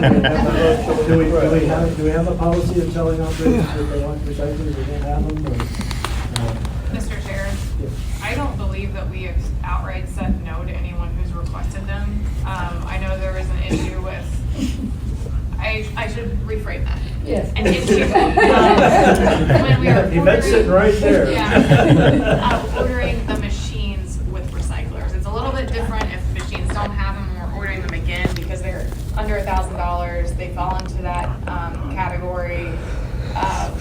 We can't spend magical money on it. We only have a set amount of that under $1,000 pot, so that's kind of when that conversation comes into play. I don't think that we've told anybody with ordering brand new machines with recyclers, no. If not, I'm unaware. But it was kind of brought up because it's a bigger expense to that machine, and is it necessary for every single machine in one location to have them, knowing that cuts down on the total number of machines we can replace in the program? Mr. Chair? Yes. I do understand that, but, you know, when you're in a highway rest area, you have a busy rest area, and we are in the convenience business of the customers, and the customers should be able to come in. I don't understand why they wasn't ordered. They can't be ordered with the machine. It's a bill acceptor. So it's a bill acceptor legitimately. So I don't understand why that's separate. And then from that meeting you all had with, I think it was RSA or whatever, stating when a new operator comes into the facility that they get 6 months, it starts over again getting the equipment. This recycler is a piece of equipment, and it should not be an issue when we're having to haul so much change, I justified it. The consultant witnessed what was happening with the dollar coins. You stood there and seen them walking right out the door with it. They're not using it in the machine. So I know we're not changing the subject, but I think that sometimes when we make it, it's more complicated when it shouldn't be. Having a recycler, which is a piece of equipment, to put on a machine at a busy rest area should not be an issue.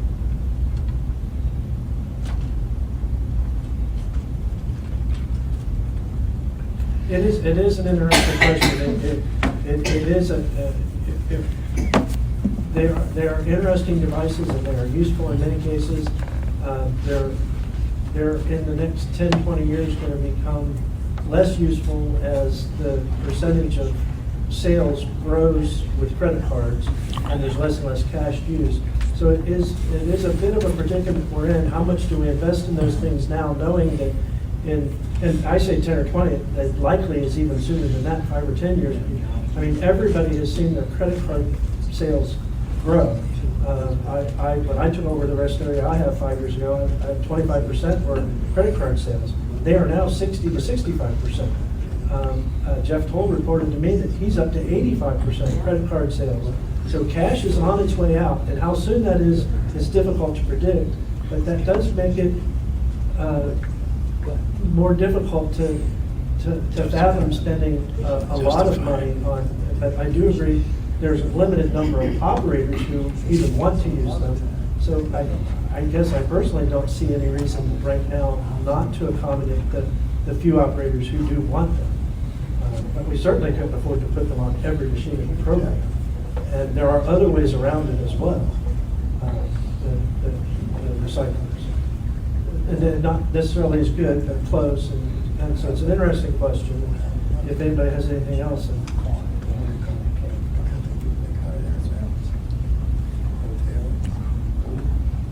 Certainly Yvette should get the recyclers she needs, and I thought that that was already being done by moving recyclers from other machines, or is that the stuff out on 70 that's not done yet? Well, Mr. Chair, you're taking from one business that's still in use to service another business.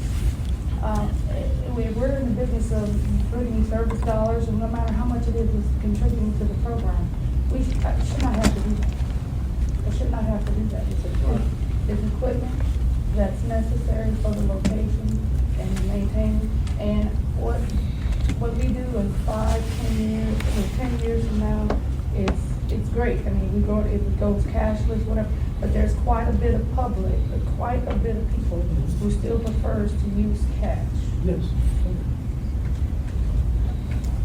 As long as we don't have a strict policy of we're not buying recyclers anymore, I think we're okay for now, unless somebody has something else to say or wants to take action. Mr.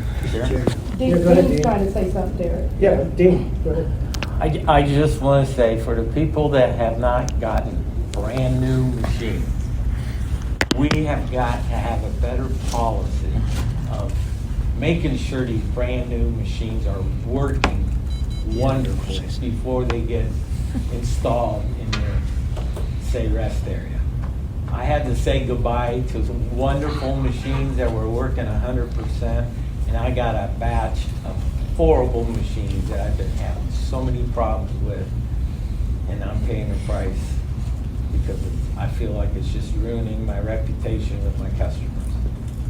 So we need something better to make sure they're working before you say goodbye to your machines and you get brand new ones expecting everything to work 100%, and they don't. And that has long been a problem, Dean. I'm sorry? New equipment gets installed, it is tested in the field, and like Seth, I think, was suggesting he gets machines installed that were refurbished or whatever and aren't functional. I mean, that's not exactly what the issue was with his, but it should have been figured out when it was installed that it wasn't working. And I've heard numerous occasions of people getting refurbished machines and show up not working. It's like, well, what did Schaefer do when they were refurbishing? Did they not test them? And they certainly, when they deliver equipment, should test it in the field before walking away. And level it. That has never happened, as far as I know. And operators should insist on it themselves too. I mean, we have a responsibility as well to, but I would imagine that some people who deliver equipment would say to an operator that wanted to test the equipment, we gotta go, and that shouldn't be the case. Mr. Chair? Yeah, go ahead. Coke certainly wouldn't test any of their 70-some machines that wouldn't have it. I mean, we can ask, but. Unfortunately, we have even less control over Coke than we do Schaefer, which is sad. Anything else on, Mark, go ahead, Mark, sorry. I'm currently temping 841, and it's a rest area on 77 North Cambridge.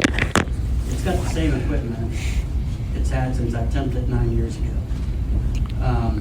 The snack machines look like jack-o'-lanterns because there's so many coils that I can't load because the motors are broken. And they've been on order forever.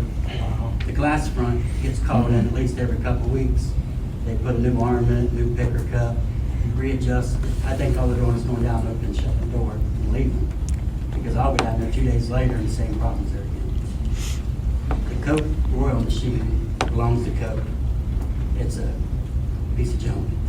And the Pepsi machine with Pepsi Narco belongs to Pepsi. It's a piece of junk. So, I don't know. I was told new equipment was coming there, but I sure hope they don't put it out and give it to a new operator with that equipment in there like that. It's going to cause somebody a lot of headache. All right, anything else on that topic? Well, we've got 45 minutes to tackle the inventory problem and modify Rule 3. So let's get cracking.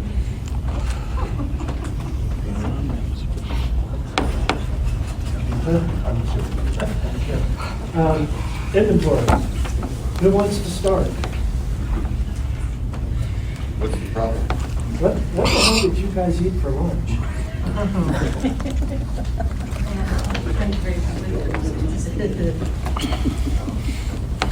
This is an important conversation. We've got big changes that need to occur for us to be able to function with inventory. It's mandatory that it be provided for operators and the facilities, and things have changed somewhat because of the RSA tax, and we've got to do something. It's going to require us to change the rules because the current way of doing things isn't adequate. So let's get going.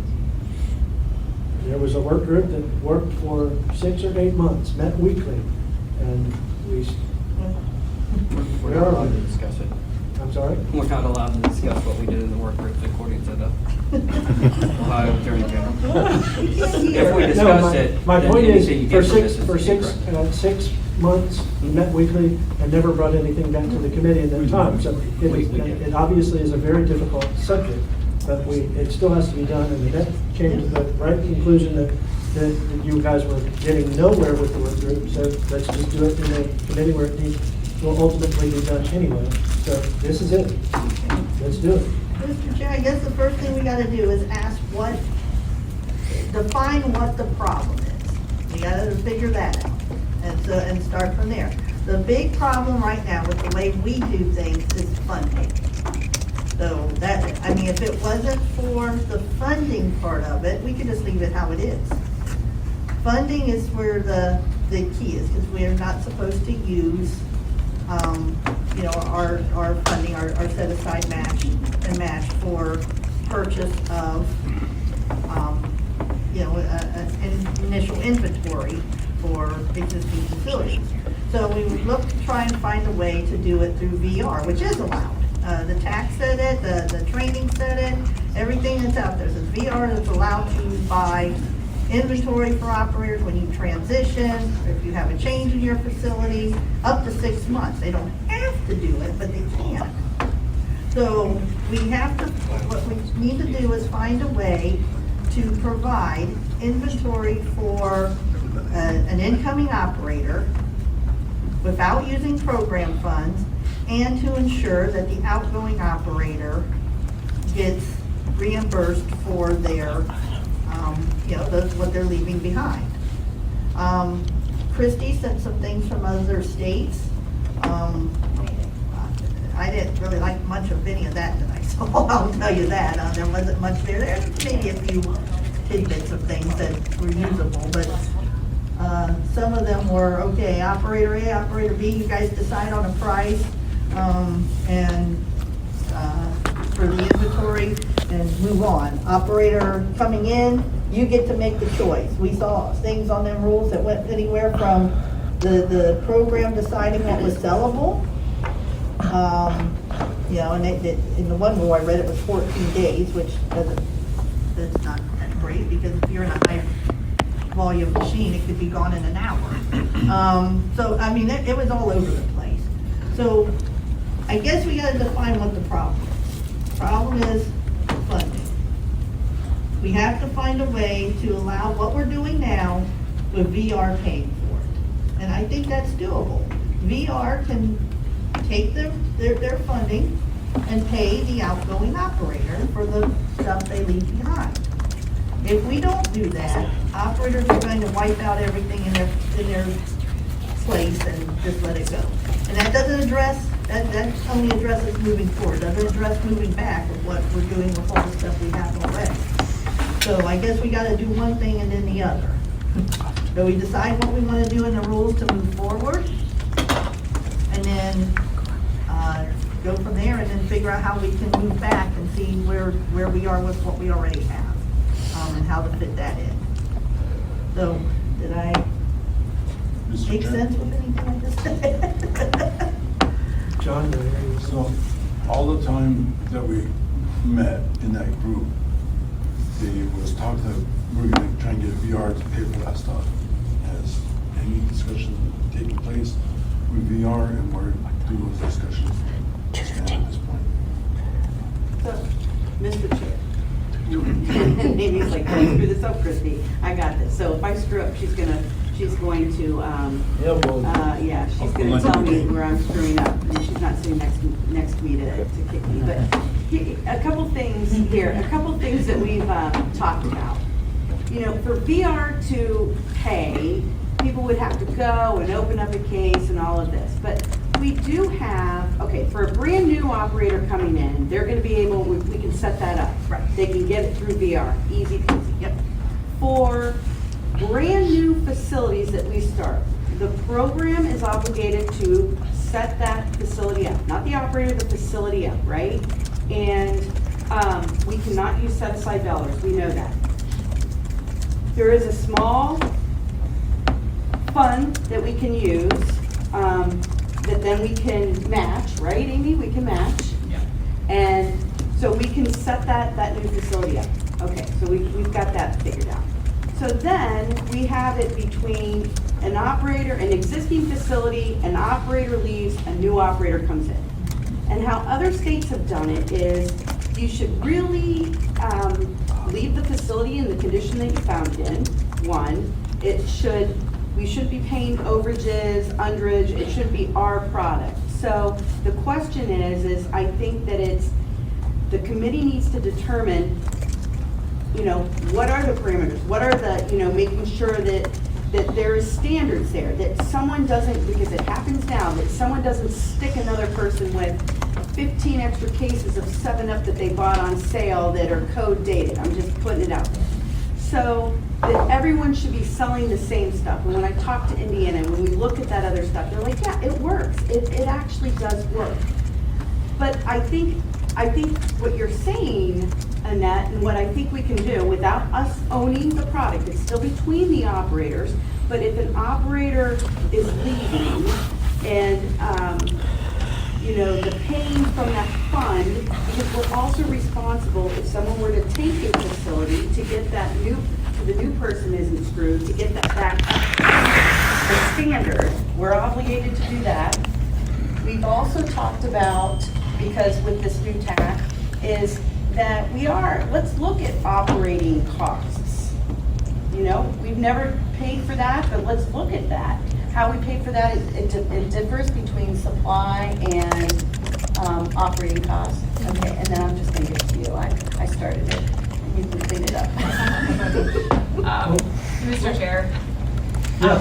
back to kind of defining the problem, because a big problem with how we do it, because we have figured out, you know, the agency is going to allow us to have this funding, and it's going to fall under what RSA's talked about, services to groups. They're just going to report it as services to groups through this funding on the RSA 17.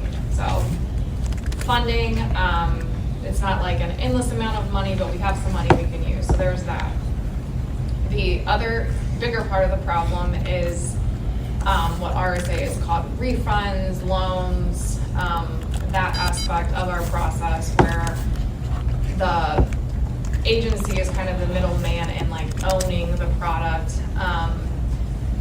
The refund is what RSA is saying has to come back in the same grant year, or you have to change your reporting in the past. So that's kind of what, you know, our fiscal department is got a hard no on. Like, we're not going to do that, I guess, unless you guys would have the refund or loan paid back in the same grant year. But that's got to change. We can't do this thing where like we're giving, you know, as we initial inventory of $10,000 and 5 years later you're gonna get that credit and it's gonna be a refund to the program, because we get into period of performance, like all of those things that the agency just can't do. So that's kind of the bigger problem. So like Christy said, new participants with VR, they can get it covered that way. The new facilities we can set up with that pot of money, but it's just that transition. And like, yeah, if you, like, we could authorize 2-way operator, so like that's not an issue either. like you're saying, why can't you just pay the outgoing operator for their inventory? It's just, I guess, that dynamic of, can the incoming refuse that? And at that point, who's responsible for paying for their inventory? Because there's not just the outgoing that you have to think about and making sure they're whole. It's their incoming person's business too. Like, it's, two people are being affected here. So like, when presenting this, you know, like to someone outside, they're like, why, you know, any other VR stuff, you buy them things and it's theirs. Like, it's like when you, I think the analogy was when you leave an apartment, all of that stuff is going with you. And then we'll furnish it again. So it's just that dynamic. It's not just making sure the outgoing is whole. It's making sure the incoming has an appropriate amount of stock to run their business. Mr. Chair? Yes, please. Annette. Okay, the apartment analogy. I'm gonna go and take all my stuff out of the apartment, and then it's gonna sit empty for 3 days, a month, whatever, till the new operator comes in. So that analogy's no good. We don't want our machine sitting empty when the first one goes and the other one comes in. We don't want that. That's what we're trying to avoid. But why can't we do something like, you know, we talked about not paying overages. I think that's probably beneficial. We set a par level, what your inventory should be, whatever the group decides. If, you know, is it the machine's all full and, you know, a week's worth on the shelf? I don't know. That's for further discussion. But we come up with a par level for each facility. This doesn't look back, this looks forward. That we'd have to figure out how to work out our issues where we already have it out there. Operator leaves, they're supposed to leave that amount. Now, we all know it's not gonna be to the dime, but, you know, it could be close. Nobody's really getting hurt more than, you know, a couple $100 or whatever.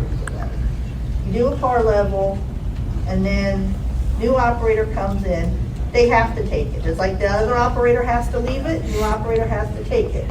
But we control that it's not an excessive amount. New operator's only gonna have that par level. So if it's not the stuff they like, they'll be able to sell it within hopefully a very short time and have years of making good money at that facility. Mr. Chair.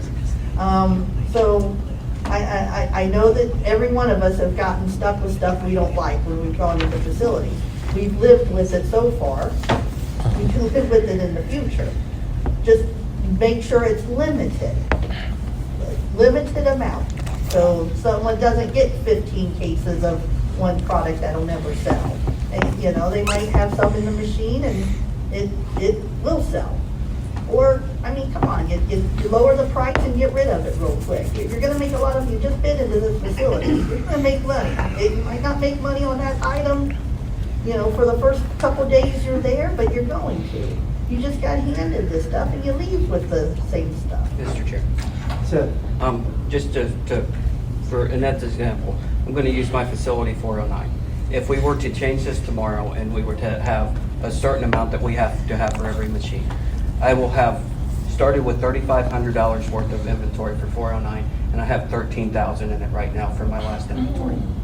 So it would be more than a couple $100 if I have to leave machines at a certain amount when I had 30 less machines when I started that facility. I would be losing all that inventory. I'm in exactly the same boat. Mr. Chair? Yeah, go ahead. As am I. That's why I said we have to look two ways. What I was suggesting was moving forward. That does not cover the existing facilities. Seth, I'm in the exact same boat. I have a $2,500 additional inventory and have 29 vending machines. So you can do the math. I have way more inventory than I started with. So we have to find a way. That's a different problem.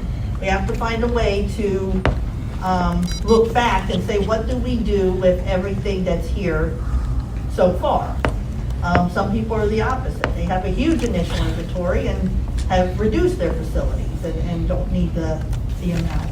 So that's one thing we are going to have to do. Look and see what do we do with the current stuff on file.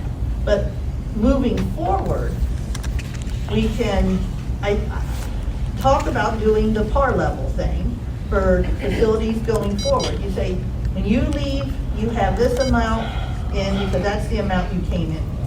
And that par level was set ahead of time. I said, I gotta solve the problem, we still gotta solve the one of going back, what to do with Mr. places Chair. like yours and mine and John's and a bunch of others. Yes, sir. Keith and I don't, whoever you want to. Go ahead. Okay, Nat, I'm sorry, Keith, go ahead. No, you go ahead. But, so, I understand what you're saying, but, so tomorrow, someone bids a 409 that has just 12 snack machines, 15 snack machines, whatever I had, at 3,500, and then 3 years later, we've gotten a pot from UC, and I have 80 machines. I'm going to lose that money on the inventory by giving it to the new operator. Because my inventory, regardless of if it was a gift when I started, at the end, I'm giving away inventory above what I received. Keith and Jared. Yeah, after Keith. One of the options that I know we have is buying down our inventory at a slower pace. You know, you've been in a facility. You have to speak up, Keith. I said, you've been in a facility anywhere 1 to 5, 10 years, and you started with $3,500 inventory, then you went up to $13,000.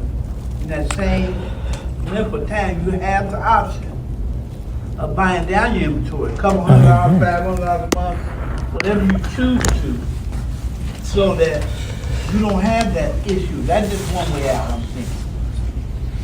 That's all I want. John? No, that's all right. Okay. Well, actually, I did have an idea. What, like Seth's example, and my example too, at Athens, I originally had 21 buildings. When I left, I had 72 buildings. So when we got the other half of the campus from ABI, could be that time then buy me additional inventory that I could leave it. Yes. There's several things here.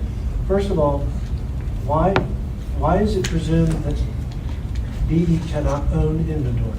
They most certainly can. It's allowed in the federal law. It's presumed in the state law. You can own inventory. There's no reason that you can't. And I understand that might create some bookkeeping issues, but it's not disallowed by the law, and it's actually preferable in most cases that that the Bureau owns the inventory. That's the best way forward to ensure that this is done adequately to ensure continuity of service to customers and to avoid grievances amongst operators if we police or put in, not police, if we put barriers in the rules that say there's a quality and quantity of inventory that goes with each facility. And to answer the question that's being asked now, what Annette's saying about a par level is that each facility is assigned an amount of money that's necessary initially to continue the operations of that facility. And if something changes along the way, like Seth's example, which is the perfect one, we had universities that had an initial inventory suitable for operating a facility that just had snack machines. Now all of a sudden, you need to increase that inventory because of the onboarding of beverages. So then, whatever entity it is that determines what the par level for a facility will be, now makes an adjustment to say the new par level requirement of inventory for that facility is increased by this much based on the new sales. And that's what par level should be based on anyway, not per machine or anything. It should be based on the generation of sales and a time frame to cover that amount, whether it's 2 weeks or 4 weeks or whatever we fall on. But I'm really discouraged by the idea that the Bureau cannot own inventory. They absolutely can. Absolutely can, and it's the only way to make this work. Because if you're saying that everything that VR spends on inventory automatically becomes a gift to operators, there isn't an operator in the program that's not just going to abscond with that when they leave a facility. And there's nothing, if it's a gift and it's their actual ownership of it is theirs, there's nothing that the rules can do to say, you have to give this back to us. Mr. Chair. Hey, Seth and Amy. I just have to put this on record. I agree with the chair.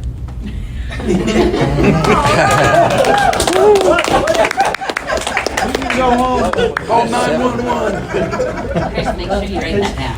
I certainly do. Congratulations. It actually happens far more often than either of us or any of you realize. I will not talk about it.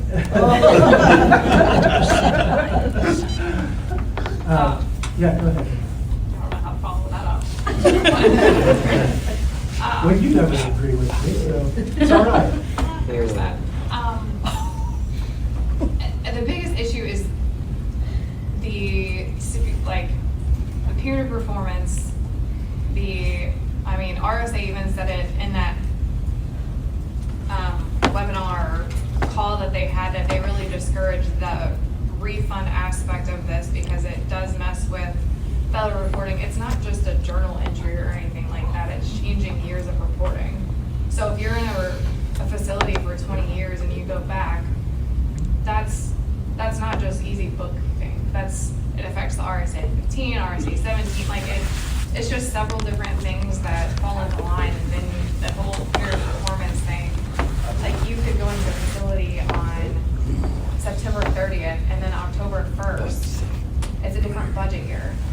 So I don't know how you get around that part of it. I get that there's nothing in the law that's saying that we can't own inventory, but if it's not fiscally responsible for us to keep it on the books, then it's not something the agency should do. Mr. Chair. What do you mean keep it on the books? And what do you mean refund? So, Mr. Garrett, RSA speaks to loans. They're not calling it a loan, Okay, they're fine. calling it a refund. Okay. But if we're obligating an operator to a set amount of money, like we do with initial inventory right now, when you either pay that back, however it goes into our system, they're saying that is considered a refund. And then whatever year that occurred in, that the source of the fund, so if we purchase something this year, and then you go out of your facility in 2023, we have to come back to this year and readjust our funds, which it's gonna be match dollars. So then they have to change the ratio of match dollars spent for that year. So it's too, So the alternative and the preference of the Bureau is that every time somebody goes into a facility, they're handed a gift, and we get to walk away with it, and it disrupts the entire service of our program to our customers. Mr. Chair, I think that's what the discussion is to, how do we do it without disrupting? Obviously You can't. other states are doing it. You can't unless you it's own, you can't working. unless the Bureau owns it. Who else asked for the floor? I did. Seth? This kind of along the same lines again, which is really making me sick. I guess just for layman's terms, for everybody to understand, the problem is that in order, I'm going to use Mott because I like Mott.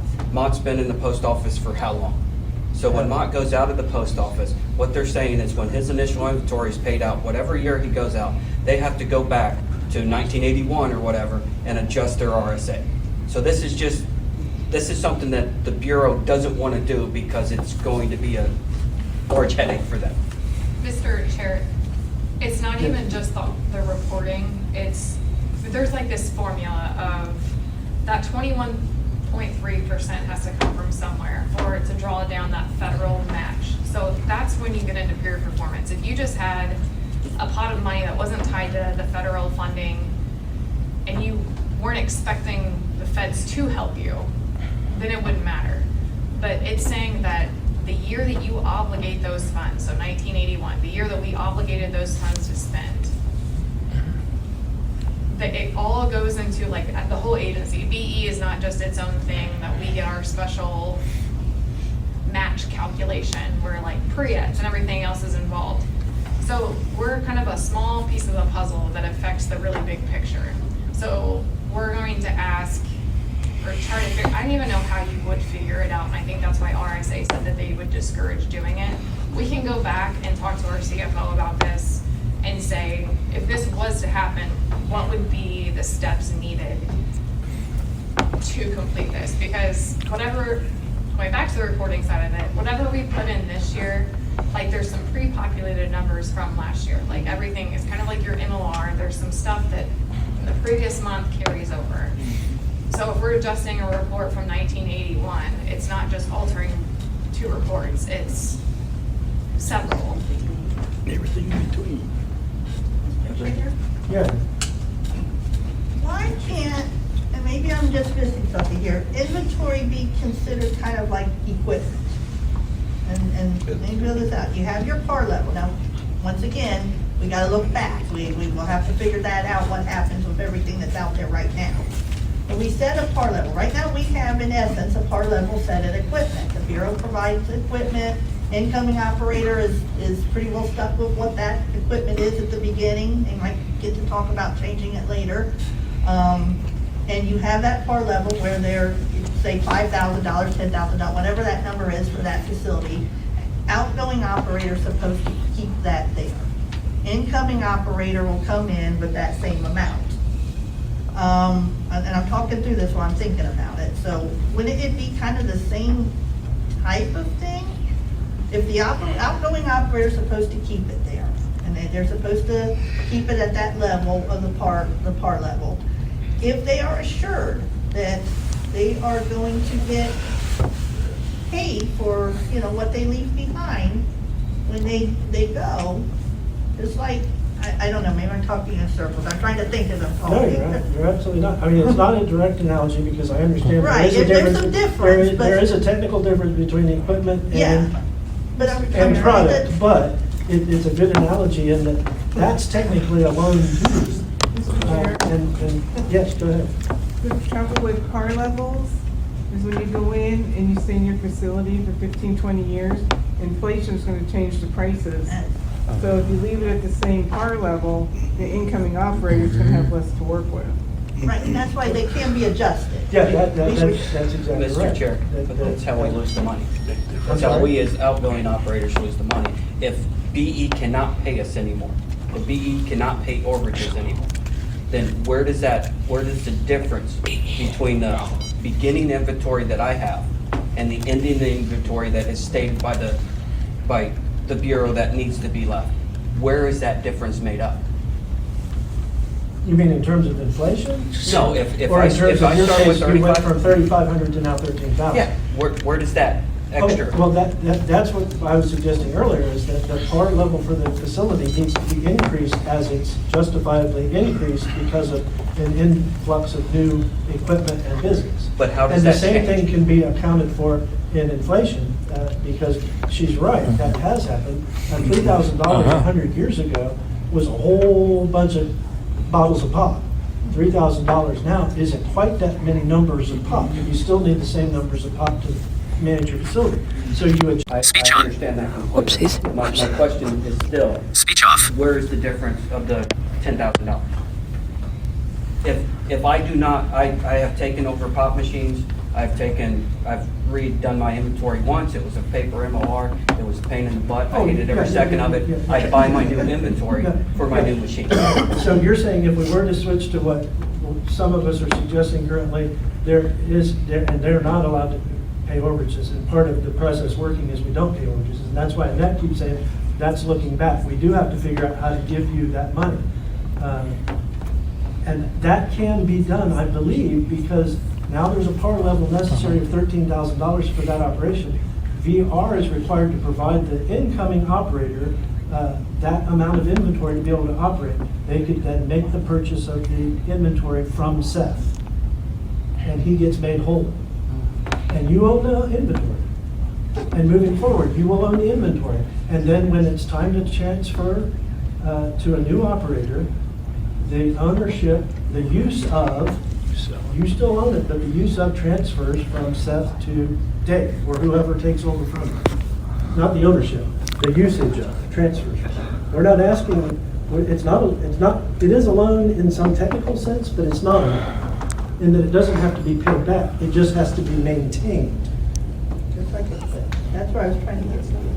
Yeah, it's not a question of paying it back, it's a question of maintaining it and ensuring that it's there at that level, at the level that the rules require, because we've established a par level for each facility based on all the things we just talked about.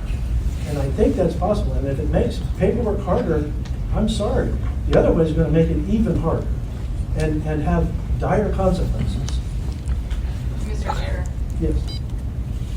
so I get like, okay, you're transferring and it works pretty well if there's an overage.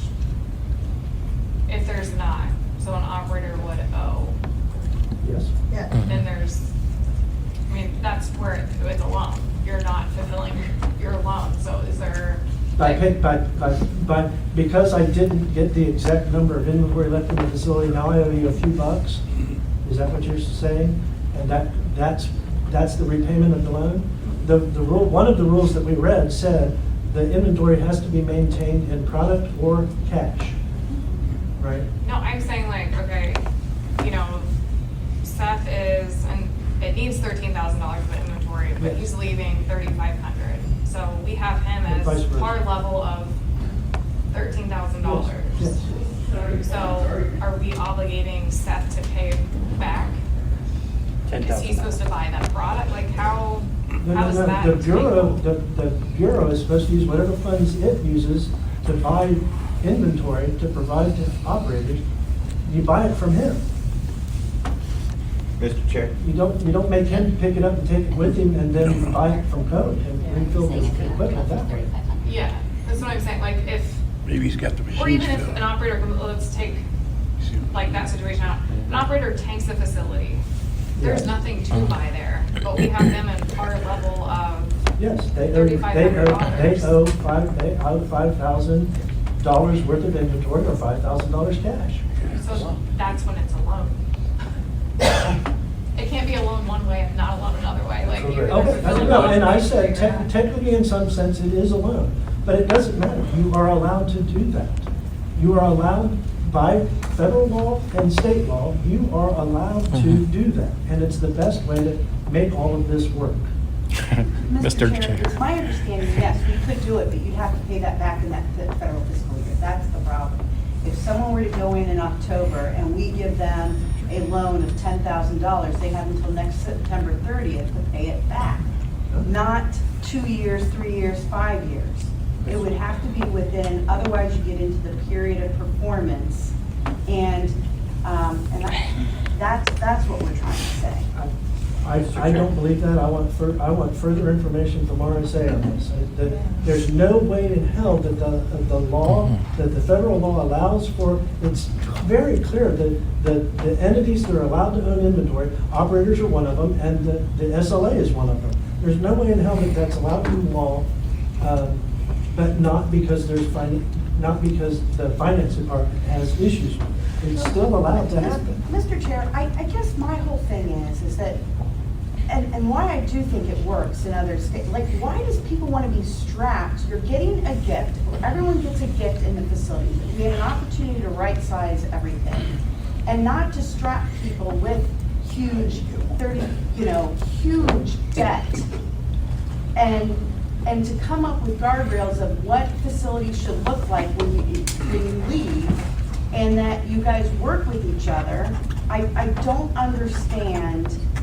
I don't understand that we've got to think out of the box just because we've been doing it the same way forever and ever. And there is, and we'll have, we can have someone come in and explain period of performance and the federal grant and the reward and how it would have to then go back and split like what Amy was saying.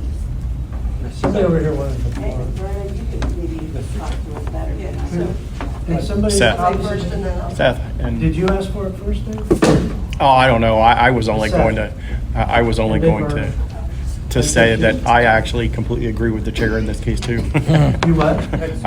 He agrees with you also, so you're not gonna make it through the day, Derek. Well, I don't know what the hell you guys are going to do, not be able to argue with me. Just We gonna can take all still the figure out fun out of it something. for you, isn't it?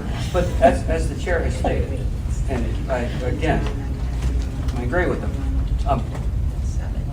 Now I lost my train of thought. It's hard to get your head around agreeing. It really is.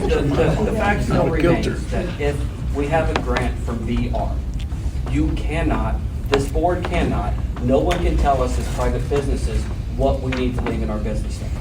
Because it is not your inventory to tell us, it's not the OVRC's inventory to tell us. It is our inventory, however we got it, whether we bought it, somebody gave it to us, well, not steal it, but you can't tell us then at the end. There's no legal ramifications where you have control over our inventory to tell us what we have to leave in a place where you have no stake in the inventory. Absolutely. Yeah, I agree. That's why we have to. So, Mr. Chair, Yes. I think we need some more clarification on this, and I do want to just clarify one point. I hear your frustration, and I think I hear you feeling like we don't want to do it because the paperwork is harder. I don't think that's what Amy is saying. I think what she's saying is that the guidance, as we understand it, that we've gotten so far, is that it may not even be possible to go back to 1981 and make those changes, which gives us a balance out there that just doesn't add up. It's supposed to add up. But having said that, let's go back, let's get some more guidance, let's bring someone in, however we have to do it, and figure out what it is that we can do. Because then we want to do what we can do to make this work, right? I don't think there's anybody at this table or at any of your tables that doesn't want to make this work, right? So let's get some more guidance on that from RSA, from wherever we need to get it from, so that we can have a clear path that what we can do and what we cannot do. Sounds good. That's good. Mr. Chair. Yeah. Wonderful idea, but I think for our purposes, we should probably still try to figure out what we're going to do when the RSA comes back. Because again, the TAC clearly states that you can do loans. It may tell you you probably shouldn't, but it clearly states that if it's in state law, you can do loans. So everything we're doing now, except for how you have been paying for it, is perfectly within the law. It may be a hassle. It may be a pain in the butt to OOD and BSVI and all of their fiscals and all of that, but that doesn't change the fact that what we are doing is legal within our rules. So the buying of inventory, quite frankly, we don't even have to go through VR. We do not have to change that. You can just buy it out of other funds besides set aside. These are all things, we do not have to change anything about our rules to continue on doing it the same way. It just adds more to you guys because of understandings that the Bureau now has that they didn't have before the last RSA tax. Oh God, now I feel bad because I'm gonna have to disagree with Seth a little bit. Just a little bit. I mean, because the point he raised of we don't need to change the rules, in certain ways we still do, because we will have to, we do and we should have all along disallowed overages. There should be a mechanism for us to allow an operator to maintain their inventory to a certain level and not all of a sudden, for no reason, like they got additional business or inflation or whatever, they were given a $3,000 inventory, which was all that was necessary, and now they leave and they've got a $22,000 inventory. We shouldn't allow that because that's just not a good idea. And other things, in terms of transitioning inventory from one operator to another, we do need better guidance in the rules as to how that happens so that everybody walks away happy and it's not so easy for people to walk away miserable, like the time when I ended up with literally 872 bags of flaming hot Cheetos that I couldn't possibly sell in the time frame. You know, that sort of thing. That does need to be addressed in the rules as well. And the other thing, I think that there's a desire for the Bureau not to avoid the paperwork, but also to avoid the mess that transitions become. There's all kinds of issues about expiration dates and quantities of things, and is it really suitable? Is it not labeled for sale? And all the issues, and many of which we read in the rules that were presented from other states. Those are hot issues, and we do have to change them. And that's the only disagreement I have with Seth, is that we still will need to change the rules, but not for the main one that he suggested. And we've only got 3 minutes left. Yeah. Is there, clearly we're going to have an August meeting, and clearly that this is going to be a primary agenda item, and Rule 3 is going to be a primary agenda item. We've got to get to this. There are things that are broken in rules that need to be changed. We may end up having to make some changes in the rules regarding inventory. And if there's any chance at all of having done the research or reached out to RSA and getting some additional information, that would be great. We're not going to get Rule 3 today, is there? What is Rule 3? Huh? What is Rule 3? Election rules. Elections. Oh, okay. Yeah, there's all kinds of things in there that need addressed. Just, we did a poor job creating that rule, and it ended up with some bizarre things in it. There's other rules too that have some bizarre things. I wish we had been keeping a list all along. There's a bunch of them still out there. Hopefully, as we go through the rules, we'll get them. And when we do the rules, we shouldn't fix everything just because we can. And not fix it. We shouldn't change everything just because we can. We should focus on fixing the things that are actually broken before we try to get to making them different because we have corrections. So, yeah, go ahead. I do have one more thing before we. Yeah, I was about to say anything else, so what do you got? I would like to announce that we do have a new area manager. Orville Sharp is the new area manager. Congratulations.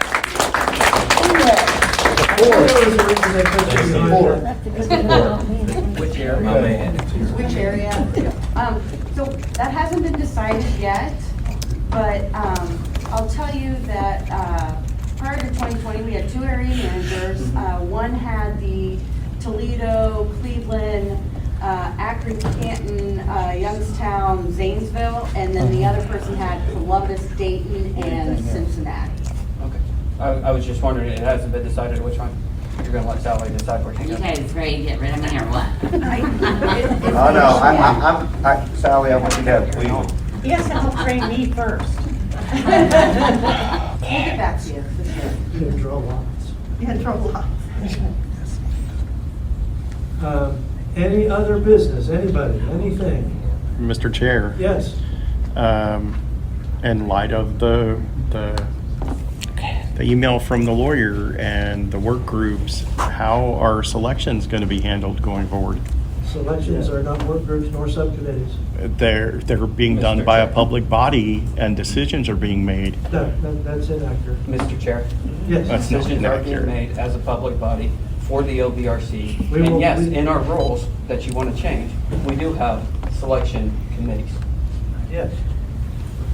The selections can't happen under The this. selection committee has never been determined by the Attorney General to be a public body. The Ohio Vendors Chair. Representative Committee has been determined to be. Mr. Chair? Yes. If you read the ruling of which you brought to our attention, it clearly states in there, the use of the word committee makes you a committee.